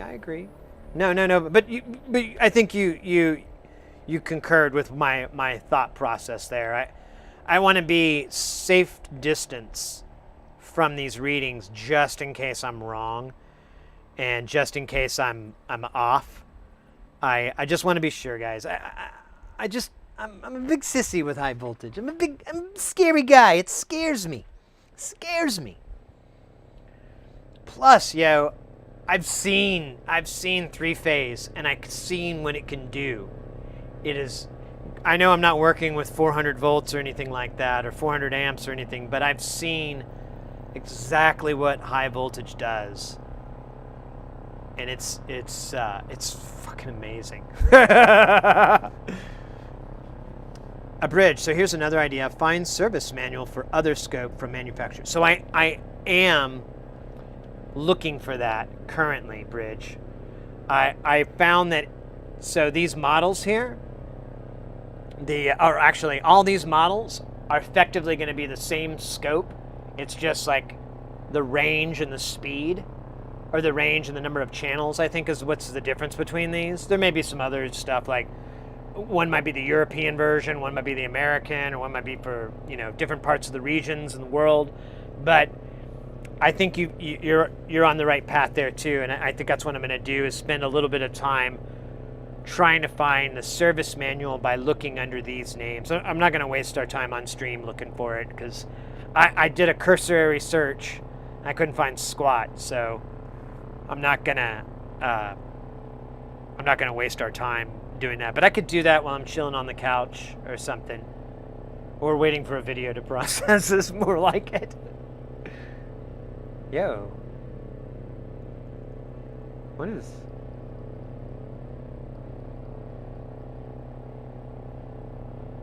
Oh, I'm looking at a different scale. I was like, wait, what the hell is this? No, wait, this is the other.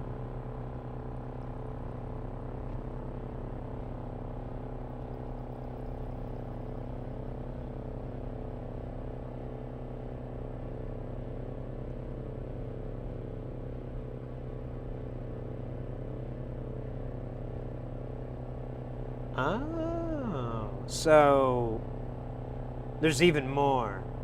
Ugh, I didn't realize that.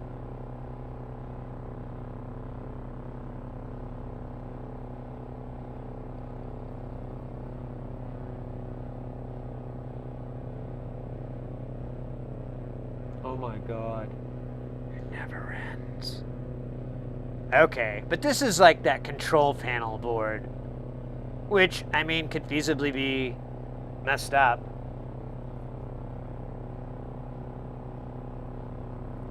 I wonder if I could just disconnect the flyback transformer.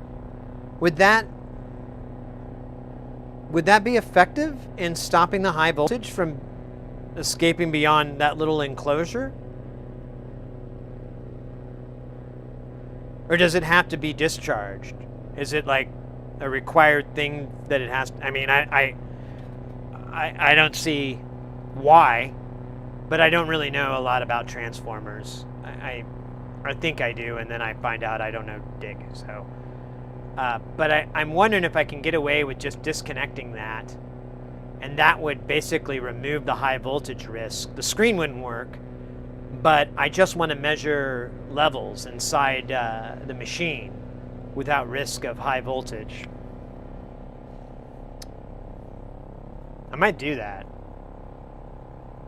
I'm going to look into that. I'm going to find the service manual like Bridge was talking about and see if I can find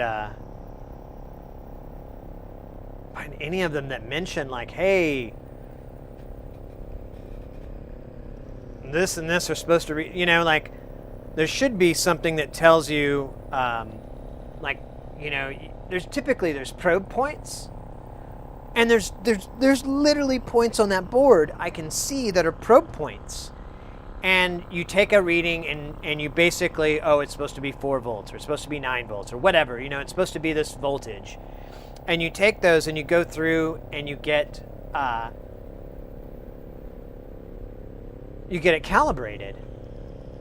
And that's really what I'd like to find, is something that could tell me what I'm supposed to be getting on those, and then I could start up at this tail end here and work my way back.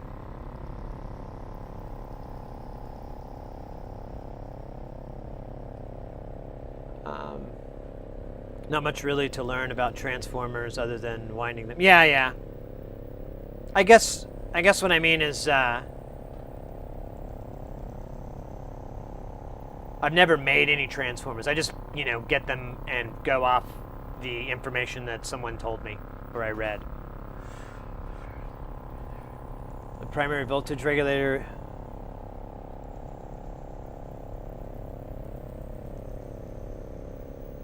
is all linear.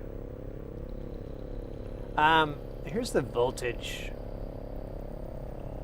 The AC-DC transformer. So here's our positive and negative. 5 volts is around here somewhere. Here's the 5 volts. Oh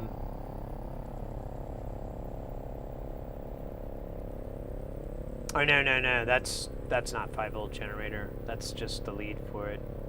Never mind. Let me back down. No, wait, these are the power supply circuits. That's right. Unless this one is too. No, that's the trigger. Yeah, this is the power supply. Sorry, I keep scrolling back and forth, guys. I apologize. I'll get better at this internets. Oh, shoot, mate. I just missed a bunch of stuff here. The primary voltage regulator is all linear. You know what I like about the scope design. It's all discrete and op-amps and generic parts rather than ASICs. Yeah, right? I was terrified it was going to be that inside. Hayes, oh, I have not made any, just bought them. Yeah. Well, that's, I mean, I don't know. I understand they change voltages and currents and stuff like that. They transform the circuit. But, you know, beyond, like, being able to tell someone how they do that and things like that, I'm like, oh. Yeah, they stack 78 and 79 regulators. I got some audio transformers for ring modulation and oh yeah, me too. Me too. We were talking about those the other day. I totally forgot about them.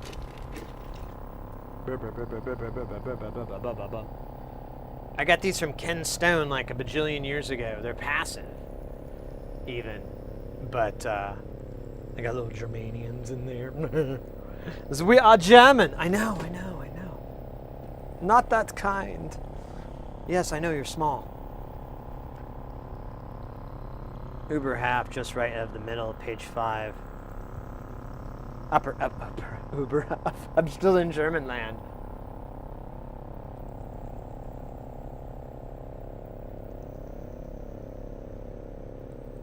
Oh, yeah.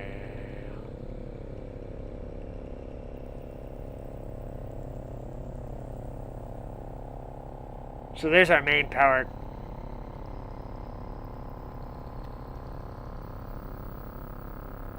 So if we disconnected here, it wouldn't feed the rest of the circuit. And we could verify, is that 1.4 or 140?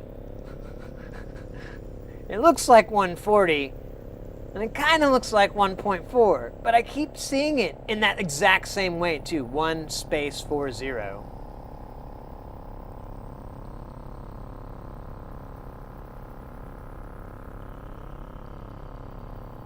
Oh crap.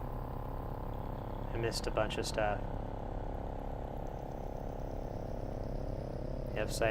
On the F side and the available service manual, I have very much worth learning.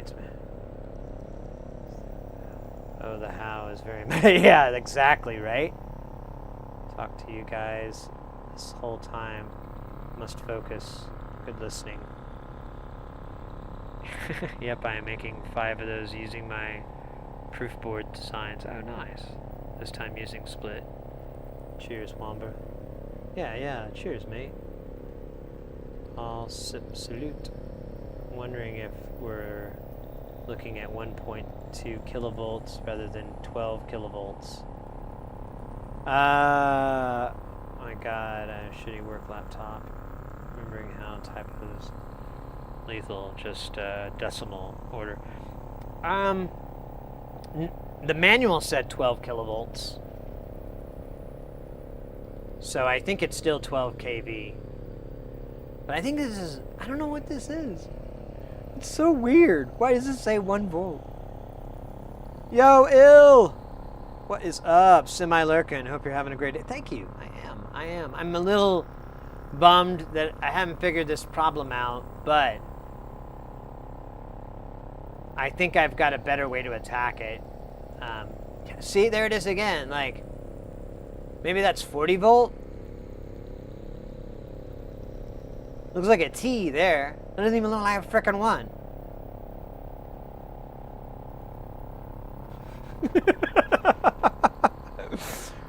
What the heck? How you doing, Il? Hope you're having a good night as well. I appreciate the lurk.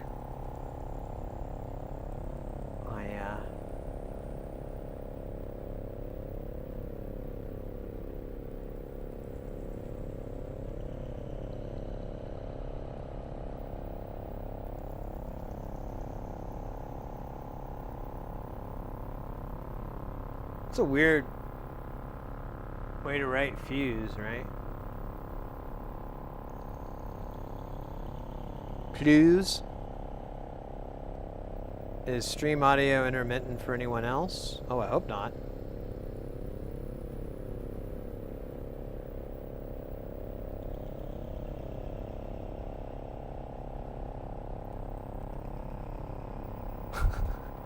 The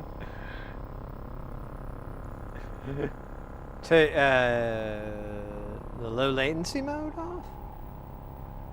That works for me a lot of the times. But yeah, Chromebooks are terrible. I looked at an end of those for a bit and I was like, oh, no thank you.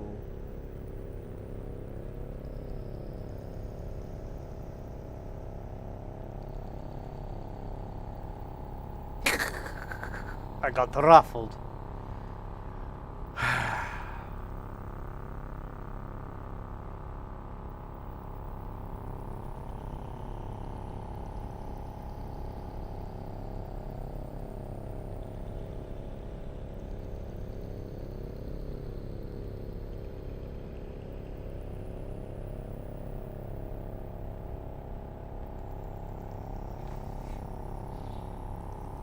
All right.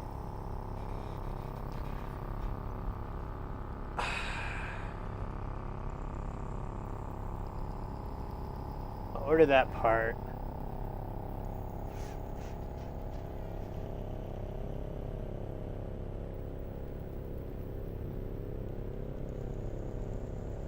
I wish you could just press a button to discharge it. Make sure this thing doesn't have any like notes in the back. Oh my god, this thing just keeps going. I had no idea there was so much to this. What does this say? Delay circuit. Sweep generator circuit.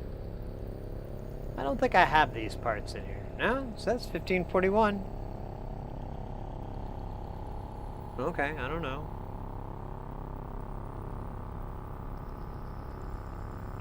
Barbara is back. So what's this part? Control circuit.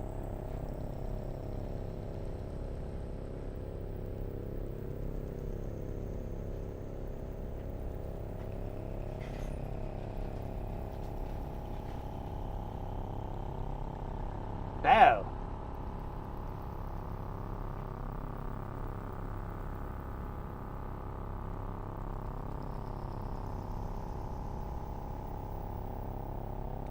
So here's our high voltage points here.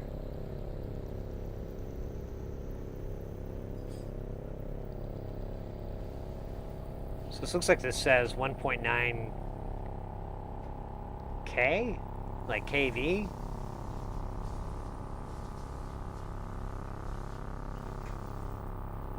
And look, now that says like 160 V.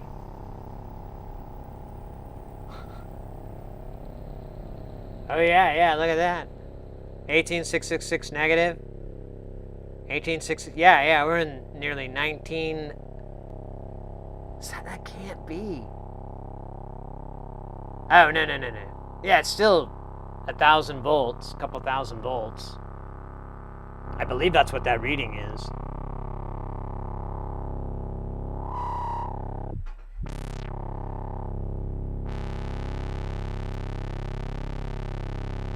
Yeah, here's 140. Alright.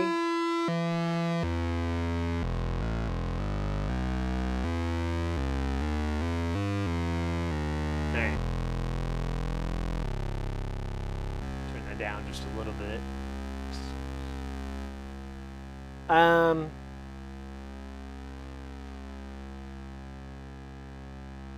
So yeah, this is the hot mama.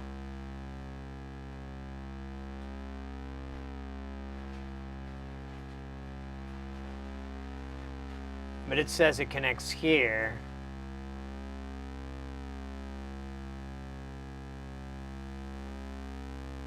ZMod input from power transformer.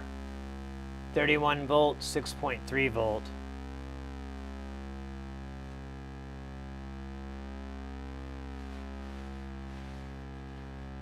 Yeah, 120, 1,000. Yeah, I think this is like 1,250 volts. Yeah.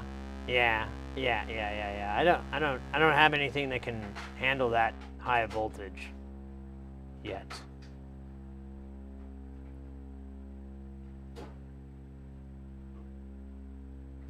But here's something funky.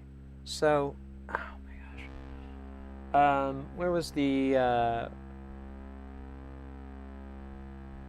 so see like the X and Y? Look at that. It's like it's not even part of this whole circuit.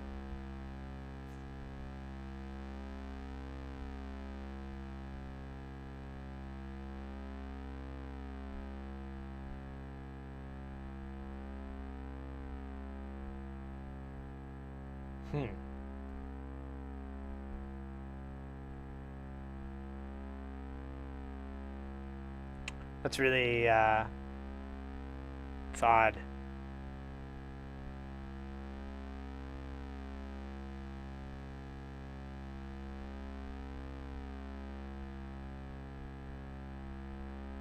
Check service manuals. At least one calls for a measuring through a rather chunky resistor. Yeah, the little wand thing, it says it's like 2 half-watt resistors in series. I can't remember what the resistance was, like 15K or something like that, like 2 15Ks or something. And I don't have anything in the half-watt range in here that's near that resistance. I may have some, but I think they're in low ohms, like 100 ohms or something weird. Bloody hell.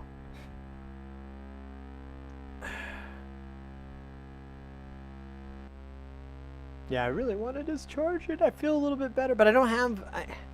So my other problem is I don't really have... any anything that can take high voltage either. That's why I want that wand, because that way I can just strike it on those things and I'll be good to go.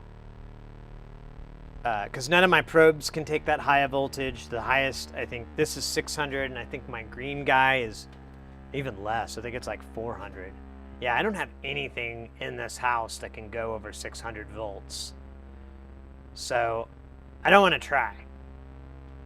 And yeah, I'll order that part. I'll see if I can get it overnighted from here. Let me try even easier here. I'll just see if I can find this really fast and get it here overnight. Oh man, it's like more expensive on the Zon. Like by $10. That hurts. But I bet after shipping and handling with these other guys, it'd be the same. So let's see.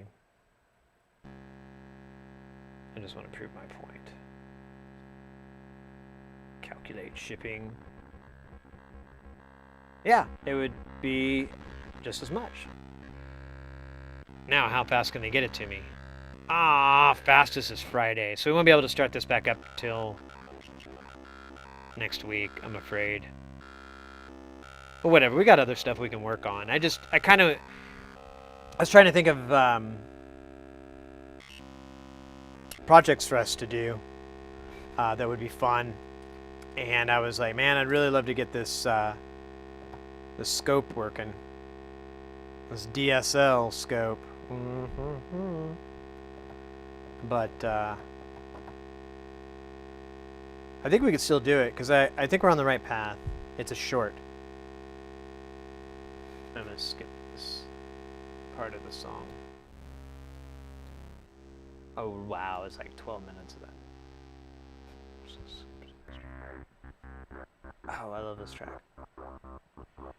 Alright, so...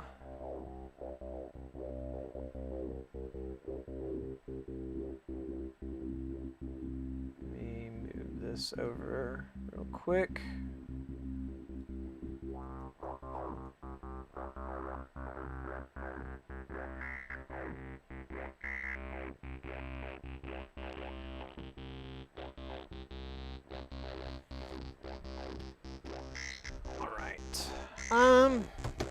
So... Wait, did that work? Yeah. So, let me close this out.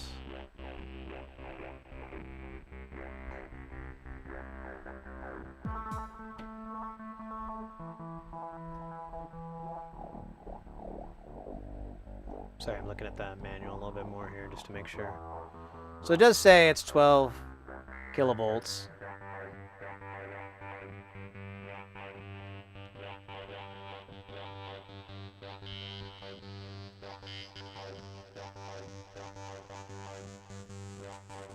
And it does say it charges it even when the unit's not on. Go figure.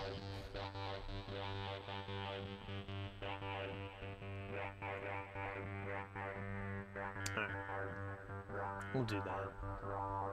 Oh, cool. The Zener diode.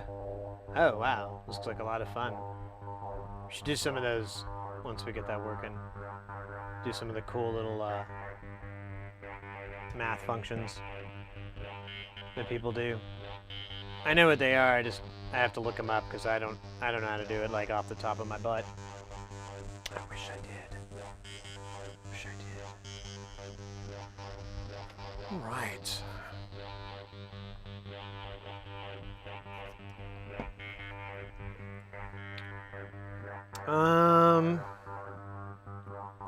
Hey, there you go. Everybody's kind of lurking right now, Wombra. It's not just you. It's all of you. Each and every one. Like Sir Tumnus. Alright, let me grab this really fast. I'm gonna check into this little project real quick for us to... I don't know if we'll get into this today, but I'd like to see if it's something we can do tomorrow or in the future. Hey, he's got my jam done. Not the best, but it was a silly thing in the first place. Fixing to go to bed. Long day it has been. Goddamn. Word, mate. Word. Well, thank you for. Aw, Wombra. Very nice of you. Thank you. Thank you very much. That's very cool. Well, thanks for stopping by, Hayes. I appreciate you chilling, and I appreciate all the input you gave.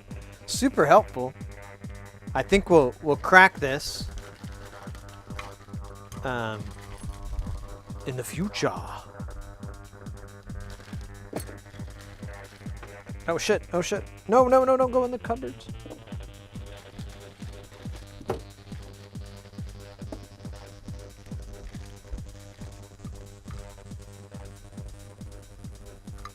Yeah, thanks again, Wombra. That was very cool of you, mate. Rock and roll. Let's go.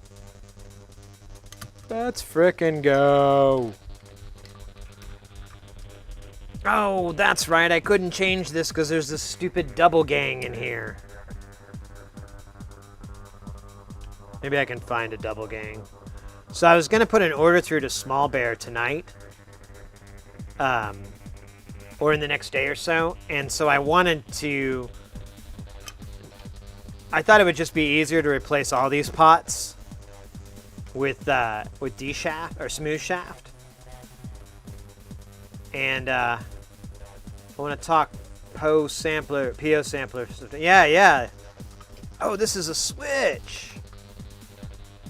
Oh, that's not so bad. I don't know though, maybe.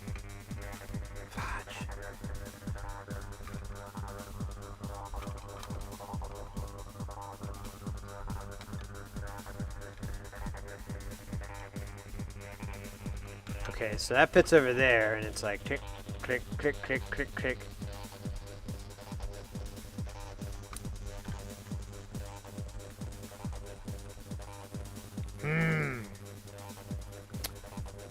Let me check something else here.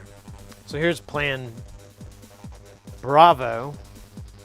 Well, actually, I guess it was kind of plan A, and then I substituted it. Oh, wait, it may not...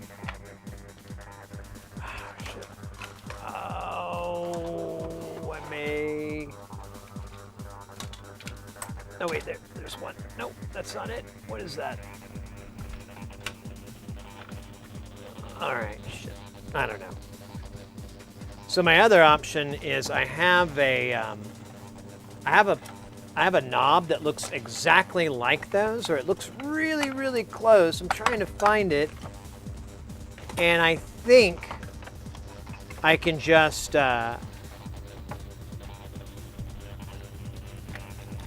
substitute that.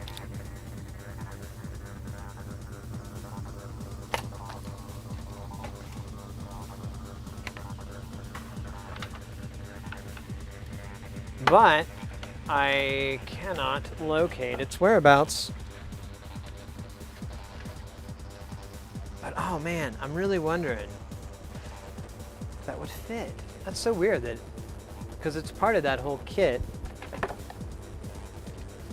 It was a long time ago. Back when we had the old CNC machine rolling. God, I miss those days. Ooh. Sounds like somebody hit the detune knob. That's somebody's speed. Oh, okay. I'm gonna look one more spot here.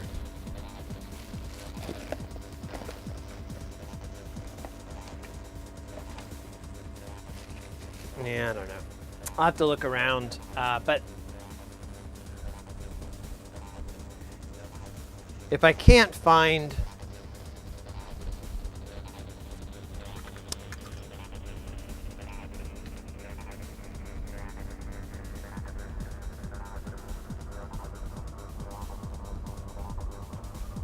create shortcuts in the PO33. Oh, nice. I know all the others well. I like how the EFX16 is erase FX instead of another shitty effect. Neat trick. Nice. You guys put me interested in that some more. Yeah, thanks again, mate, for chilling. It was nice of you to come by.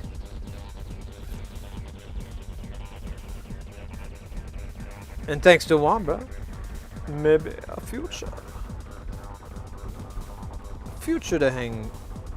Well, there's an incentive because you got that sweet 808. Sweet 808 life.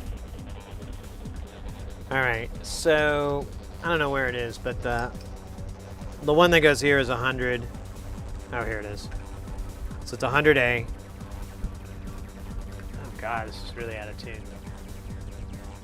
Skip to the part where oh, well, it's good enough. Alright. This is... Oh, good lord. This is 20K. And this is 250. Alpha? Interesting. Logarithmic. Okay. And then this is a 2-position switch.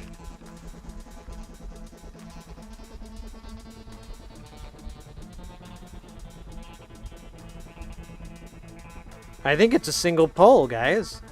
Look at that. I mean, look at the connections there.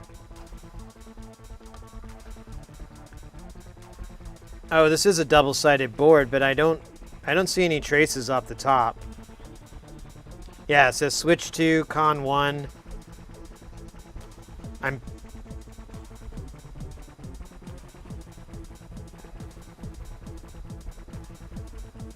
I guess I could take a... I don't know too much about switches, you know? Except who loves them. Alright, let me try this out. Let me, oh gosh, are these those kind that suck? Let me get the little... So I'm gonna take this little board off, and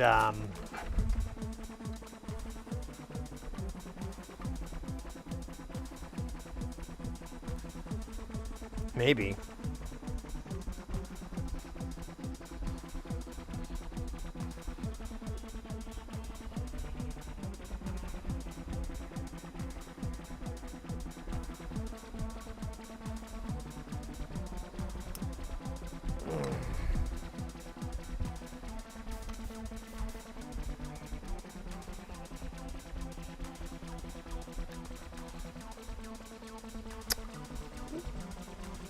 It's weird. These do not seem to... Let me use my microscope eyes. Oh, I thought that was a disconnect, but I think it's just a weak point in the plastic. I think... Man, I can't... What am I, an idiot? I cannot tell what kind of terminal headers these are. Does the whole thing just come off the top?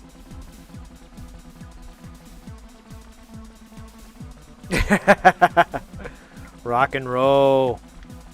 Well, and, oh yeah, and the 808. There's the 808's a new one, and it looks really good. It wasn't made by me. It was professionally made. I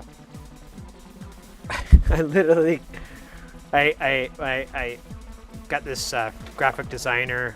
Well, she's an old friend of mine, and I was like, hey, can you, like, you know, I don't want to put a bunch of work on you, because she does professional work, and you know, this is small peanuts kind of stuff. And typically with friends, I've found it's best if you're gonna hire them to do something, to try to keep it really small, just so it's not that big of a deal, and then, you know, you can kind of work your way up. So anyways, I'm like, you know what, let's just focus on emotes. I want to get some cool, I want to get those all squared away, because mine look kind of dumb. And she's been doing a bang-up job, really cool. And I basically, she like made one, and I was like, oh wow, that looks really cool. And I was like, she goes, yeah, I don't know how to do the other ones. And I'm like, here's my folder that I did all my crappy ones. If you could just fix that, that'd be great. And what was the recent one she did? We're still hammering out is the 303. I'm excited about that one. It looks badass, but the problem is, like, when it shrinks down, it's just slightly too small once it gets to chat size. So we're trying to find a way to make it fit. These terminals do not come off. I have tried all force. I cannot figure out how they come off.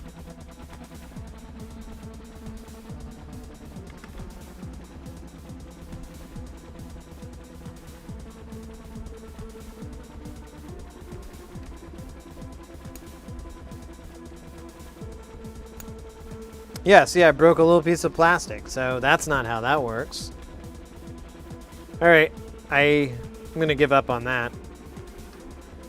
But I can still probe these points to see.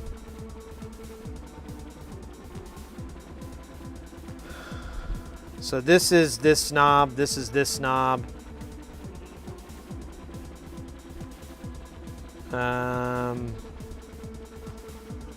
This is part of the switch. Ah, well, that's confusing. I guess this is this knob? Yeah.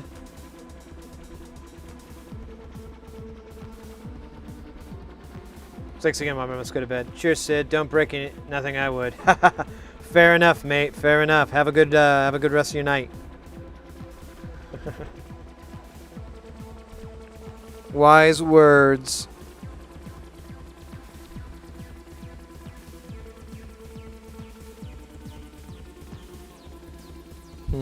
All right, well, what I'll do is I'll go to Small Bear and I'll get these sizes to match up with this. Well, actually, I want to find that. Oh no. Man, it looks like everything, too.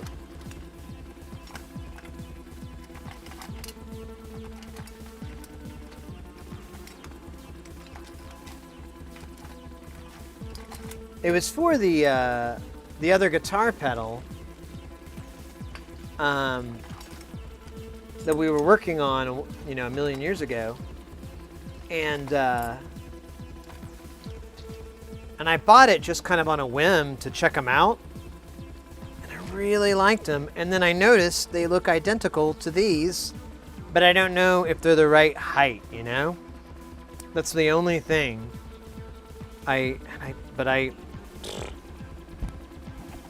I'm thinking they're on the other work table with the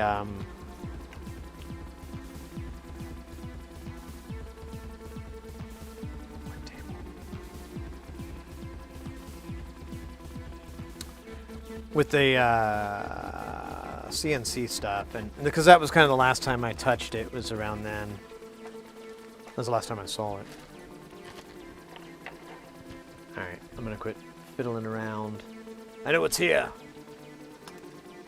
I just don't know where. Wait. What is this? I got another one of these. Oh, this is a B50.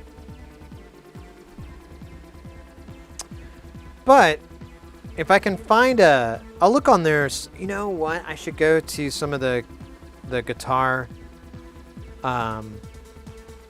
DIY pedal sites and see if I can find like a 2-position switch like this that's preferably saw or set screw, and then I could order more of those, or I could just order what's appropriate. But I think that's my next. I think that's the hurdle to this, because these values will be easy to find. Oh yeah, what the hell switch is this though? I still don't quite get it.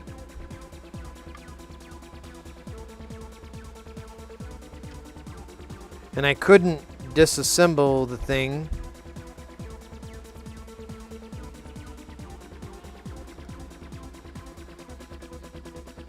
I guess we'll just probe it real fast. Let me see if I can get anything.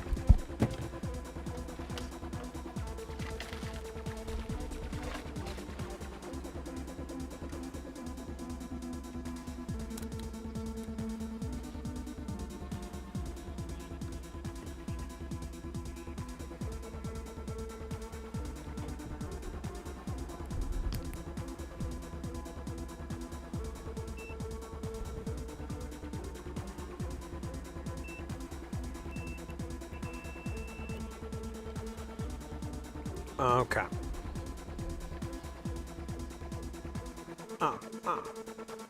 Alright, so I'm going to have this switch. I want to see if it's 2-pole or single pole. It looks like it's 2-pole, but I can't quite... Yeah, like, what the fuck? I guess that's ground, maybe? It's just weird, because these are anchors. And these 3 pins are the switch cycle. So let's see. If I might have to get some helping hands. Helping hands. What helping hands? What helping hands? Oh, helping me out.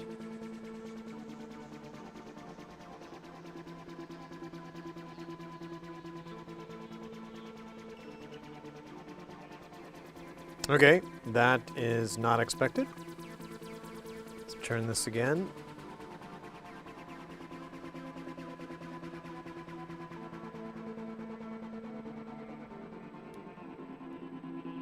Weird.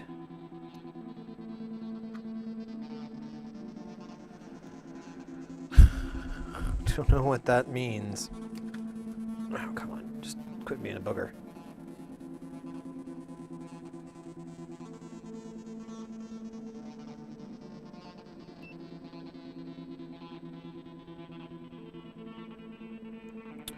Okay.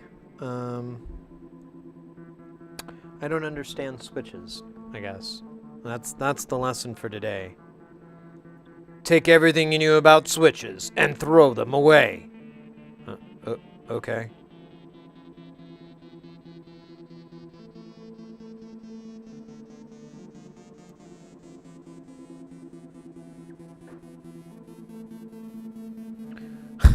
Him.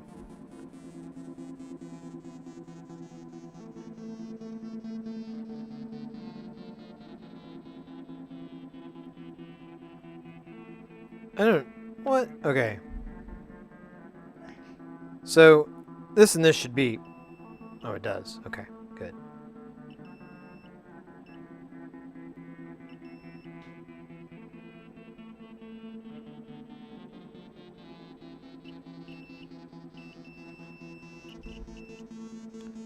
So this goes there.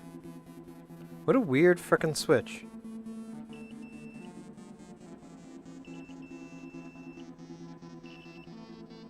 So it switches between these two? The hell? Alright. Let's see if this side does the same. I thought these were just anchors, but they're much more. Oh, doesn't work on this side. Where's your god now? Huh? Huh?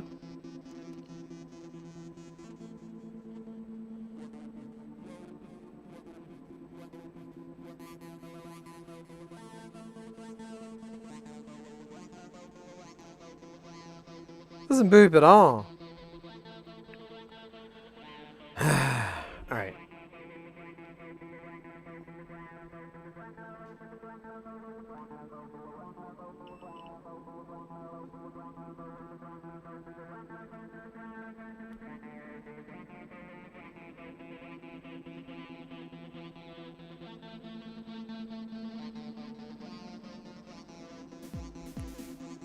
I do not understand what this rotary switch is.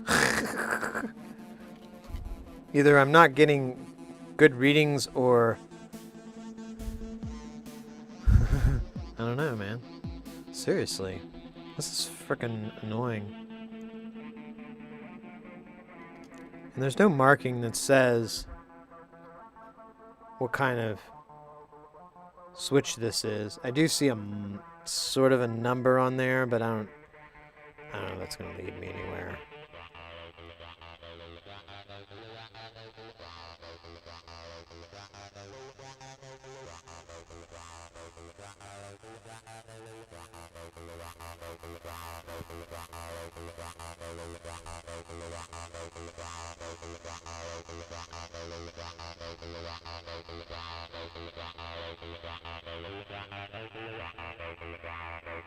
Switch to...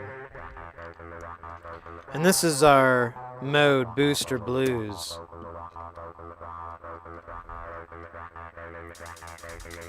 Let me see if I can figure it out by just jabbing probes into these, No, maybe not. I need the tinier ones. Maybe. Where'd I put them? Oh, wait.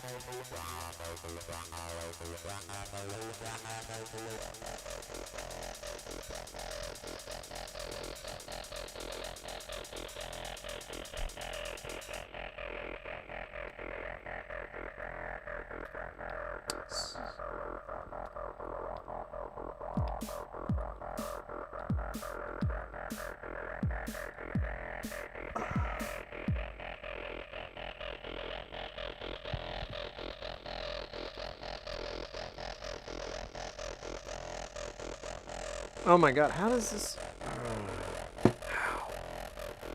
Alright. So what I'm going to do here is get these probes in here so I can figure out how this stupid switch works. Because I don't get it.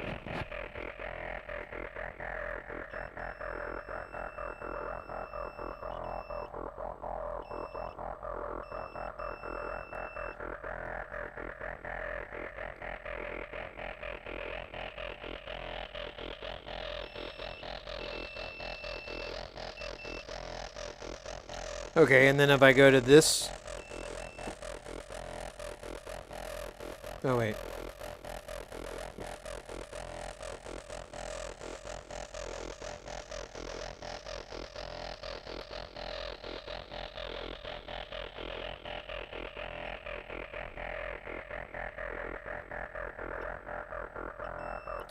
So it goes to ground.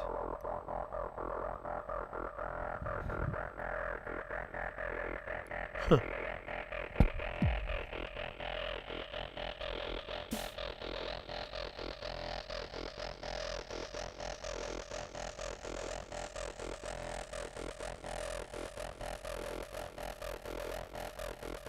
Oh. Okay, I think I might have slightly wrapped my brain around this. Let me get a little closer so it's more TV ready. So, I think the way that works is this is one pole, this is the other pole. Now, I gotta figure out if that's right. So I'm wondering if black...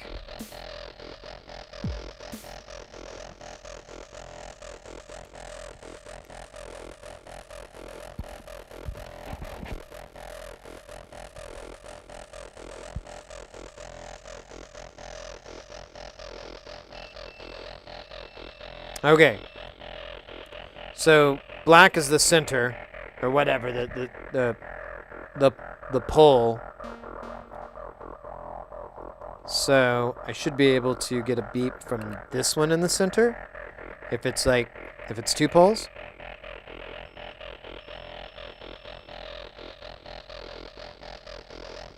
And it is.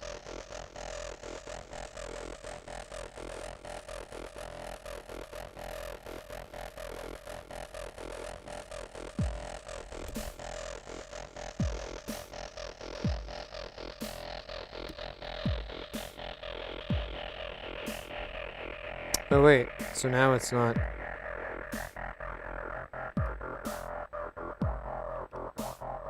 Okay.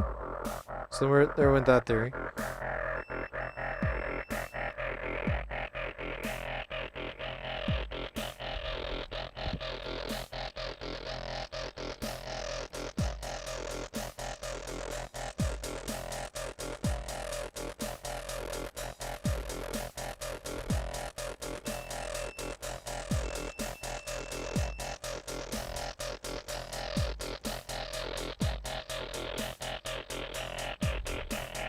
What kind of a-hole does that? So, it's black, yellow, red for this connector. For this connector, it's yellow, red, and black.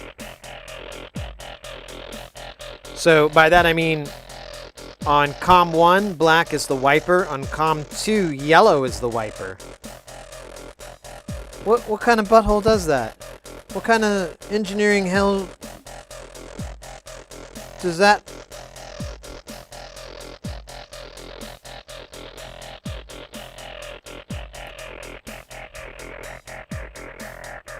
I'm ruining this fucking con. I'll just hardwire it though if it really eats shit.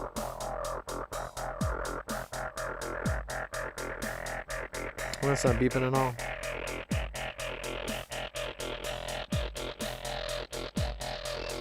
Yeah.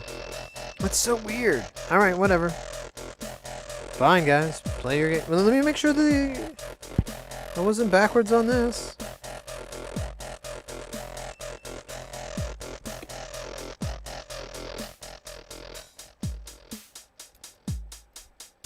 Yeah. Okay. So it's a 2-pole switch.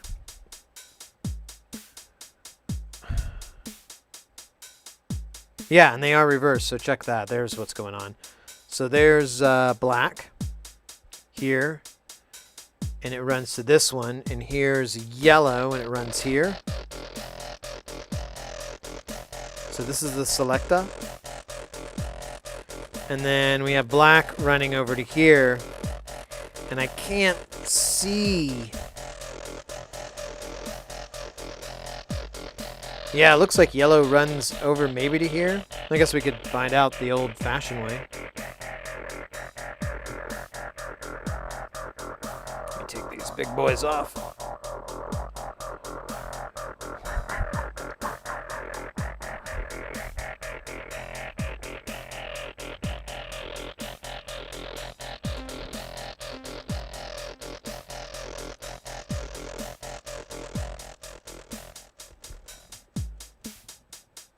Oh, come on, beep.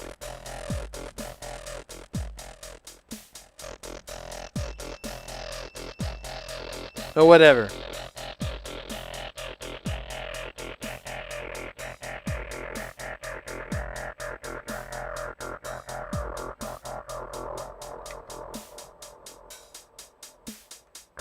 Yeah, none of this makes any... Oh my god, it's hurting my brain.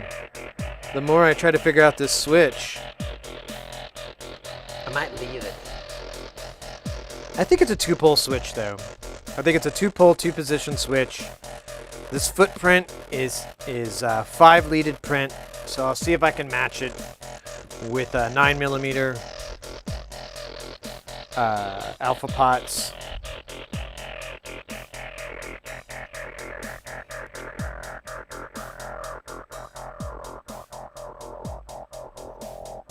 And we'll do it to it. Oh, weird.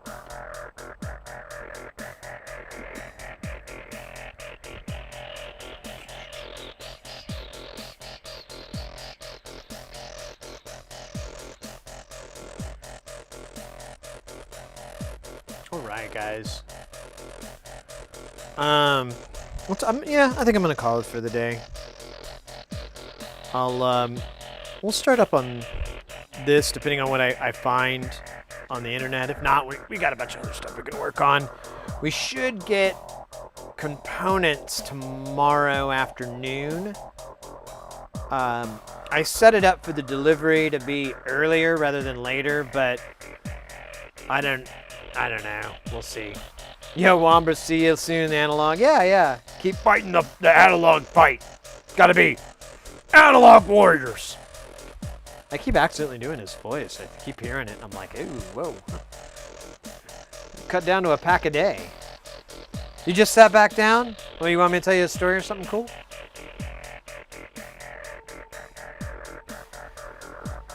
I mean, I can chill for a minute.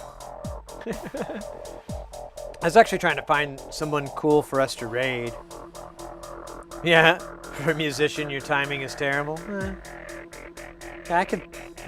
I'm in that club too. We meet on Wednesdays. It's at the IHOP down on 9th. We meet on Wednesdays, and we have like a special event every third Friday at the IHOP. Well, we meet up there, and then we go paint the town. Is how we've been doing it lately.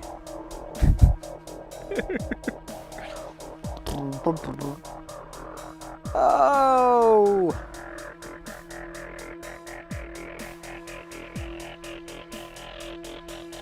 Be late for that too. We'll stay for the pancakes then.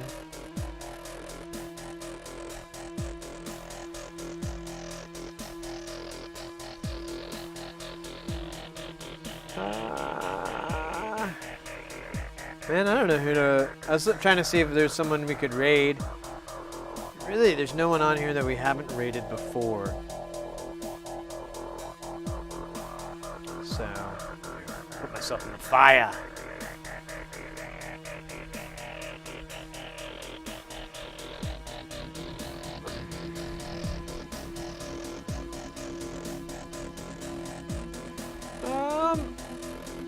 Have we gone to Jitspos in a long time?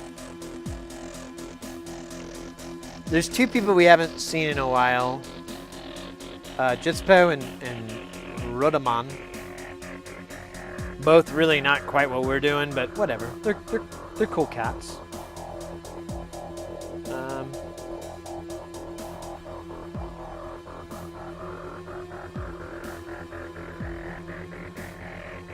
Let's see, what's Rodaman doing? He's playing some Fallout. I can get behind that. I don't know, unless you guys have a better idea. I'm just gonna do that. But yo, today was super dope. I thought we had a new follower earlier. Maybe that was this morning. Anyways, we have new followers. Wombra, thank you so much for the gifted sub. That was really sweet of you. Very thoughtful. You're a true analog warrior, a champion. And thank you for everybody hanging out. Hayes coming and chilling. That was nice. It was just a nice day, guys. I'm sorry. I feel like I could have given you more today on cool electronic stuff. I feel like I kind of didn't do as good. I was really hoping it was going to be like a lot easier, but I foobarred. So my mistake, guys. I'll make it up to you. We'll get some fun going. in the coming. Well, tomorrow hopefully we'll have something fun, and if not, we'll definitely do some stuff on Thursday, and then we've got Analog Jones on Sunday. We do a little bit of analog. I do a little. I hang out and work on some stuff too while we're talking. But we're doing character development for Analog Jones. He's a fighter of the Digital Illuminati. I don't know if you're aware of that. It's pretty scary stuff, and he's here to help us from it. And you guys are there to help Analog find out the truth. No, seriously, you can go into the Discord. There's a section there, Synthfo Wars.